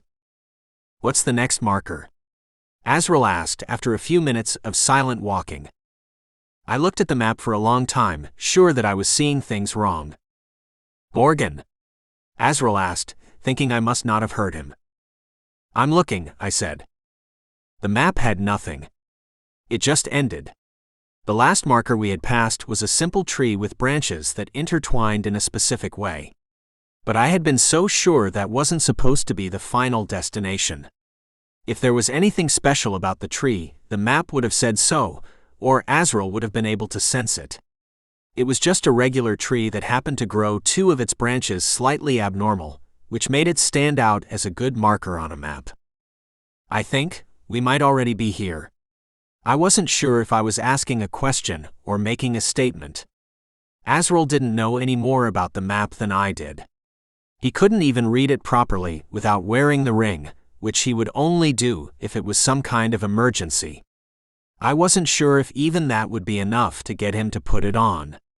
He'd probably sooner let me get eaten by a soul reaper than wear a ring made from the blood of his people. "Are you sure?" "Well, the map ends so. Try turning the page." "The map definitely ends here, a little bit north of that last marker," I said. I wasn't sure that the map was supposed to end here either, but I didn't like that Azril seemed to be questioning me like I wouldn't know how to read a map. "Fine," Azril said. We were getting somewhat annoyed with each other, and I wished we could go back to how things were the night before. I didn't let myself think about it for too long, or I got embarrassed about the way I had slept on his shoulder. I hoped I hadn't snored or drooled or anything gross like that. I sighed and turned the page. There was no use arguing about it, and Azril was right. There could have been something we were missing. Sure enough, the next page was blank when I turned it, but an image started to form in ink. I didn't let Azril see that I had turned the page like he had asked, knowing it would only make him smug. That, or I was too competitive to admit that he had been right about something. "Something's appearing at the end of the map," I said. It was only a half lie. Technically, the other side of the page was at the end of the map. The image that finally came together didn't make me feel much better. There was another marker. A tree appeared. One with an oval gap in the center, bearing a carving of a nightshade flower. "Do you see a tree with a hole in the middle?" I asked, looking around. "There," Azril said, almost shouting. We had been trying to keep our voices relatively quiet, just in case there might have been someone else out there in the forest with us. We were well past hiking trails by Shadow Vale, but there could have been a wild turkey hunter or two who had wandered too far. I looked to where Azril was pointing, and sure enough, about 10 feet in front of us was a tree with an oval shape in the trunk. As we came closer, I could see that it looked like the hole hadn't been carved there and had grown that way on its own. Things like that happen to trees sometimes, but I had never seen one that was so perfectly rounded before. I peered into the hole. There was a carving of a nightshade flower in the back, exactly like the drawing in the Codex. "This is it," I whispered. "We found it." We searched around the tree and inside the hole in the trunk, but there was nothing. No secret doors, mysterious compartments, carved stones or keys. Just an empty hole in a tree, a patch of forest, a few ferns, and a bit of clover at the tree base. If it weren't for the nightshade carving in the back of the tree, I would have thought that we had found the wrong place. "There has to be something here," I said. Azril walked in circles, searching for anything that might have been hidden. I consulted the Codex again, making sure that we hadn't gotten lost. I flipped the pages, but there was nothing else about the tree or the map we took to get there. I closed the Codex and set it on the ground, hoping that it would do the thing where it opened by itself to the exact page that we needed, but it was utterly still. When I flipped through it, I only saw the normal pages that I usually did. Diagrams of animals, detailed observations about the world. It was interesting, but nothing relevant to what I wanted at the moment. The morning was almost over, and I hadn't found anything that would save Isabella. I felt like we were so close, but I was running out of hope. I started digging my hands into the dirt, making random shallow holes around where I was kneeling. There had to be something. There was no way we had spent all day following a map that led to nothing. What if the Codex isn't on our side at all? I asked no one in general. What if the Nightshade Society has been playing with us this whole time? The carving in the tree was a nightshade, the same design on all of the Nightshade Society's official items. I remembered it from the business card I'd been given when I was at Shadow Vale Books. If I still had it with me, I would have been able to hold it up next to the carving in the tree, and they would have been two identical images. I could imagine them sitting in their fancy little offices in their secret facility tucked into the forest, laughing at whatever hidden camera feed they had set up. Maybe they had even put a tracking chip in Azril, or in both of us. That would explain how they were able to keep finding us. That, or we were more predictable than we gave ourselves credit for. Up until that moment, I had some faith that we would find something that would save Isabella. I didn't have a plan. There was no backup. In less than 24 hours, Isabella would be dead, and there was no longer anything I could do about it. Unless, of course, I did the last thing that I should have been doing. I could go to the Nightshade Society and accept their help. If I didn't, Isabella had no chance of surviving. I couldn't let her die without doing everything in my power to stop it. Azril sat on the ground next to me, but I didn't look at him. I was too busy digging, unable to stop on my own. The ground around me was completely torn up, and it was clear that there wasn't anything for me to find, but something inside me wouldn't allow me to quit. I couldn't see it, but there had to be something there. "I'm sorry, Morgan," Azril said, reaching out to hold me, then seeming to think better of it before he pulled me into his arms. I wanted the comfort, and found myself leaning into him before he pulled away. We were only inches apart, but we both turned in opposite directions, unwilling to accept the split second that we had almost shared to comfort each other. His motion gave me a momentary pause in my compulsory search efforts, but when it had passed, I continued to dig into the ground. The Codex had marked this spot, and it had to be for a reason. There were plenty of things in the world that weren't easy to see, things that I would have passed right by if it wasn't for Azril, the Codex, and the ring. I sat with my back against the tree, and I lightly hit my head against the trunk. Azril gently rested his hand on the back of my head, so if I kept hitting it against the tree, it would hurt him rather than me. Once I stopped, he took his hand away and leaned against the tree next to me. "Can I ask you a question?" "Sure," Azril said, leaning his shoulder against mine. "What were you going to say earlier?" "Earlier? When you said that I was weird." "Oh." He didn't make any move to answer the question, but it sounded like he remembered. "It just seemed like there was something on your mind that you didn't end up saying." "No, you're right. It can't be that bad, right?"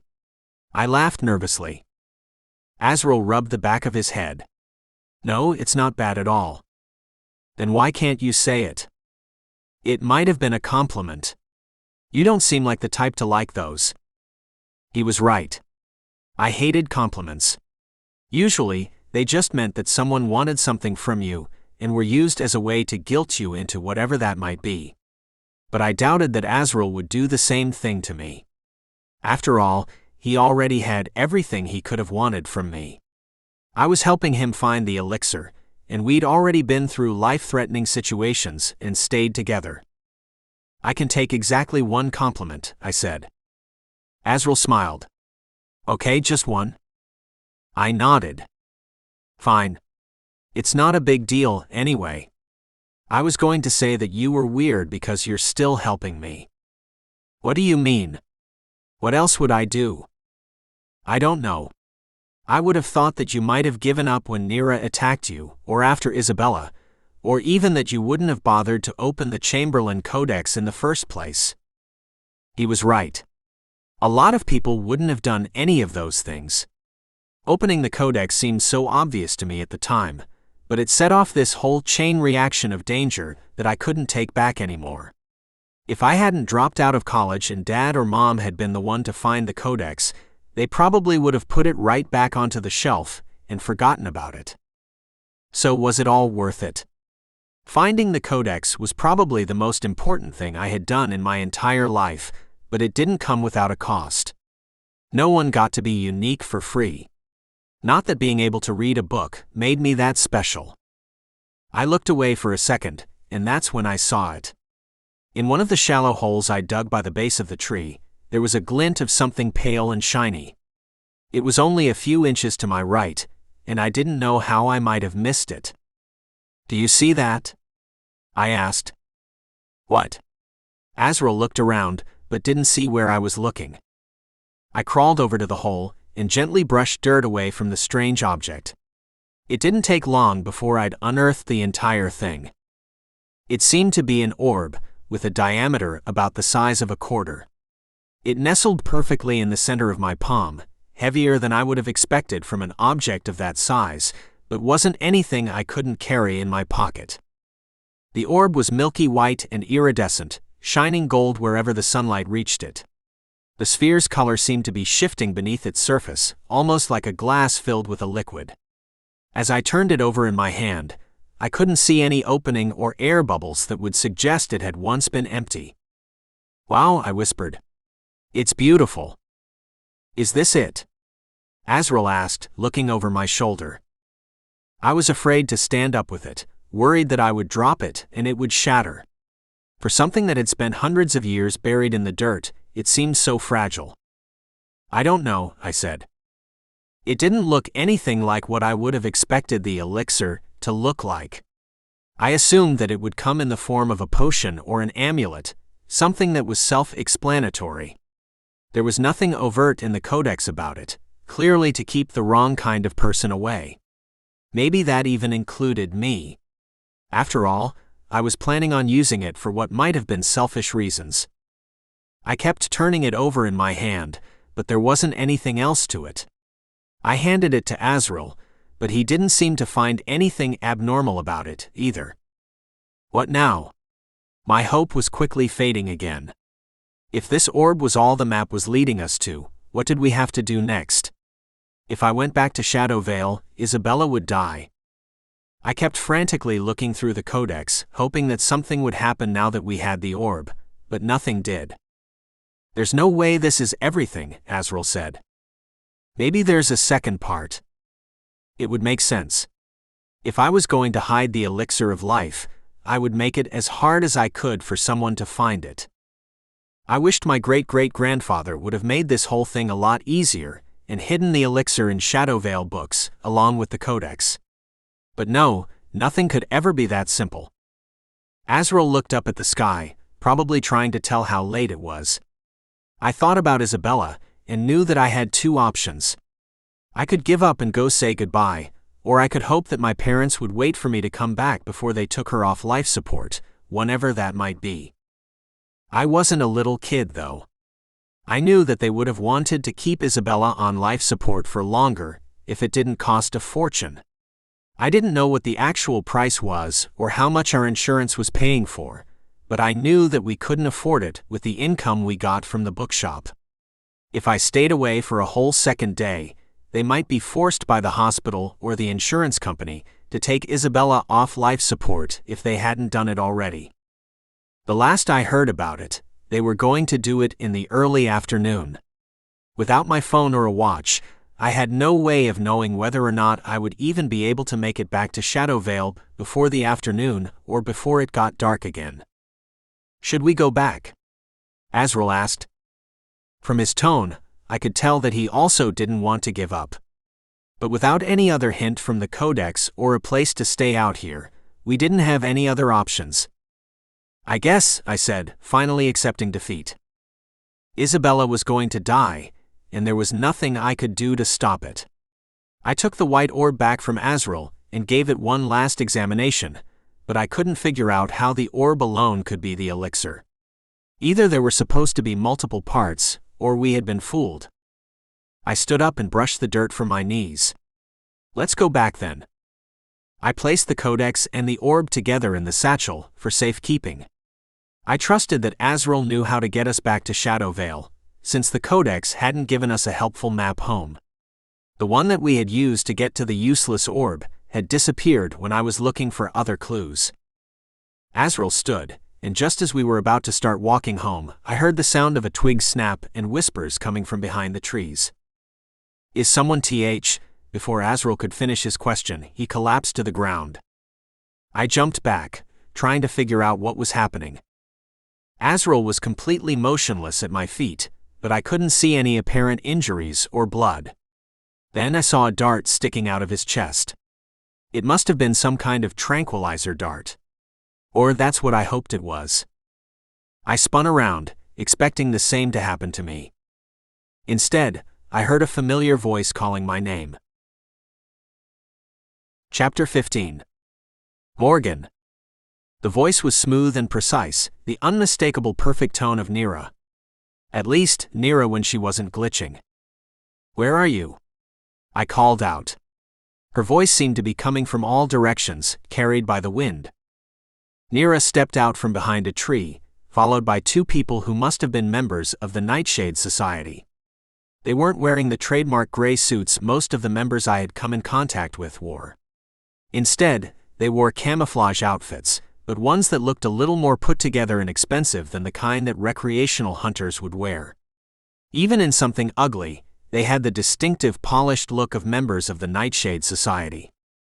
They both carried things that looked almost like guns, which probably shot the tranquilizer dart that had hit Azril. It must have been incredibly strong because he passed out the second it hit him, and hadn't moved since. He was still breathing, so at least I knew that they weren't poisoned. If they wanted either of us dead, they would have already done it. "What do you want?" I asked. I tried to look around to see if there was any way I could escape, but I knew that I wouldn't be able to outrun Nira, even if she only had one leg. Plus, Azril was still passed out on the ground, and there was no way I could carry him more than a few feet. I heard leaves rustle behind me, and turned to see two more Nightshade Society members.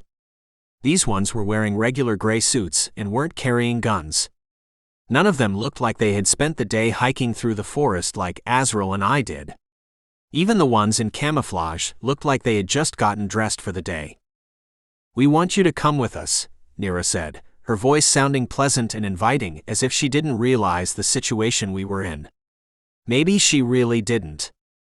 As much as they pretended otherwise, I knew that I didn't have any other choice. "Fine," I said, tightening my grip on the strap of the satchel. They had appeared after I hid the orb and Codex, but if they had been watching us, they would have clearly been able to see where I had put them. The two men in camouflage put away their dart guns and came to pick up Azril. One of them held his shoulders while the other held his feet. Nira waited patiently for me to go to her. No one grabbed me and forced me to go anywhere, but the two men in gray suits who were standing behind me walked closer, making it clear that if they wanted to, they could force me to go with them. With no other option, I walked to Nira. I followed her through the forest to an unknown destination that none of them offered any information about. There was a road about a mile out from where they had found us where 3 cars were waiting. Azril was taken to the second car, and Nira led me to the first. The two men went into the last car. It seemed like there were no guards in the vehicle with Nira and me, but I was sure that they would have an added precaution. There was a panel between where Nira and I were sitting and where the driver was, so I couldn't see the car's front. The driver could have had a gun, or there might have been an extra guard sitting in front with him. We started driving, and Nira still didn't let on to where we were going, but I didn't have to ask. I knew that we were going to see the famous Mr. Nightshade again. The time they had given me to debate their offer was over. When the cars stopped, the driver got out of the front seat and opened the door for Neera and me. We got out, and I looked around to see where Azril was, but none of the other 2 cars were there. I started to panic, but Neera said, "Don't worry, Azril is safe." They took him to a different entrance. I was pretty sure Neera and I had a different definition of safe, but I could hear a hint of genuine emotion in her voice, which reminded me of how she spoke when she started to glitch in Azrael's room. She also called him by his real name, not referring to him as the Triton or your friend, like he had been before. We were in front of the same doors that they had taken me to last time. Neera led me through the doors and took me back down the maze of hallways until we reached the outside of Mr. Nightshade's office. No one seemed to think that I posed any kind of threat or that I might try to fight back. I was a little offended, but I knew that they were right. I was too small to be a formidable opponent, and I was smart enough to know that there was no way I could escape. They were probably going to search Azril, but I doubted that they would do the same to me. They had probably guessed that one of us was carrying the orb that we found. Still, if Azril didn't have it, they would probably assume that they'd be able to get it from me without resorting to force. Either they would be much better at playing me than I thought, or they really didn't know who they were dealing with. I didn't bother with knocking on the door before I walked in. Mr. Nightshade was sitting at his desk, already waiting for me. He didn't bother with any formalities either, and didn't wait for the door to swing shut behind me before he started speaking. "How was your trip? You seem to have been getting up to a lot recently." Mr. Nightshade stood up from his chair and walked around to the front of his desk. I shrugged indifferently. "I guess. Working at the bookshop isn't enough to keep me entertained." He didn't seem to find that as funny as I did, and moved past it without commenting. "We know that you've found something." He paced in front of me. "What of it?" I asked, knowing there was no use in denying it. Maybe if he thought that what Azril and I had found was more important than it was, he would think that I had the upper hand. It wasn't a good strategy, but it was all I had. "Morgan," Mr. Nightshade said warmly, pausing his pacing and leaning against his desk. "You don't know how much damage you'd be doing to not just yourself, but the whole world, if you let that Triton get a hold of the elixir. Seems like you'd do anything to convince me that you're the good guy in this whole situation. And you wouldn't believe me." "Never." Mr. Nightshade smiled. "You're young still. You haven't learned how to think like adults do. How to critically assess and question the things you've been told." "Really?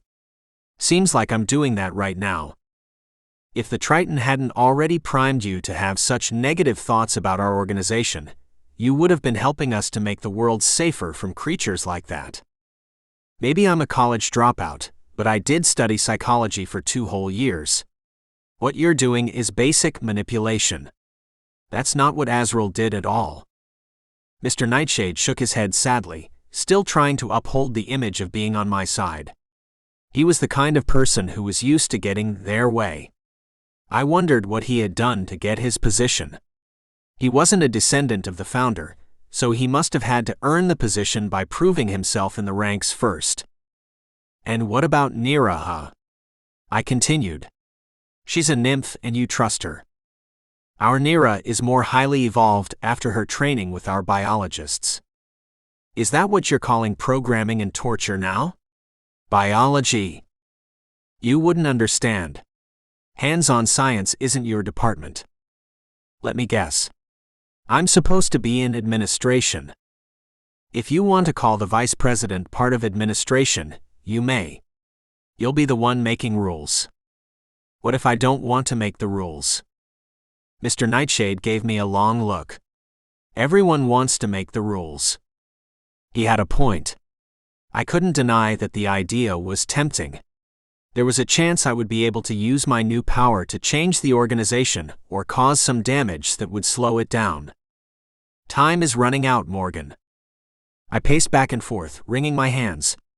I couldn't care about pretending to know what I was doing anymore, or that they weren't getting to me. No matter how I looked at it, there was no good choice. At the end of it all, I couldn't be a good person. The image of Isabella in the hospital bed flashed through my mind.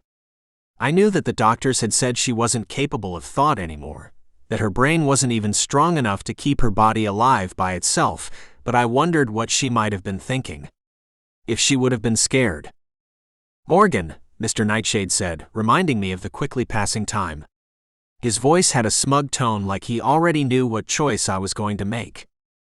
"Stop," I said. "You win." "It's not a game, Morgan."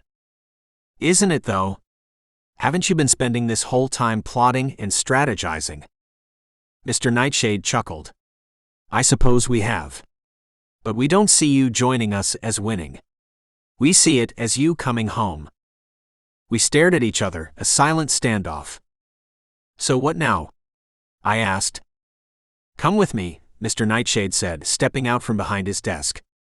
"We have something you'll want to see." I don't know what I was expecting, but I was shocked to find that Mr. Nightshade led me through what looked like a hospital wing. There were no guards to be seen, and Nira wasn't around, but the halls were crawling with staff in white lab coats. A few of them glanced up as we walked past, but most looked too busy to notice that we were there at all. We stopped in front of a door that didn't look special. Mr. Nightshade stepped aside, and I took a hesitant step forward. Through a small window in the door, I could see Isabella lying in a bed, hooked up to the same monitors she had been in the hospital. "You had her this whole time?" I asked, furious. They'd used her as a bargaining chip, but really, I was never going to be the one to make the choice. Like everything else, they had it all planned and figured out before me, giving me only the slightest illusion that I had any say in the matter. "We picked her up from the hospital an hour ago, after she was supposedly taken off life support, and then we sent our agents to find you." What do my parents think happened then?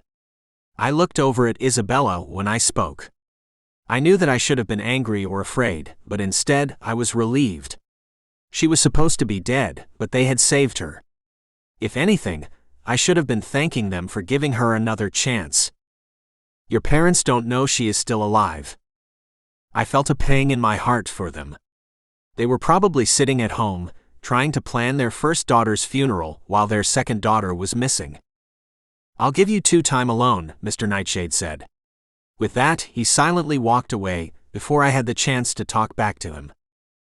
A man in a white lab coat appeared behind me and scanned an ID card to let me into the room. Isabella lay in the center of a queen-sized bed, her head propped up on overstuffed down pillows.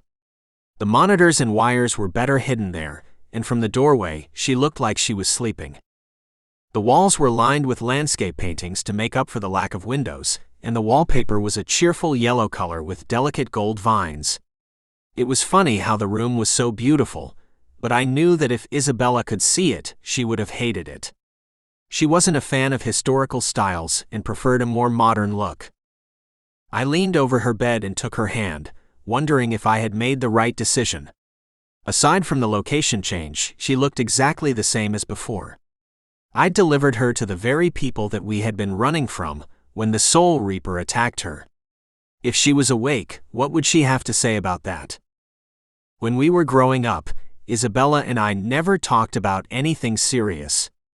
It was more like we were people who lived in the same house rather than sisters. I tried to imagine what she might have said to me at this moment, or what she would have done if our roles were reversed, but I could barely remember the sound of her voice. Someone knocked on the doorframe behind me, causing me to jump. The sound echoed through the room like a cavern. I turned to find an unfamiliar person in a lab coat. He pushed his wire-rimmed glasses up his nose and looked down at the clipboard in his hand anxiously. It almost seemed like he was afraid of me, but he was the only one with any real power out of the 3 of us in the room. He cleared his throat before he spoke. "Miss Vice President?" It took me a moment to remember that he was referring to me. The sound of my official title was harsh to my ears, something I wanted to be able to forget about, if only for an hour. But there were responsibilities that came with the choices I had made. I wanted to tell him not to call me that, not to remind me of the position I had taken on, but I stopped myself. If I acted at all like I regretted what I had done, Mr. Nightshade would surely hear about it. Then it was only a matter of time before he found out that I was planning on double-crossing him. Instead, I had to play along with the doctor when he called me Miss Vice President. I pretended like it wasn't physically painful to hear myself being called that name. I put on my best smile and acted like hearing my title was an honor. "What is it?" I asked, trying to make my voice sound official. All I heard in myself was the voice of a scared little girl, trying to find her way back home. No matter how nervous and harmless the doctor looked, I couldn't trust him. He might have thought that he worked for me, but he was wrong. He worked for the Nightshade Society. His life was pledged to an organization, not a family legacy, or to me, the person who would dismantle the entire organization if given the opportunity. "I thought that you might want a tour of our facility," he said. Like all offers that the Nightshade Society gave me, I knew it wasn't really an option. Reluctantly, I stepped away from Isabella's side and followed him out. My tour seemed to only include a quick trip through the hallways. The doctor, who never even gave me a name, told me a brief overview of what they did at the facility, leaving out any mention of atrocities. He rambled about state-of-the-art equipment, how many people they employed, and all the stuff that didn't matter and wasn't interesting.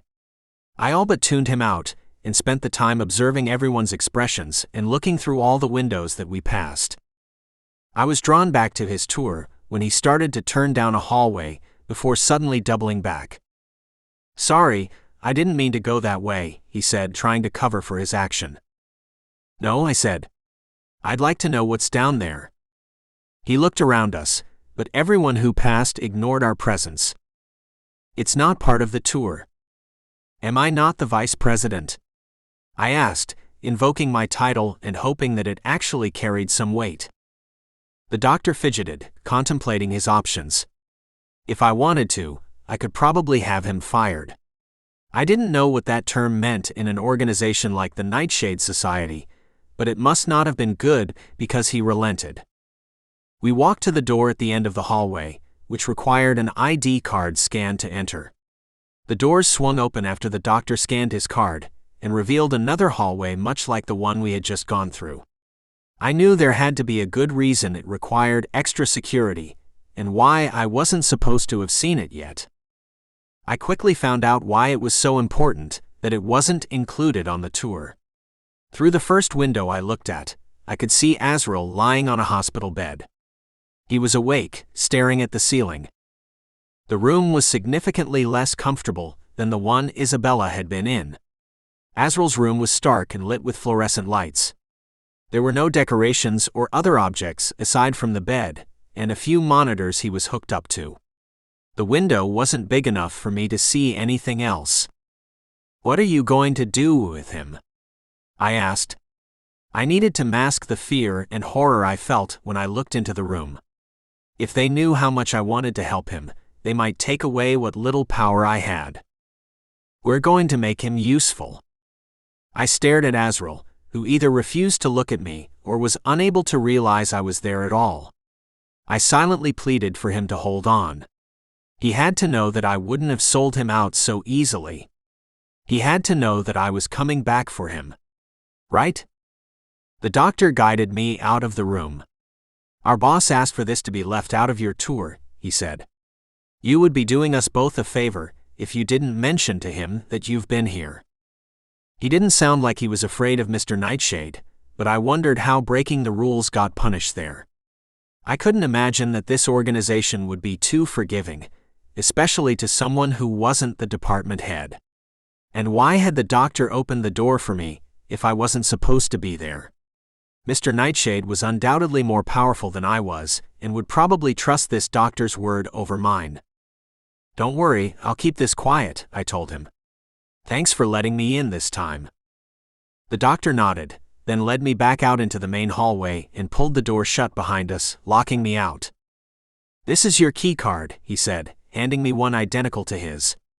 "It's only temporary. Tomorrow, you'll receive your permanent one with the correct access codes." I turned the card over in my hand, but there wasn't much to look at. It was made of white plastic, with the words Basic Access printed in black font on the front. "Thanks," I said. "Do you need help finding your way back?" the doctor asked. "No, I think I'll be fine." He nodded, then turned abruptly and walked away. He was probably afraid of me, after how I pulled out my title to get him to break the rules and let me in to see where Azril was. I wondered if he realized that Azril was the Triton that I had arrived with. Regardless, he probably knew how he had messed up and wanted to get away before I had the chance to make him do it again. I waited a few seconds to make sure that he was gone before I tried my keycard at the door. The light flashed red, and a message popped up on the screen that said I didn't have the correct clearance level. I tried the card again, hoping that it was a mistake, but the screen showed me the same message again. I had only been in the lab wing for a few minutes, and someone had already locked me out. No matter what they had promised me about my position within the organization, they were still watching me. They controlled every aspect of my involvement. I might have had an official title as the vice president, but it was probably no more than a name. I didn't have any more power than I'd had the day before. The tour might have been over, but that didn't stop me from continuing to wander the halls, testing which doors I had access to. None of the scanners I tried worked, but I wouldn't stop trying. The facility was more extensive than I could have imagined. There were probably countless creatures being held there for testing. And now it was my job to make sure that they stayed there. I hope you've enjoyed this latest production. Don't forget to subscribe and to ring the bell to be notified of new releases.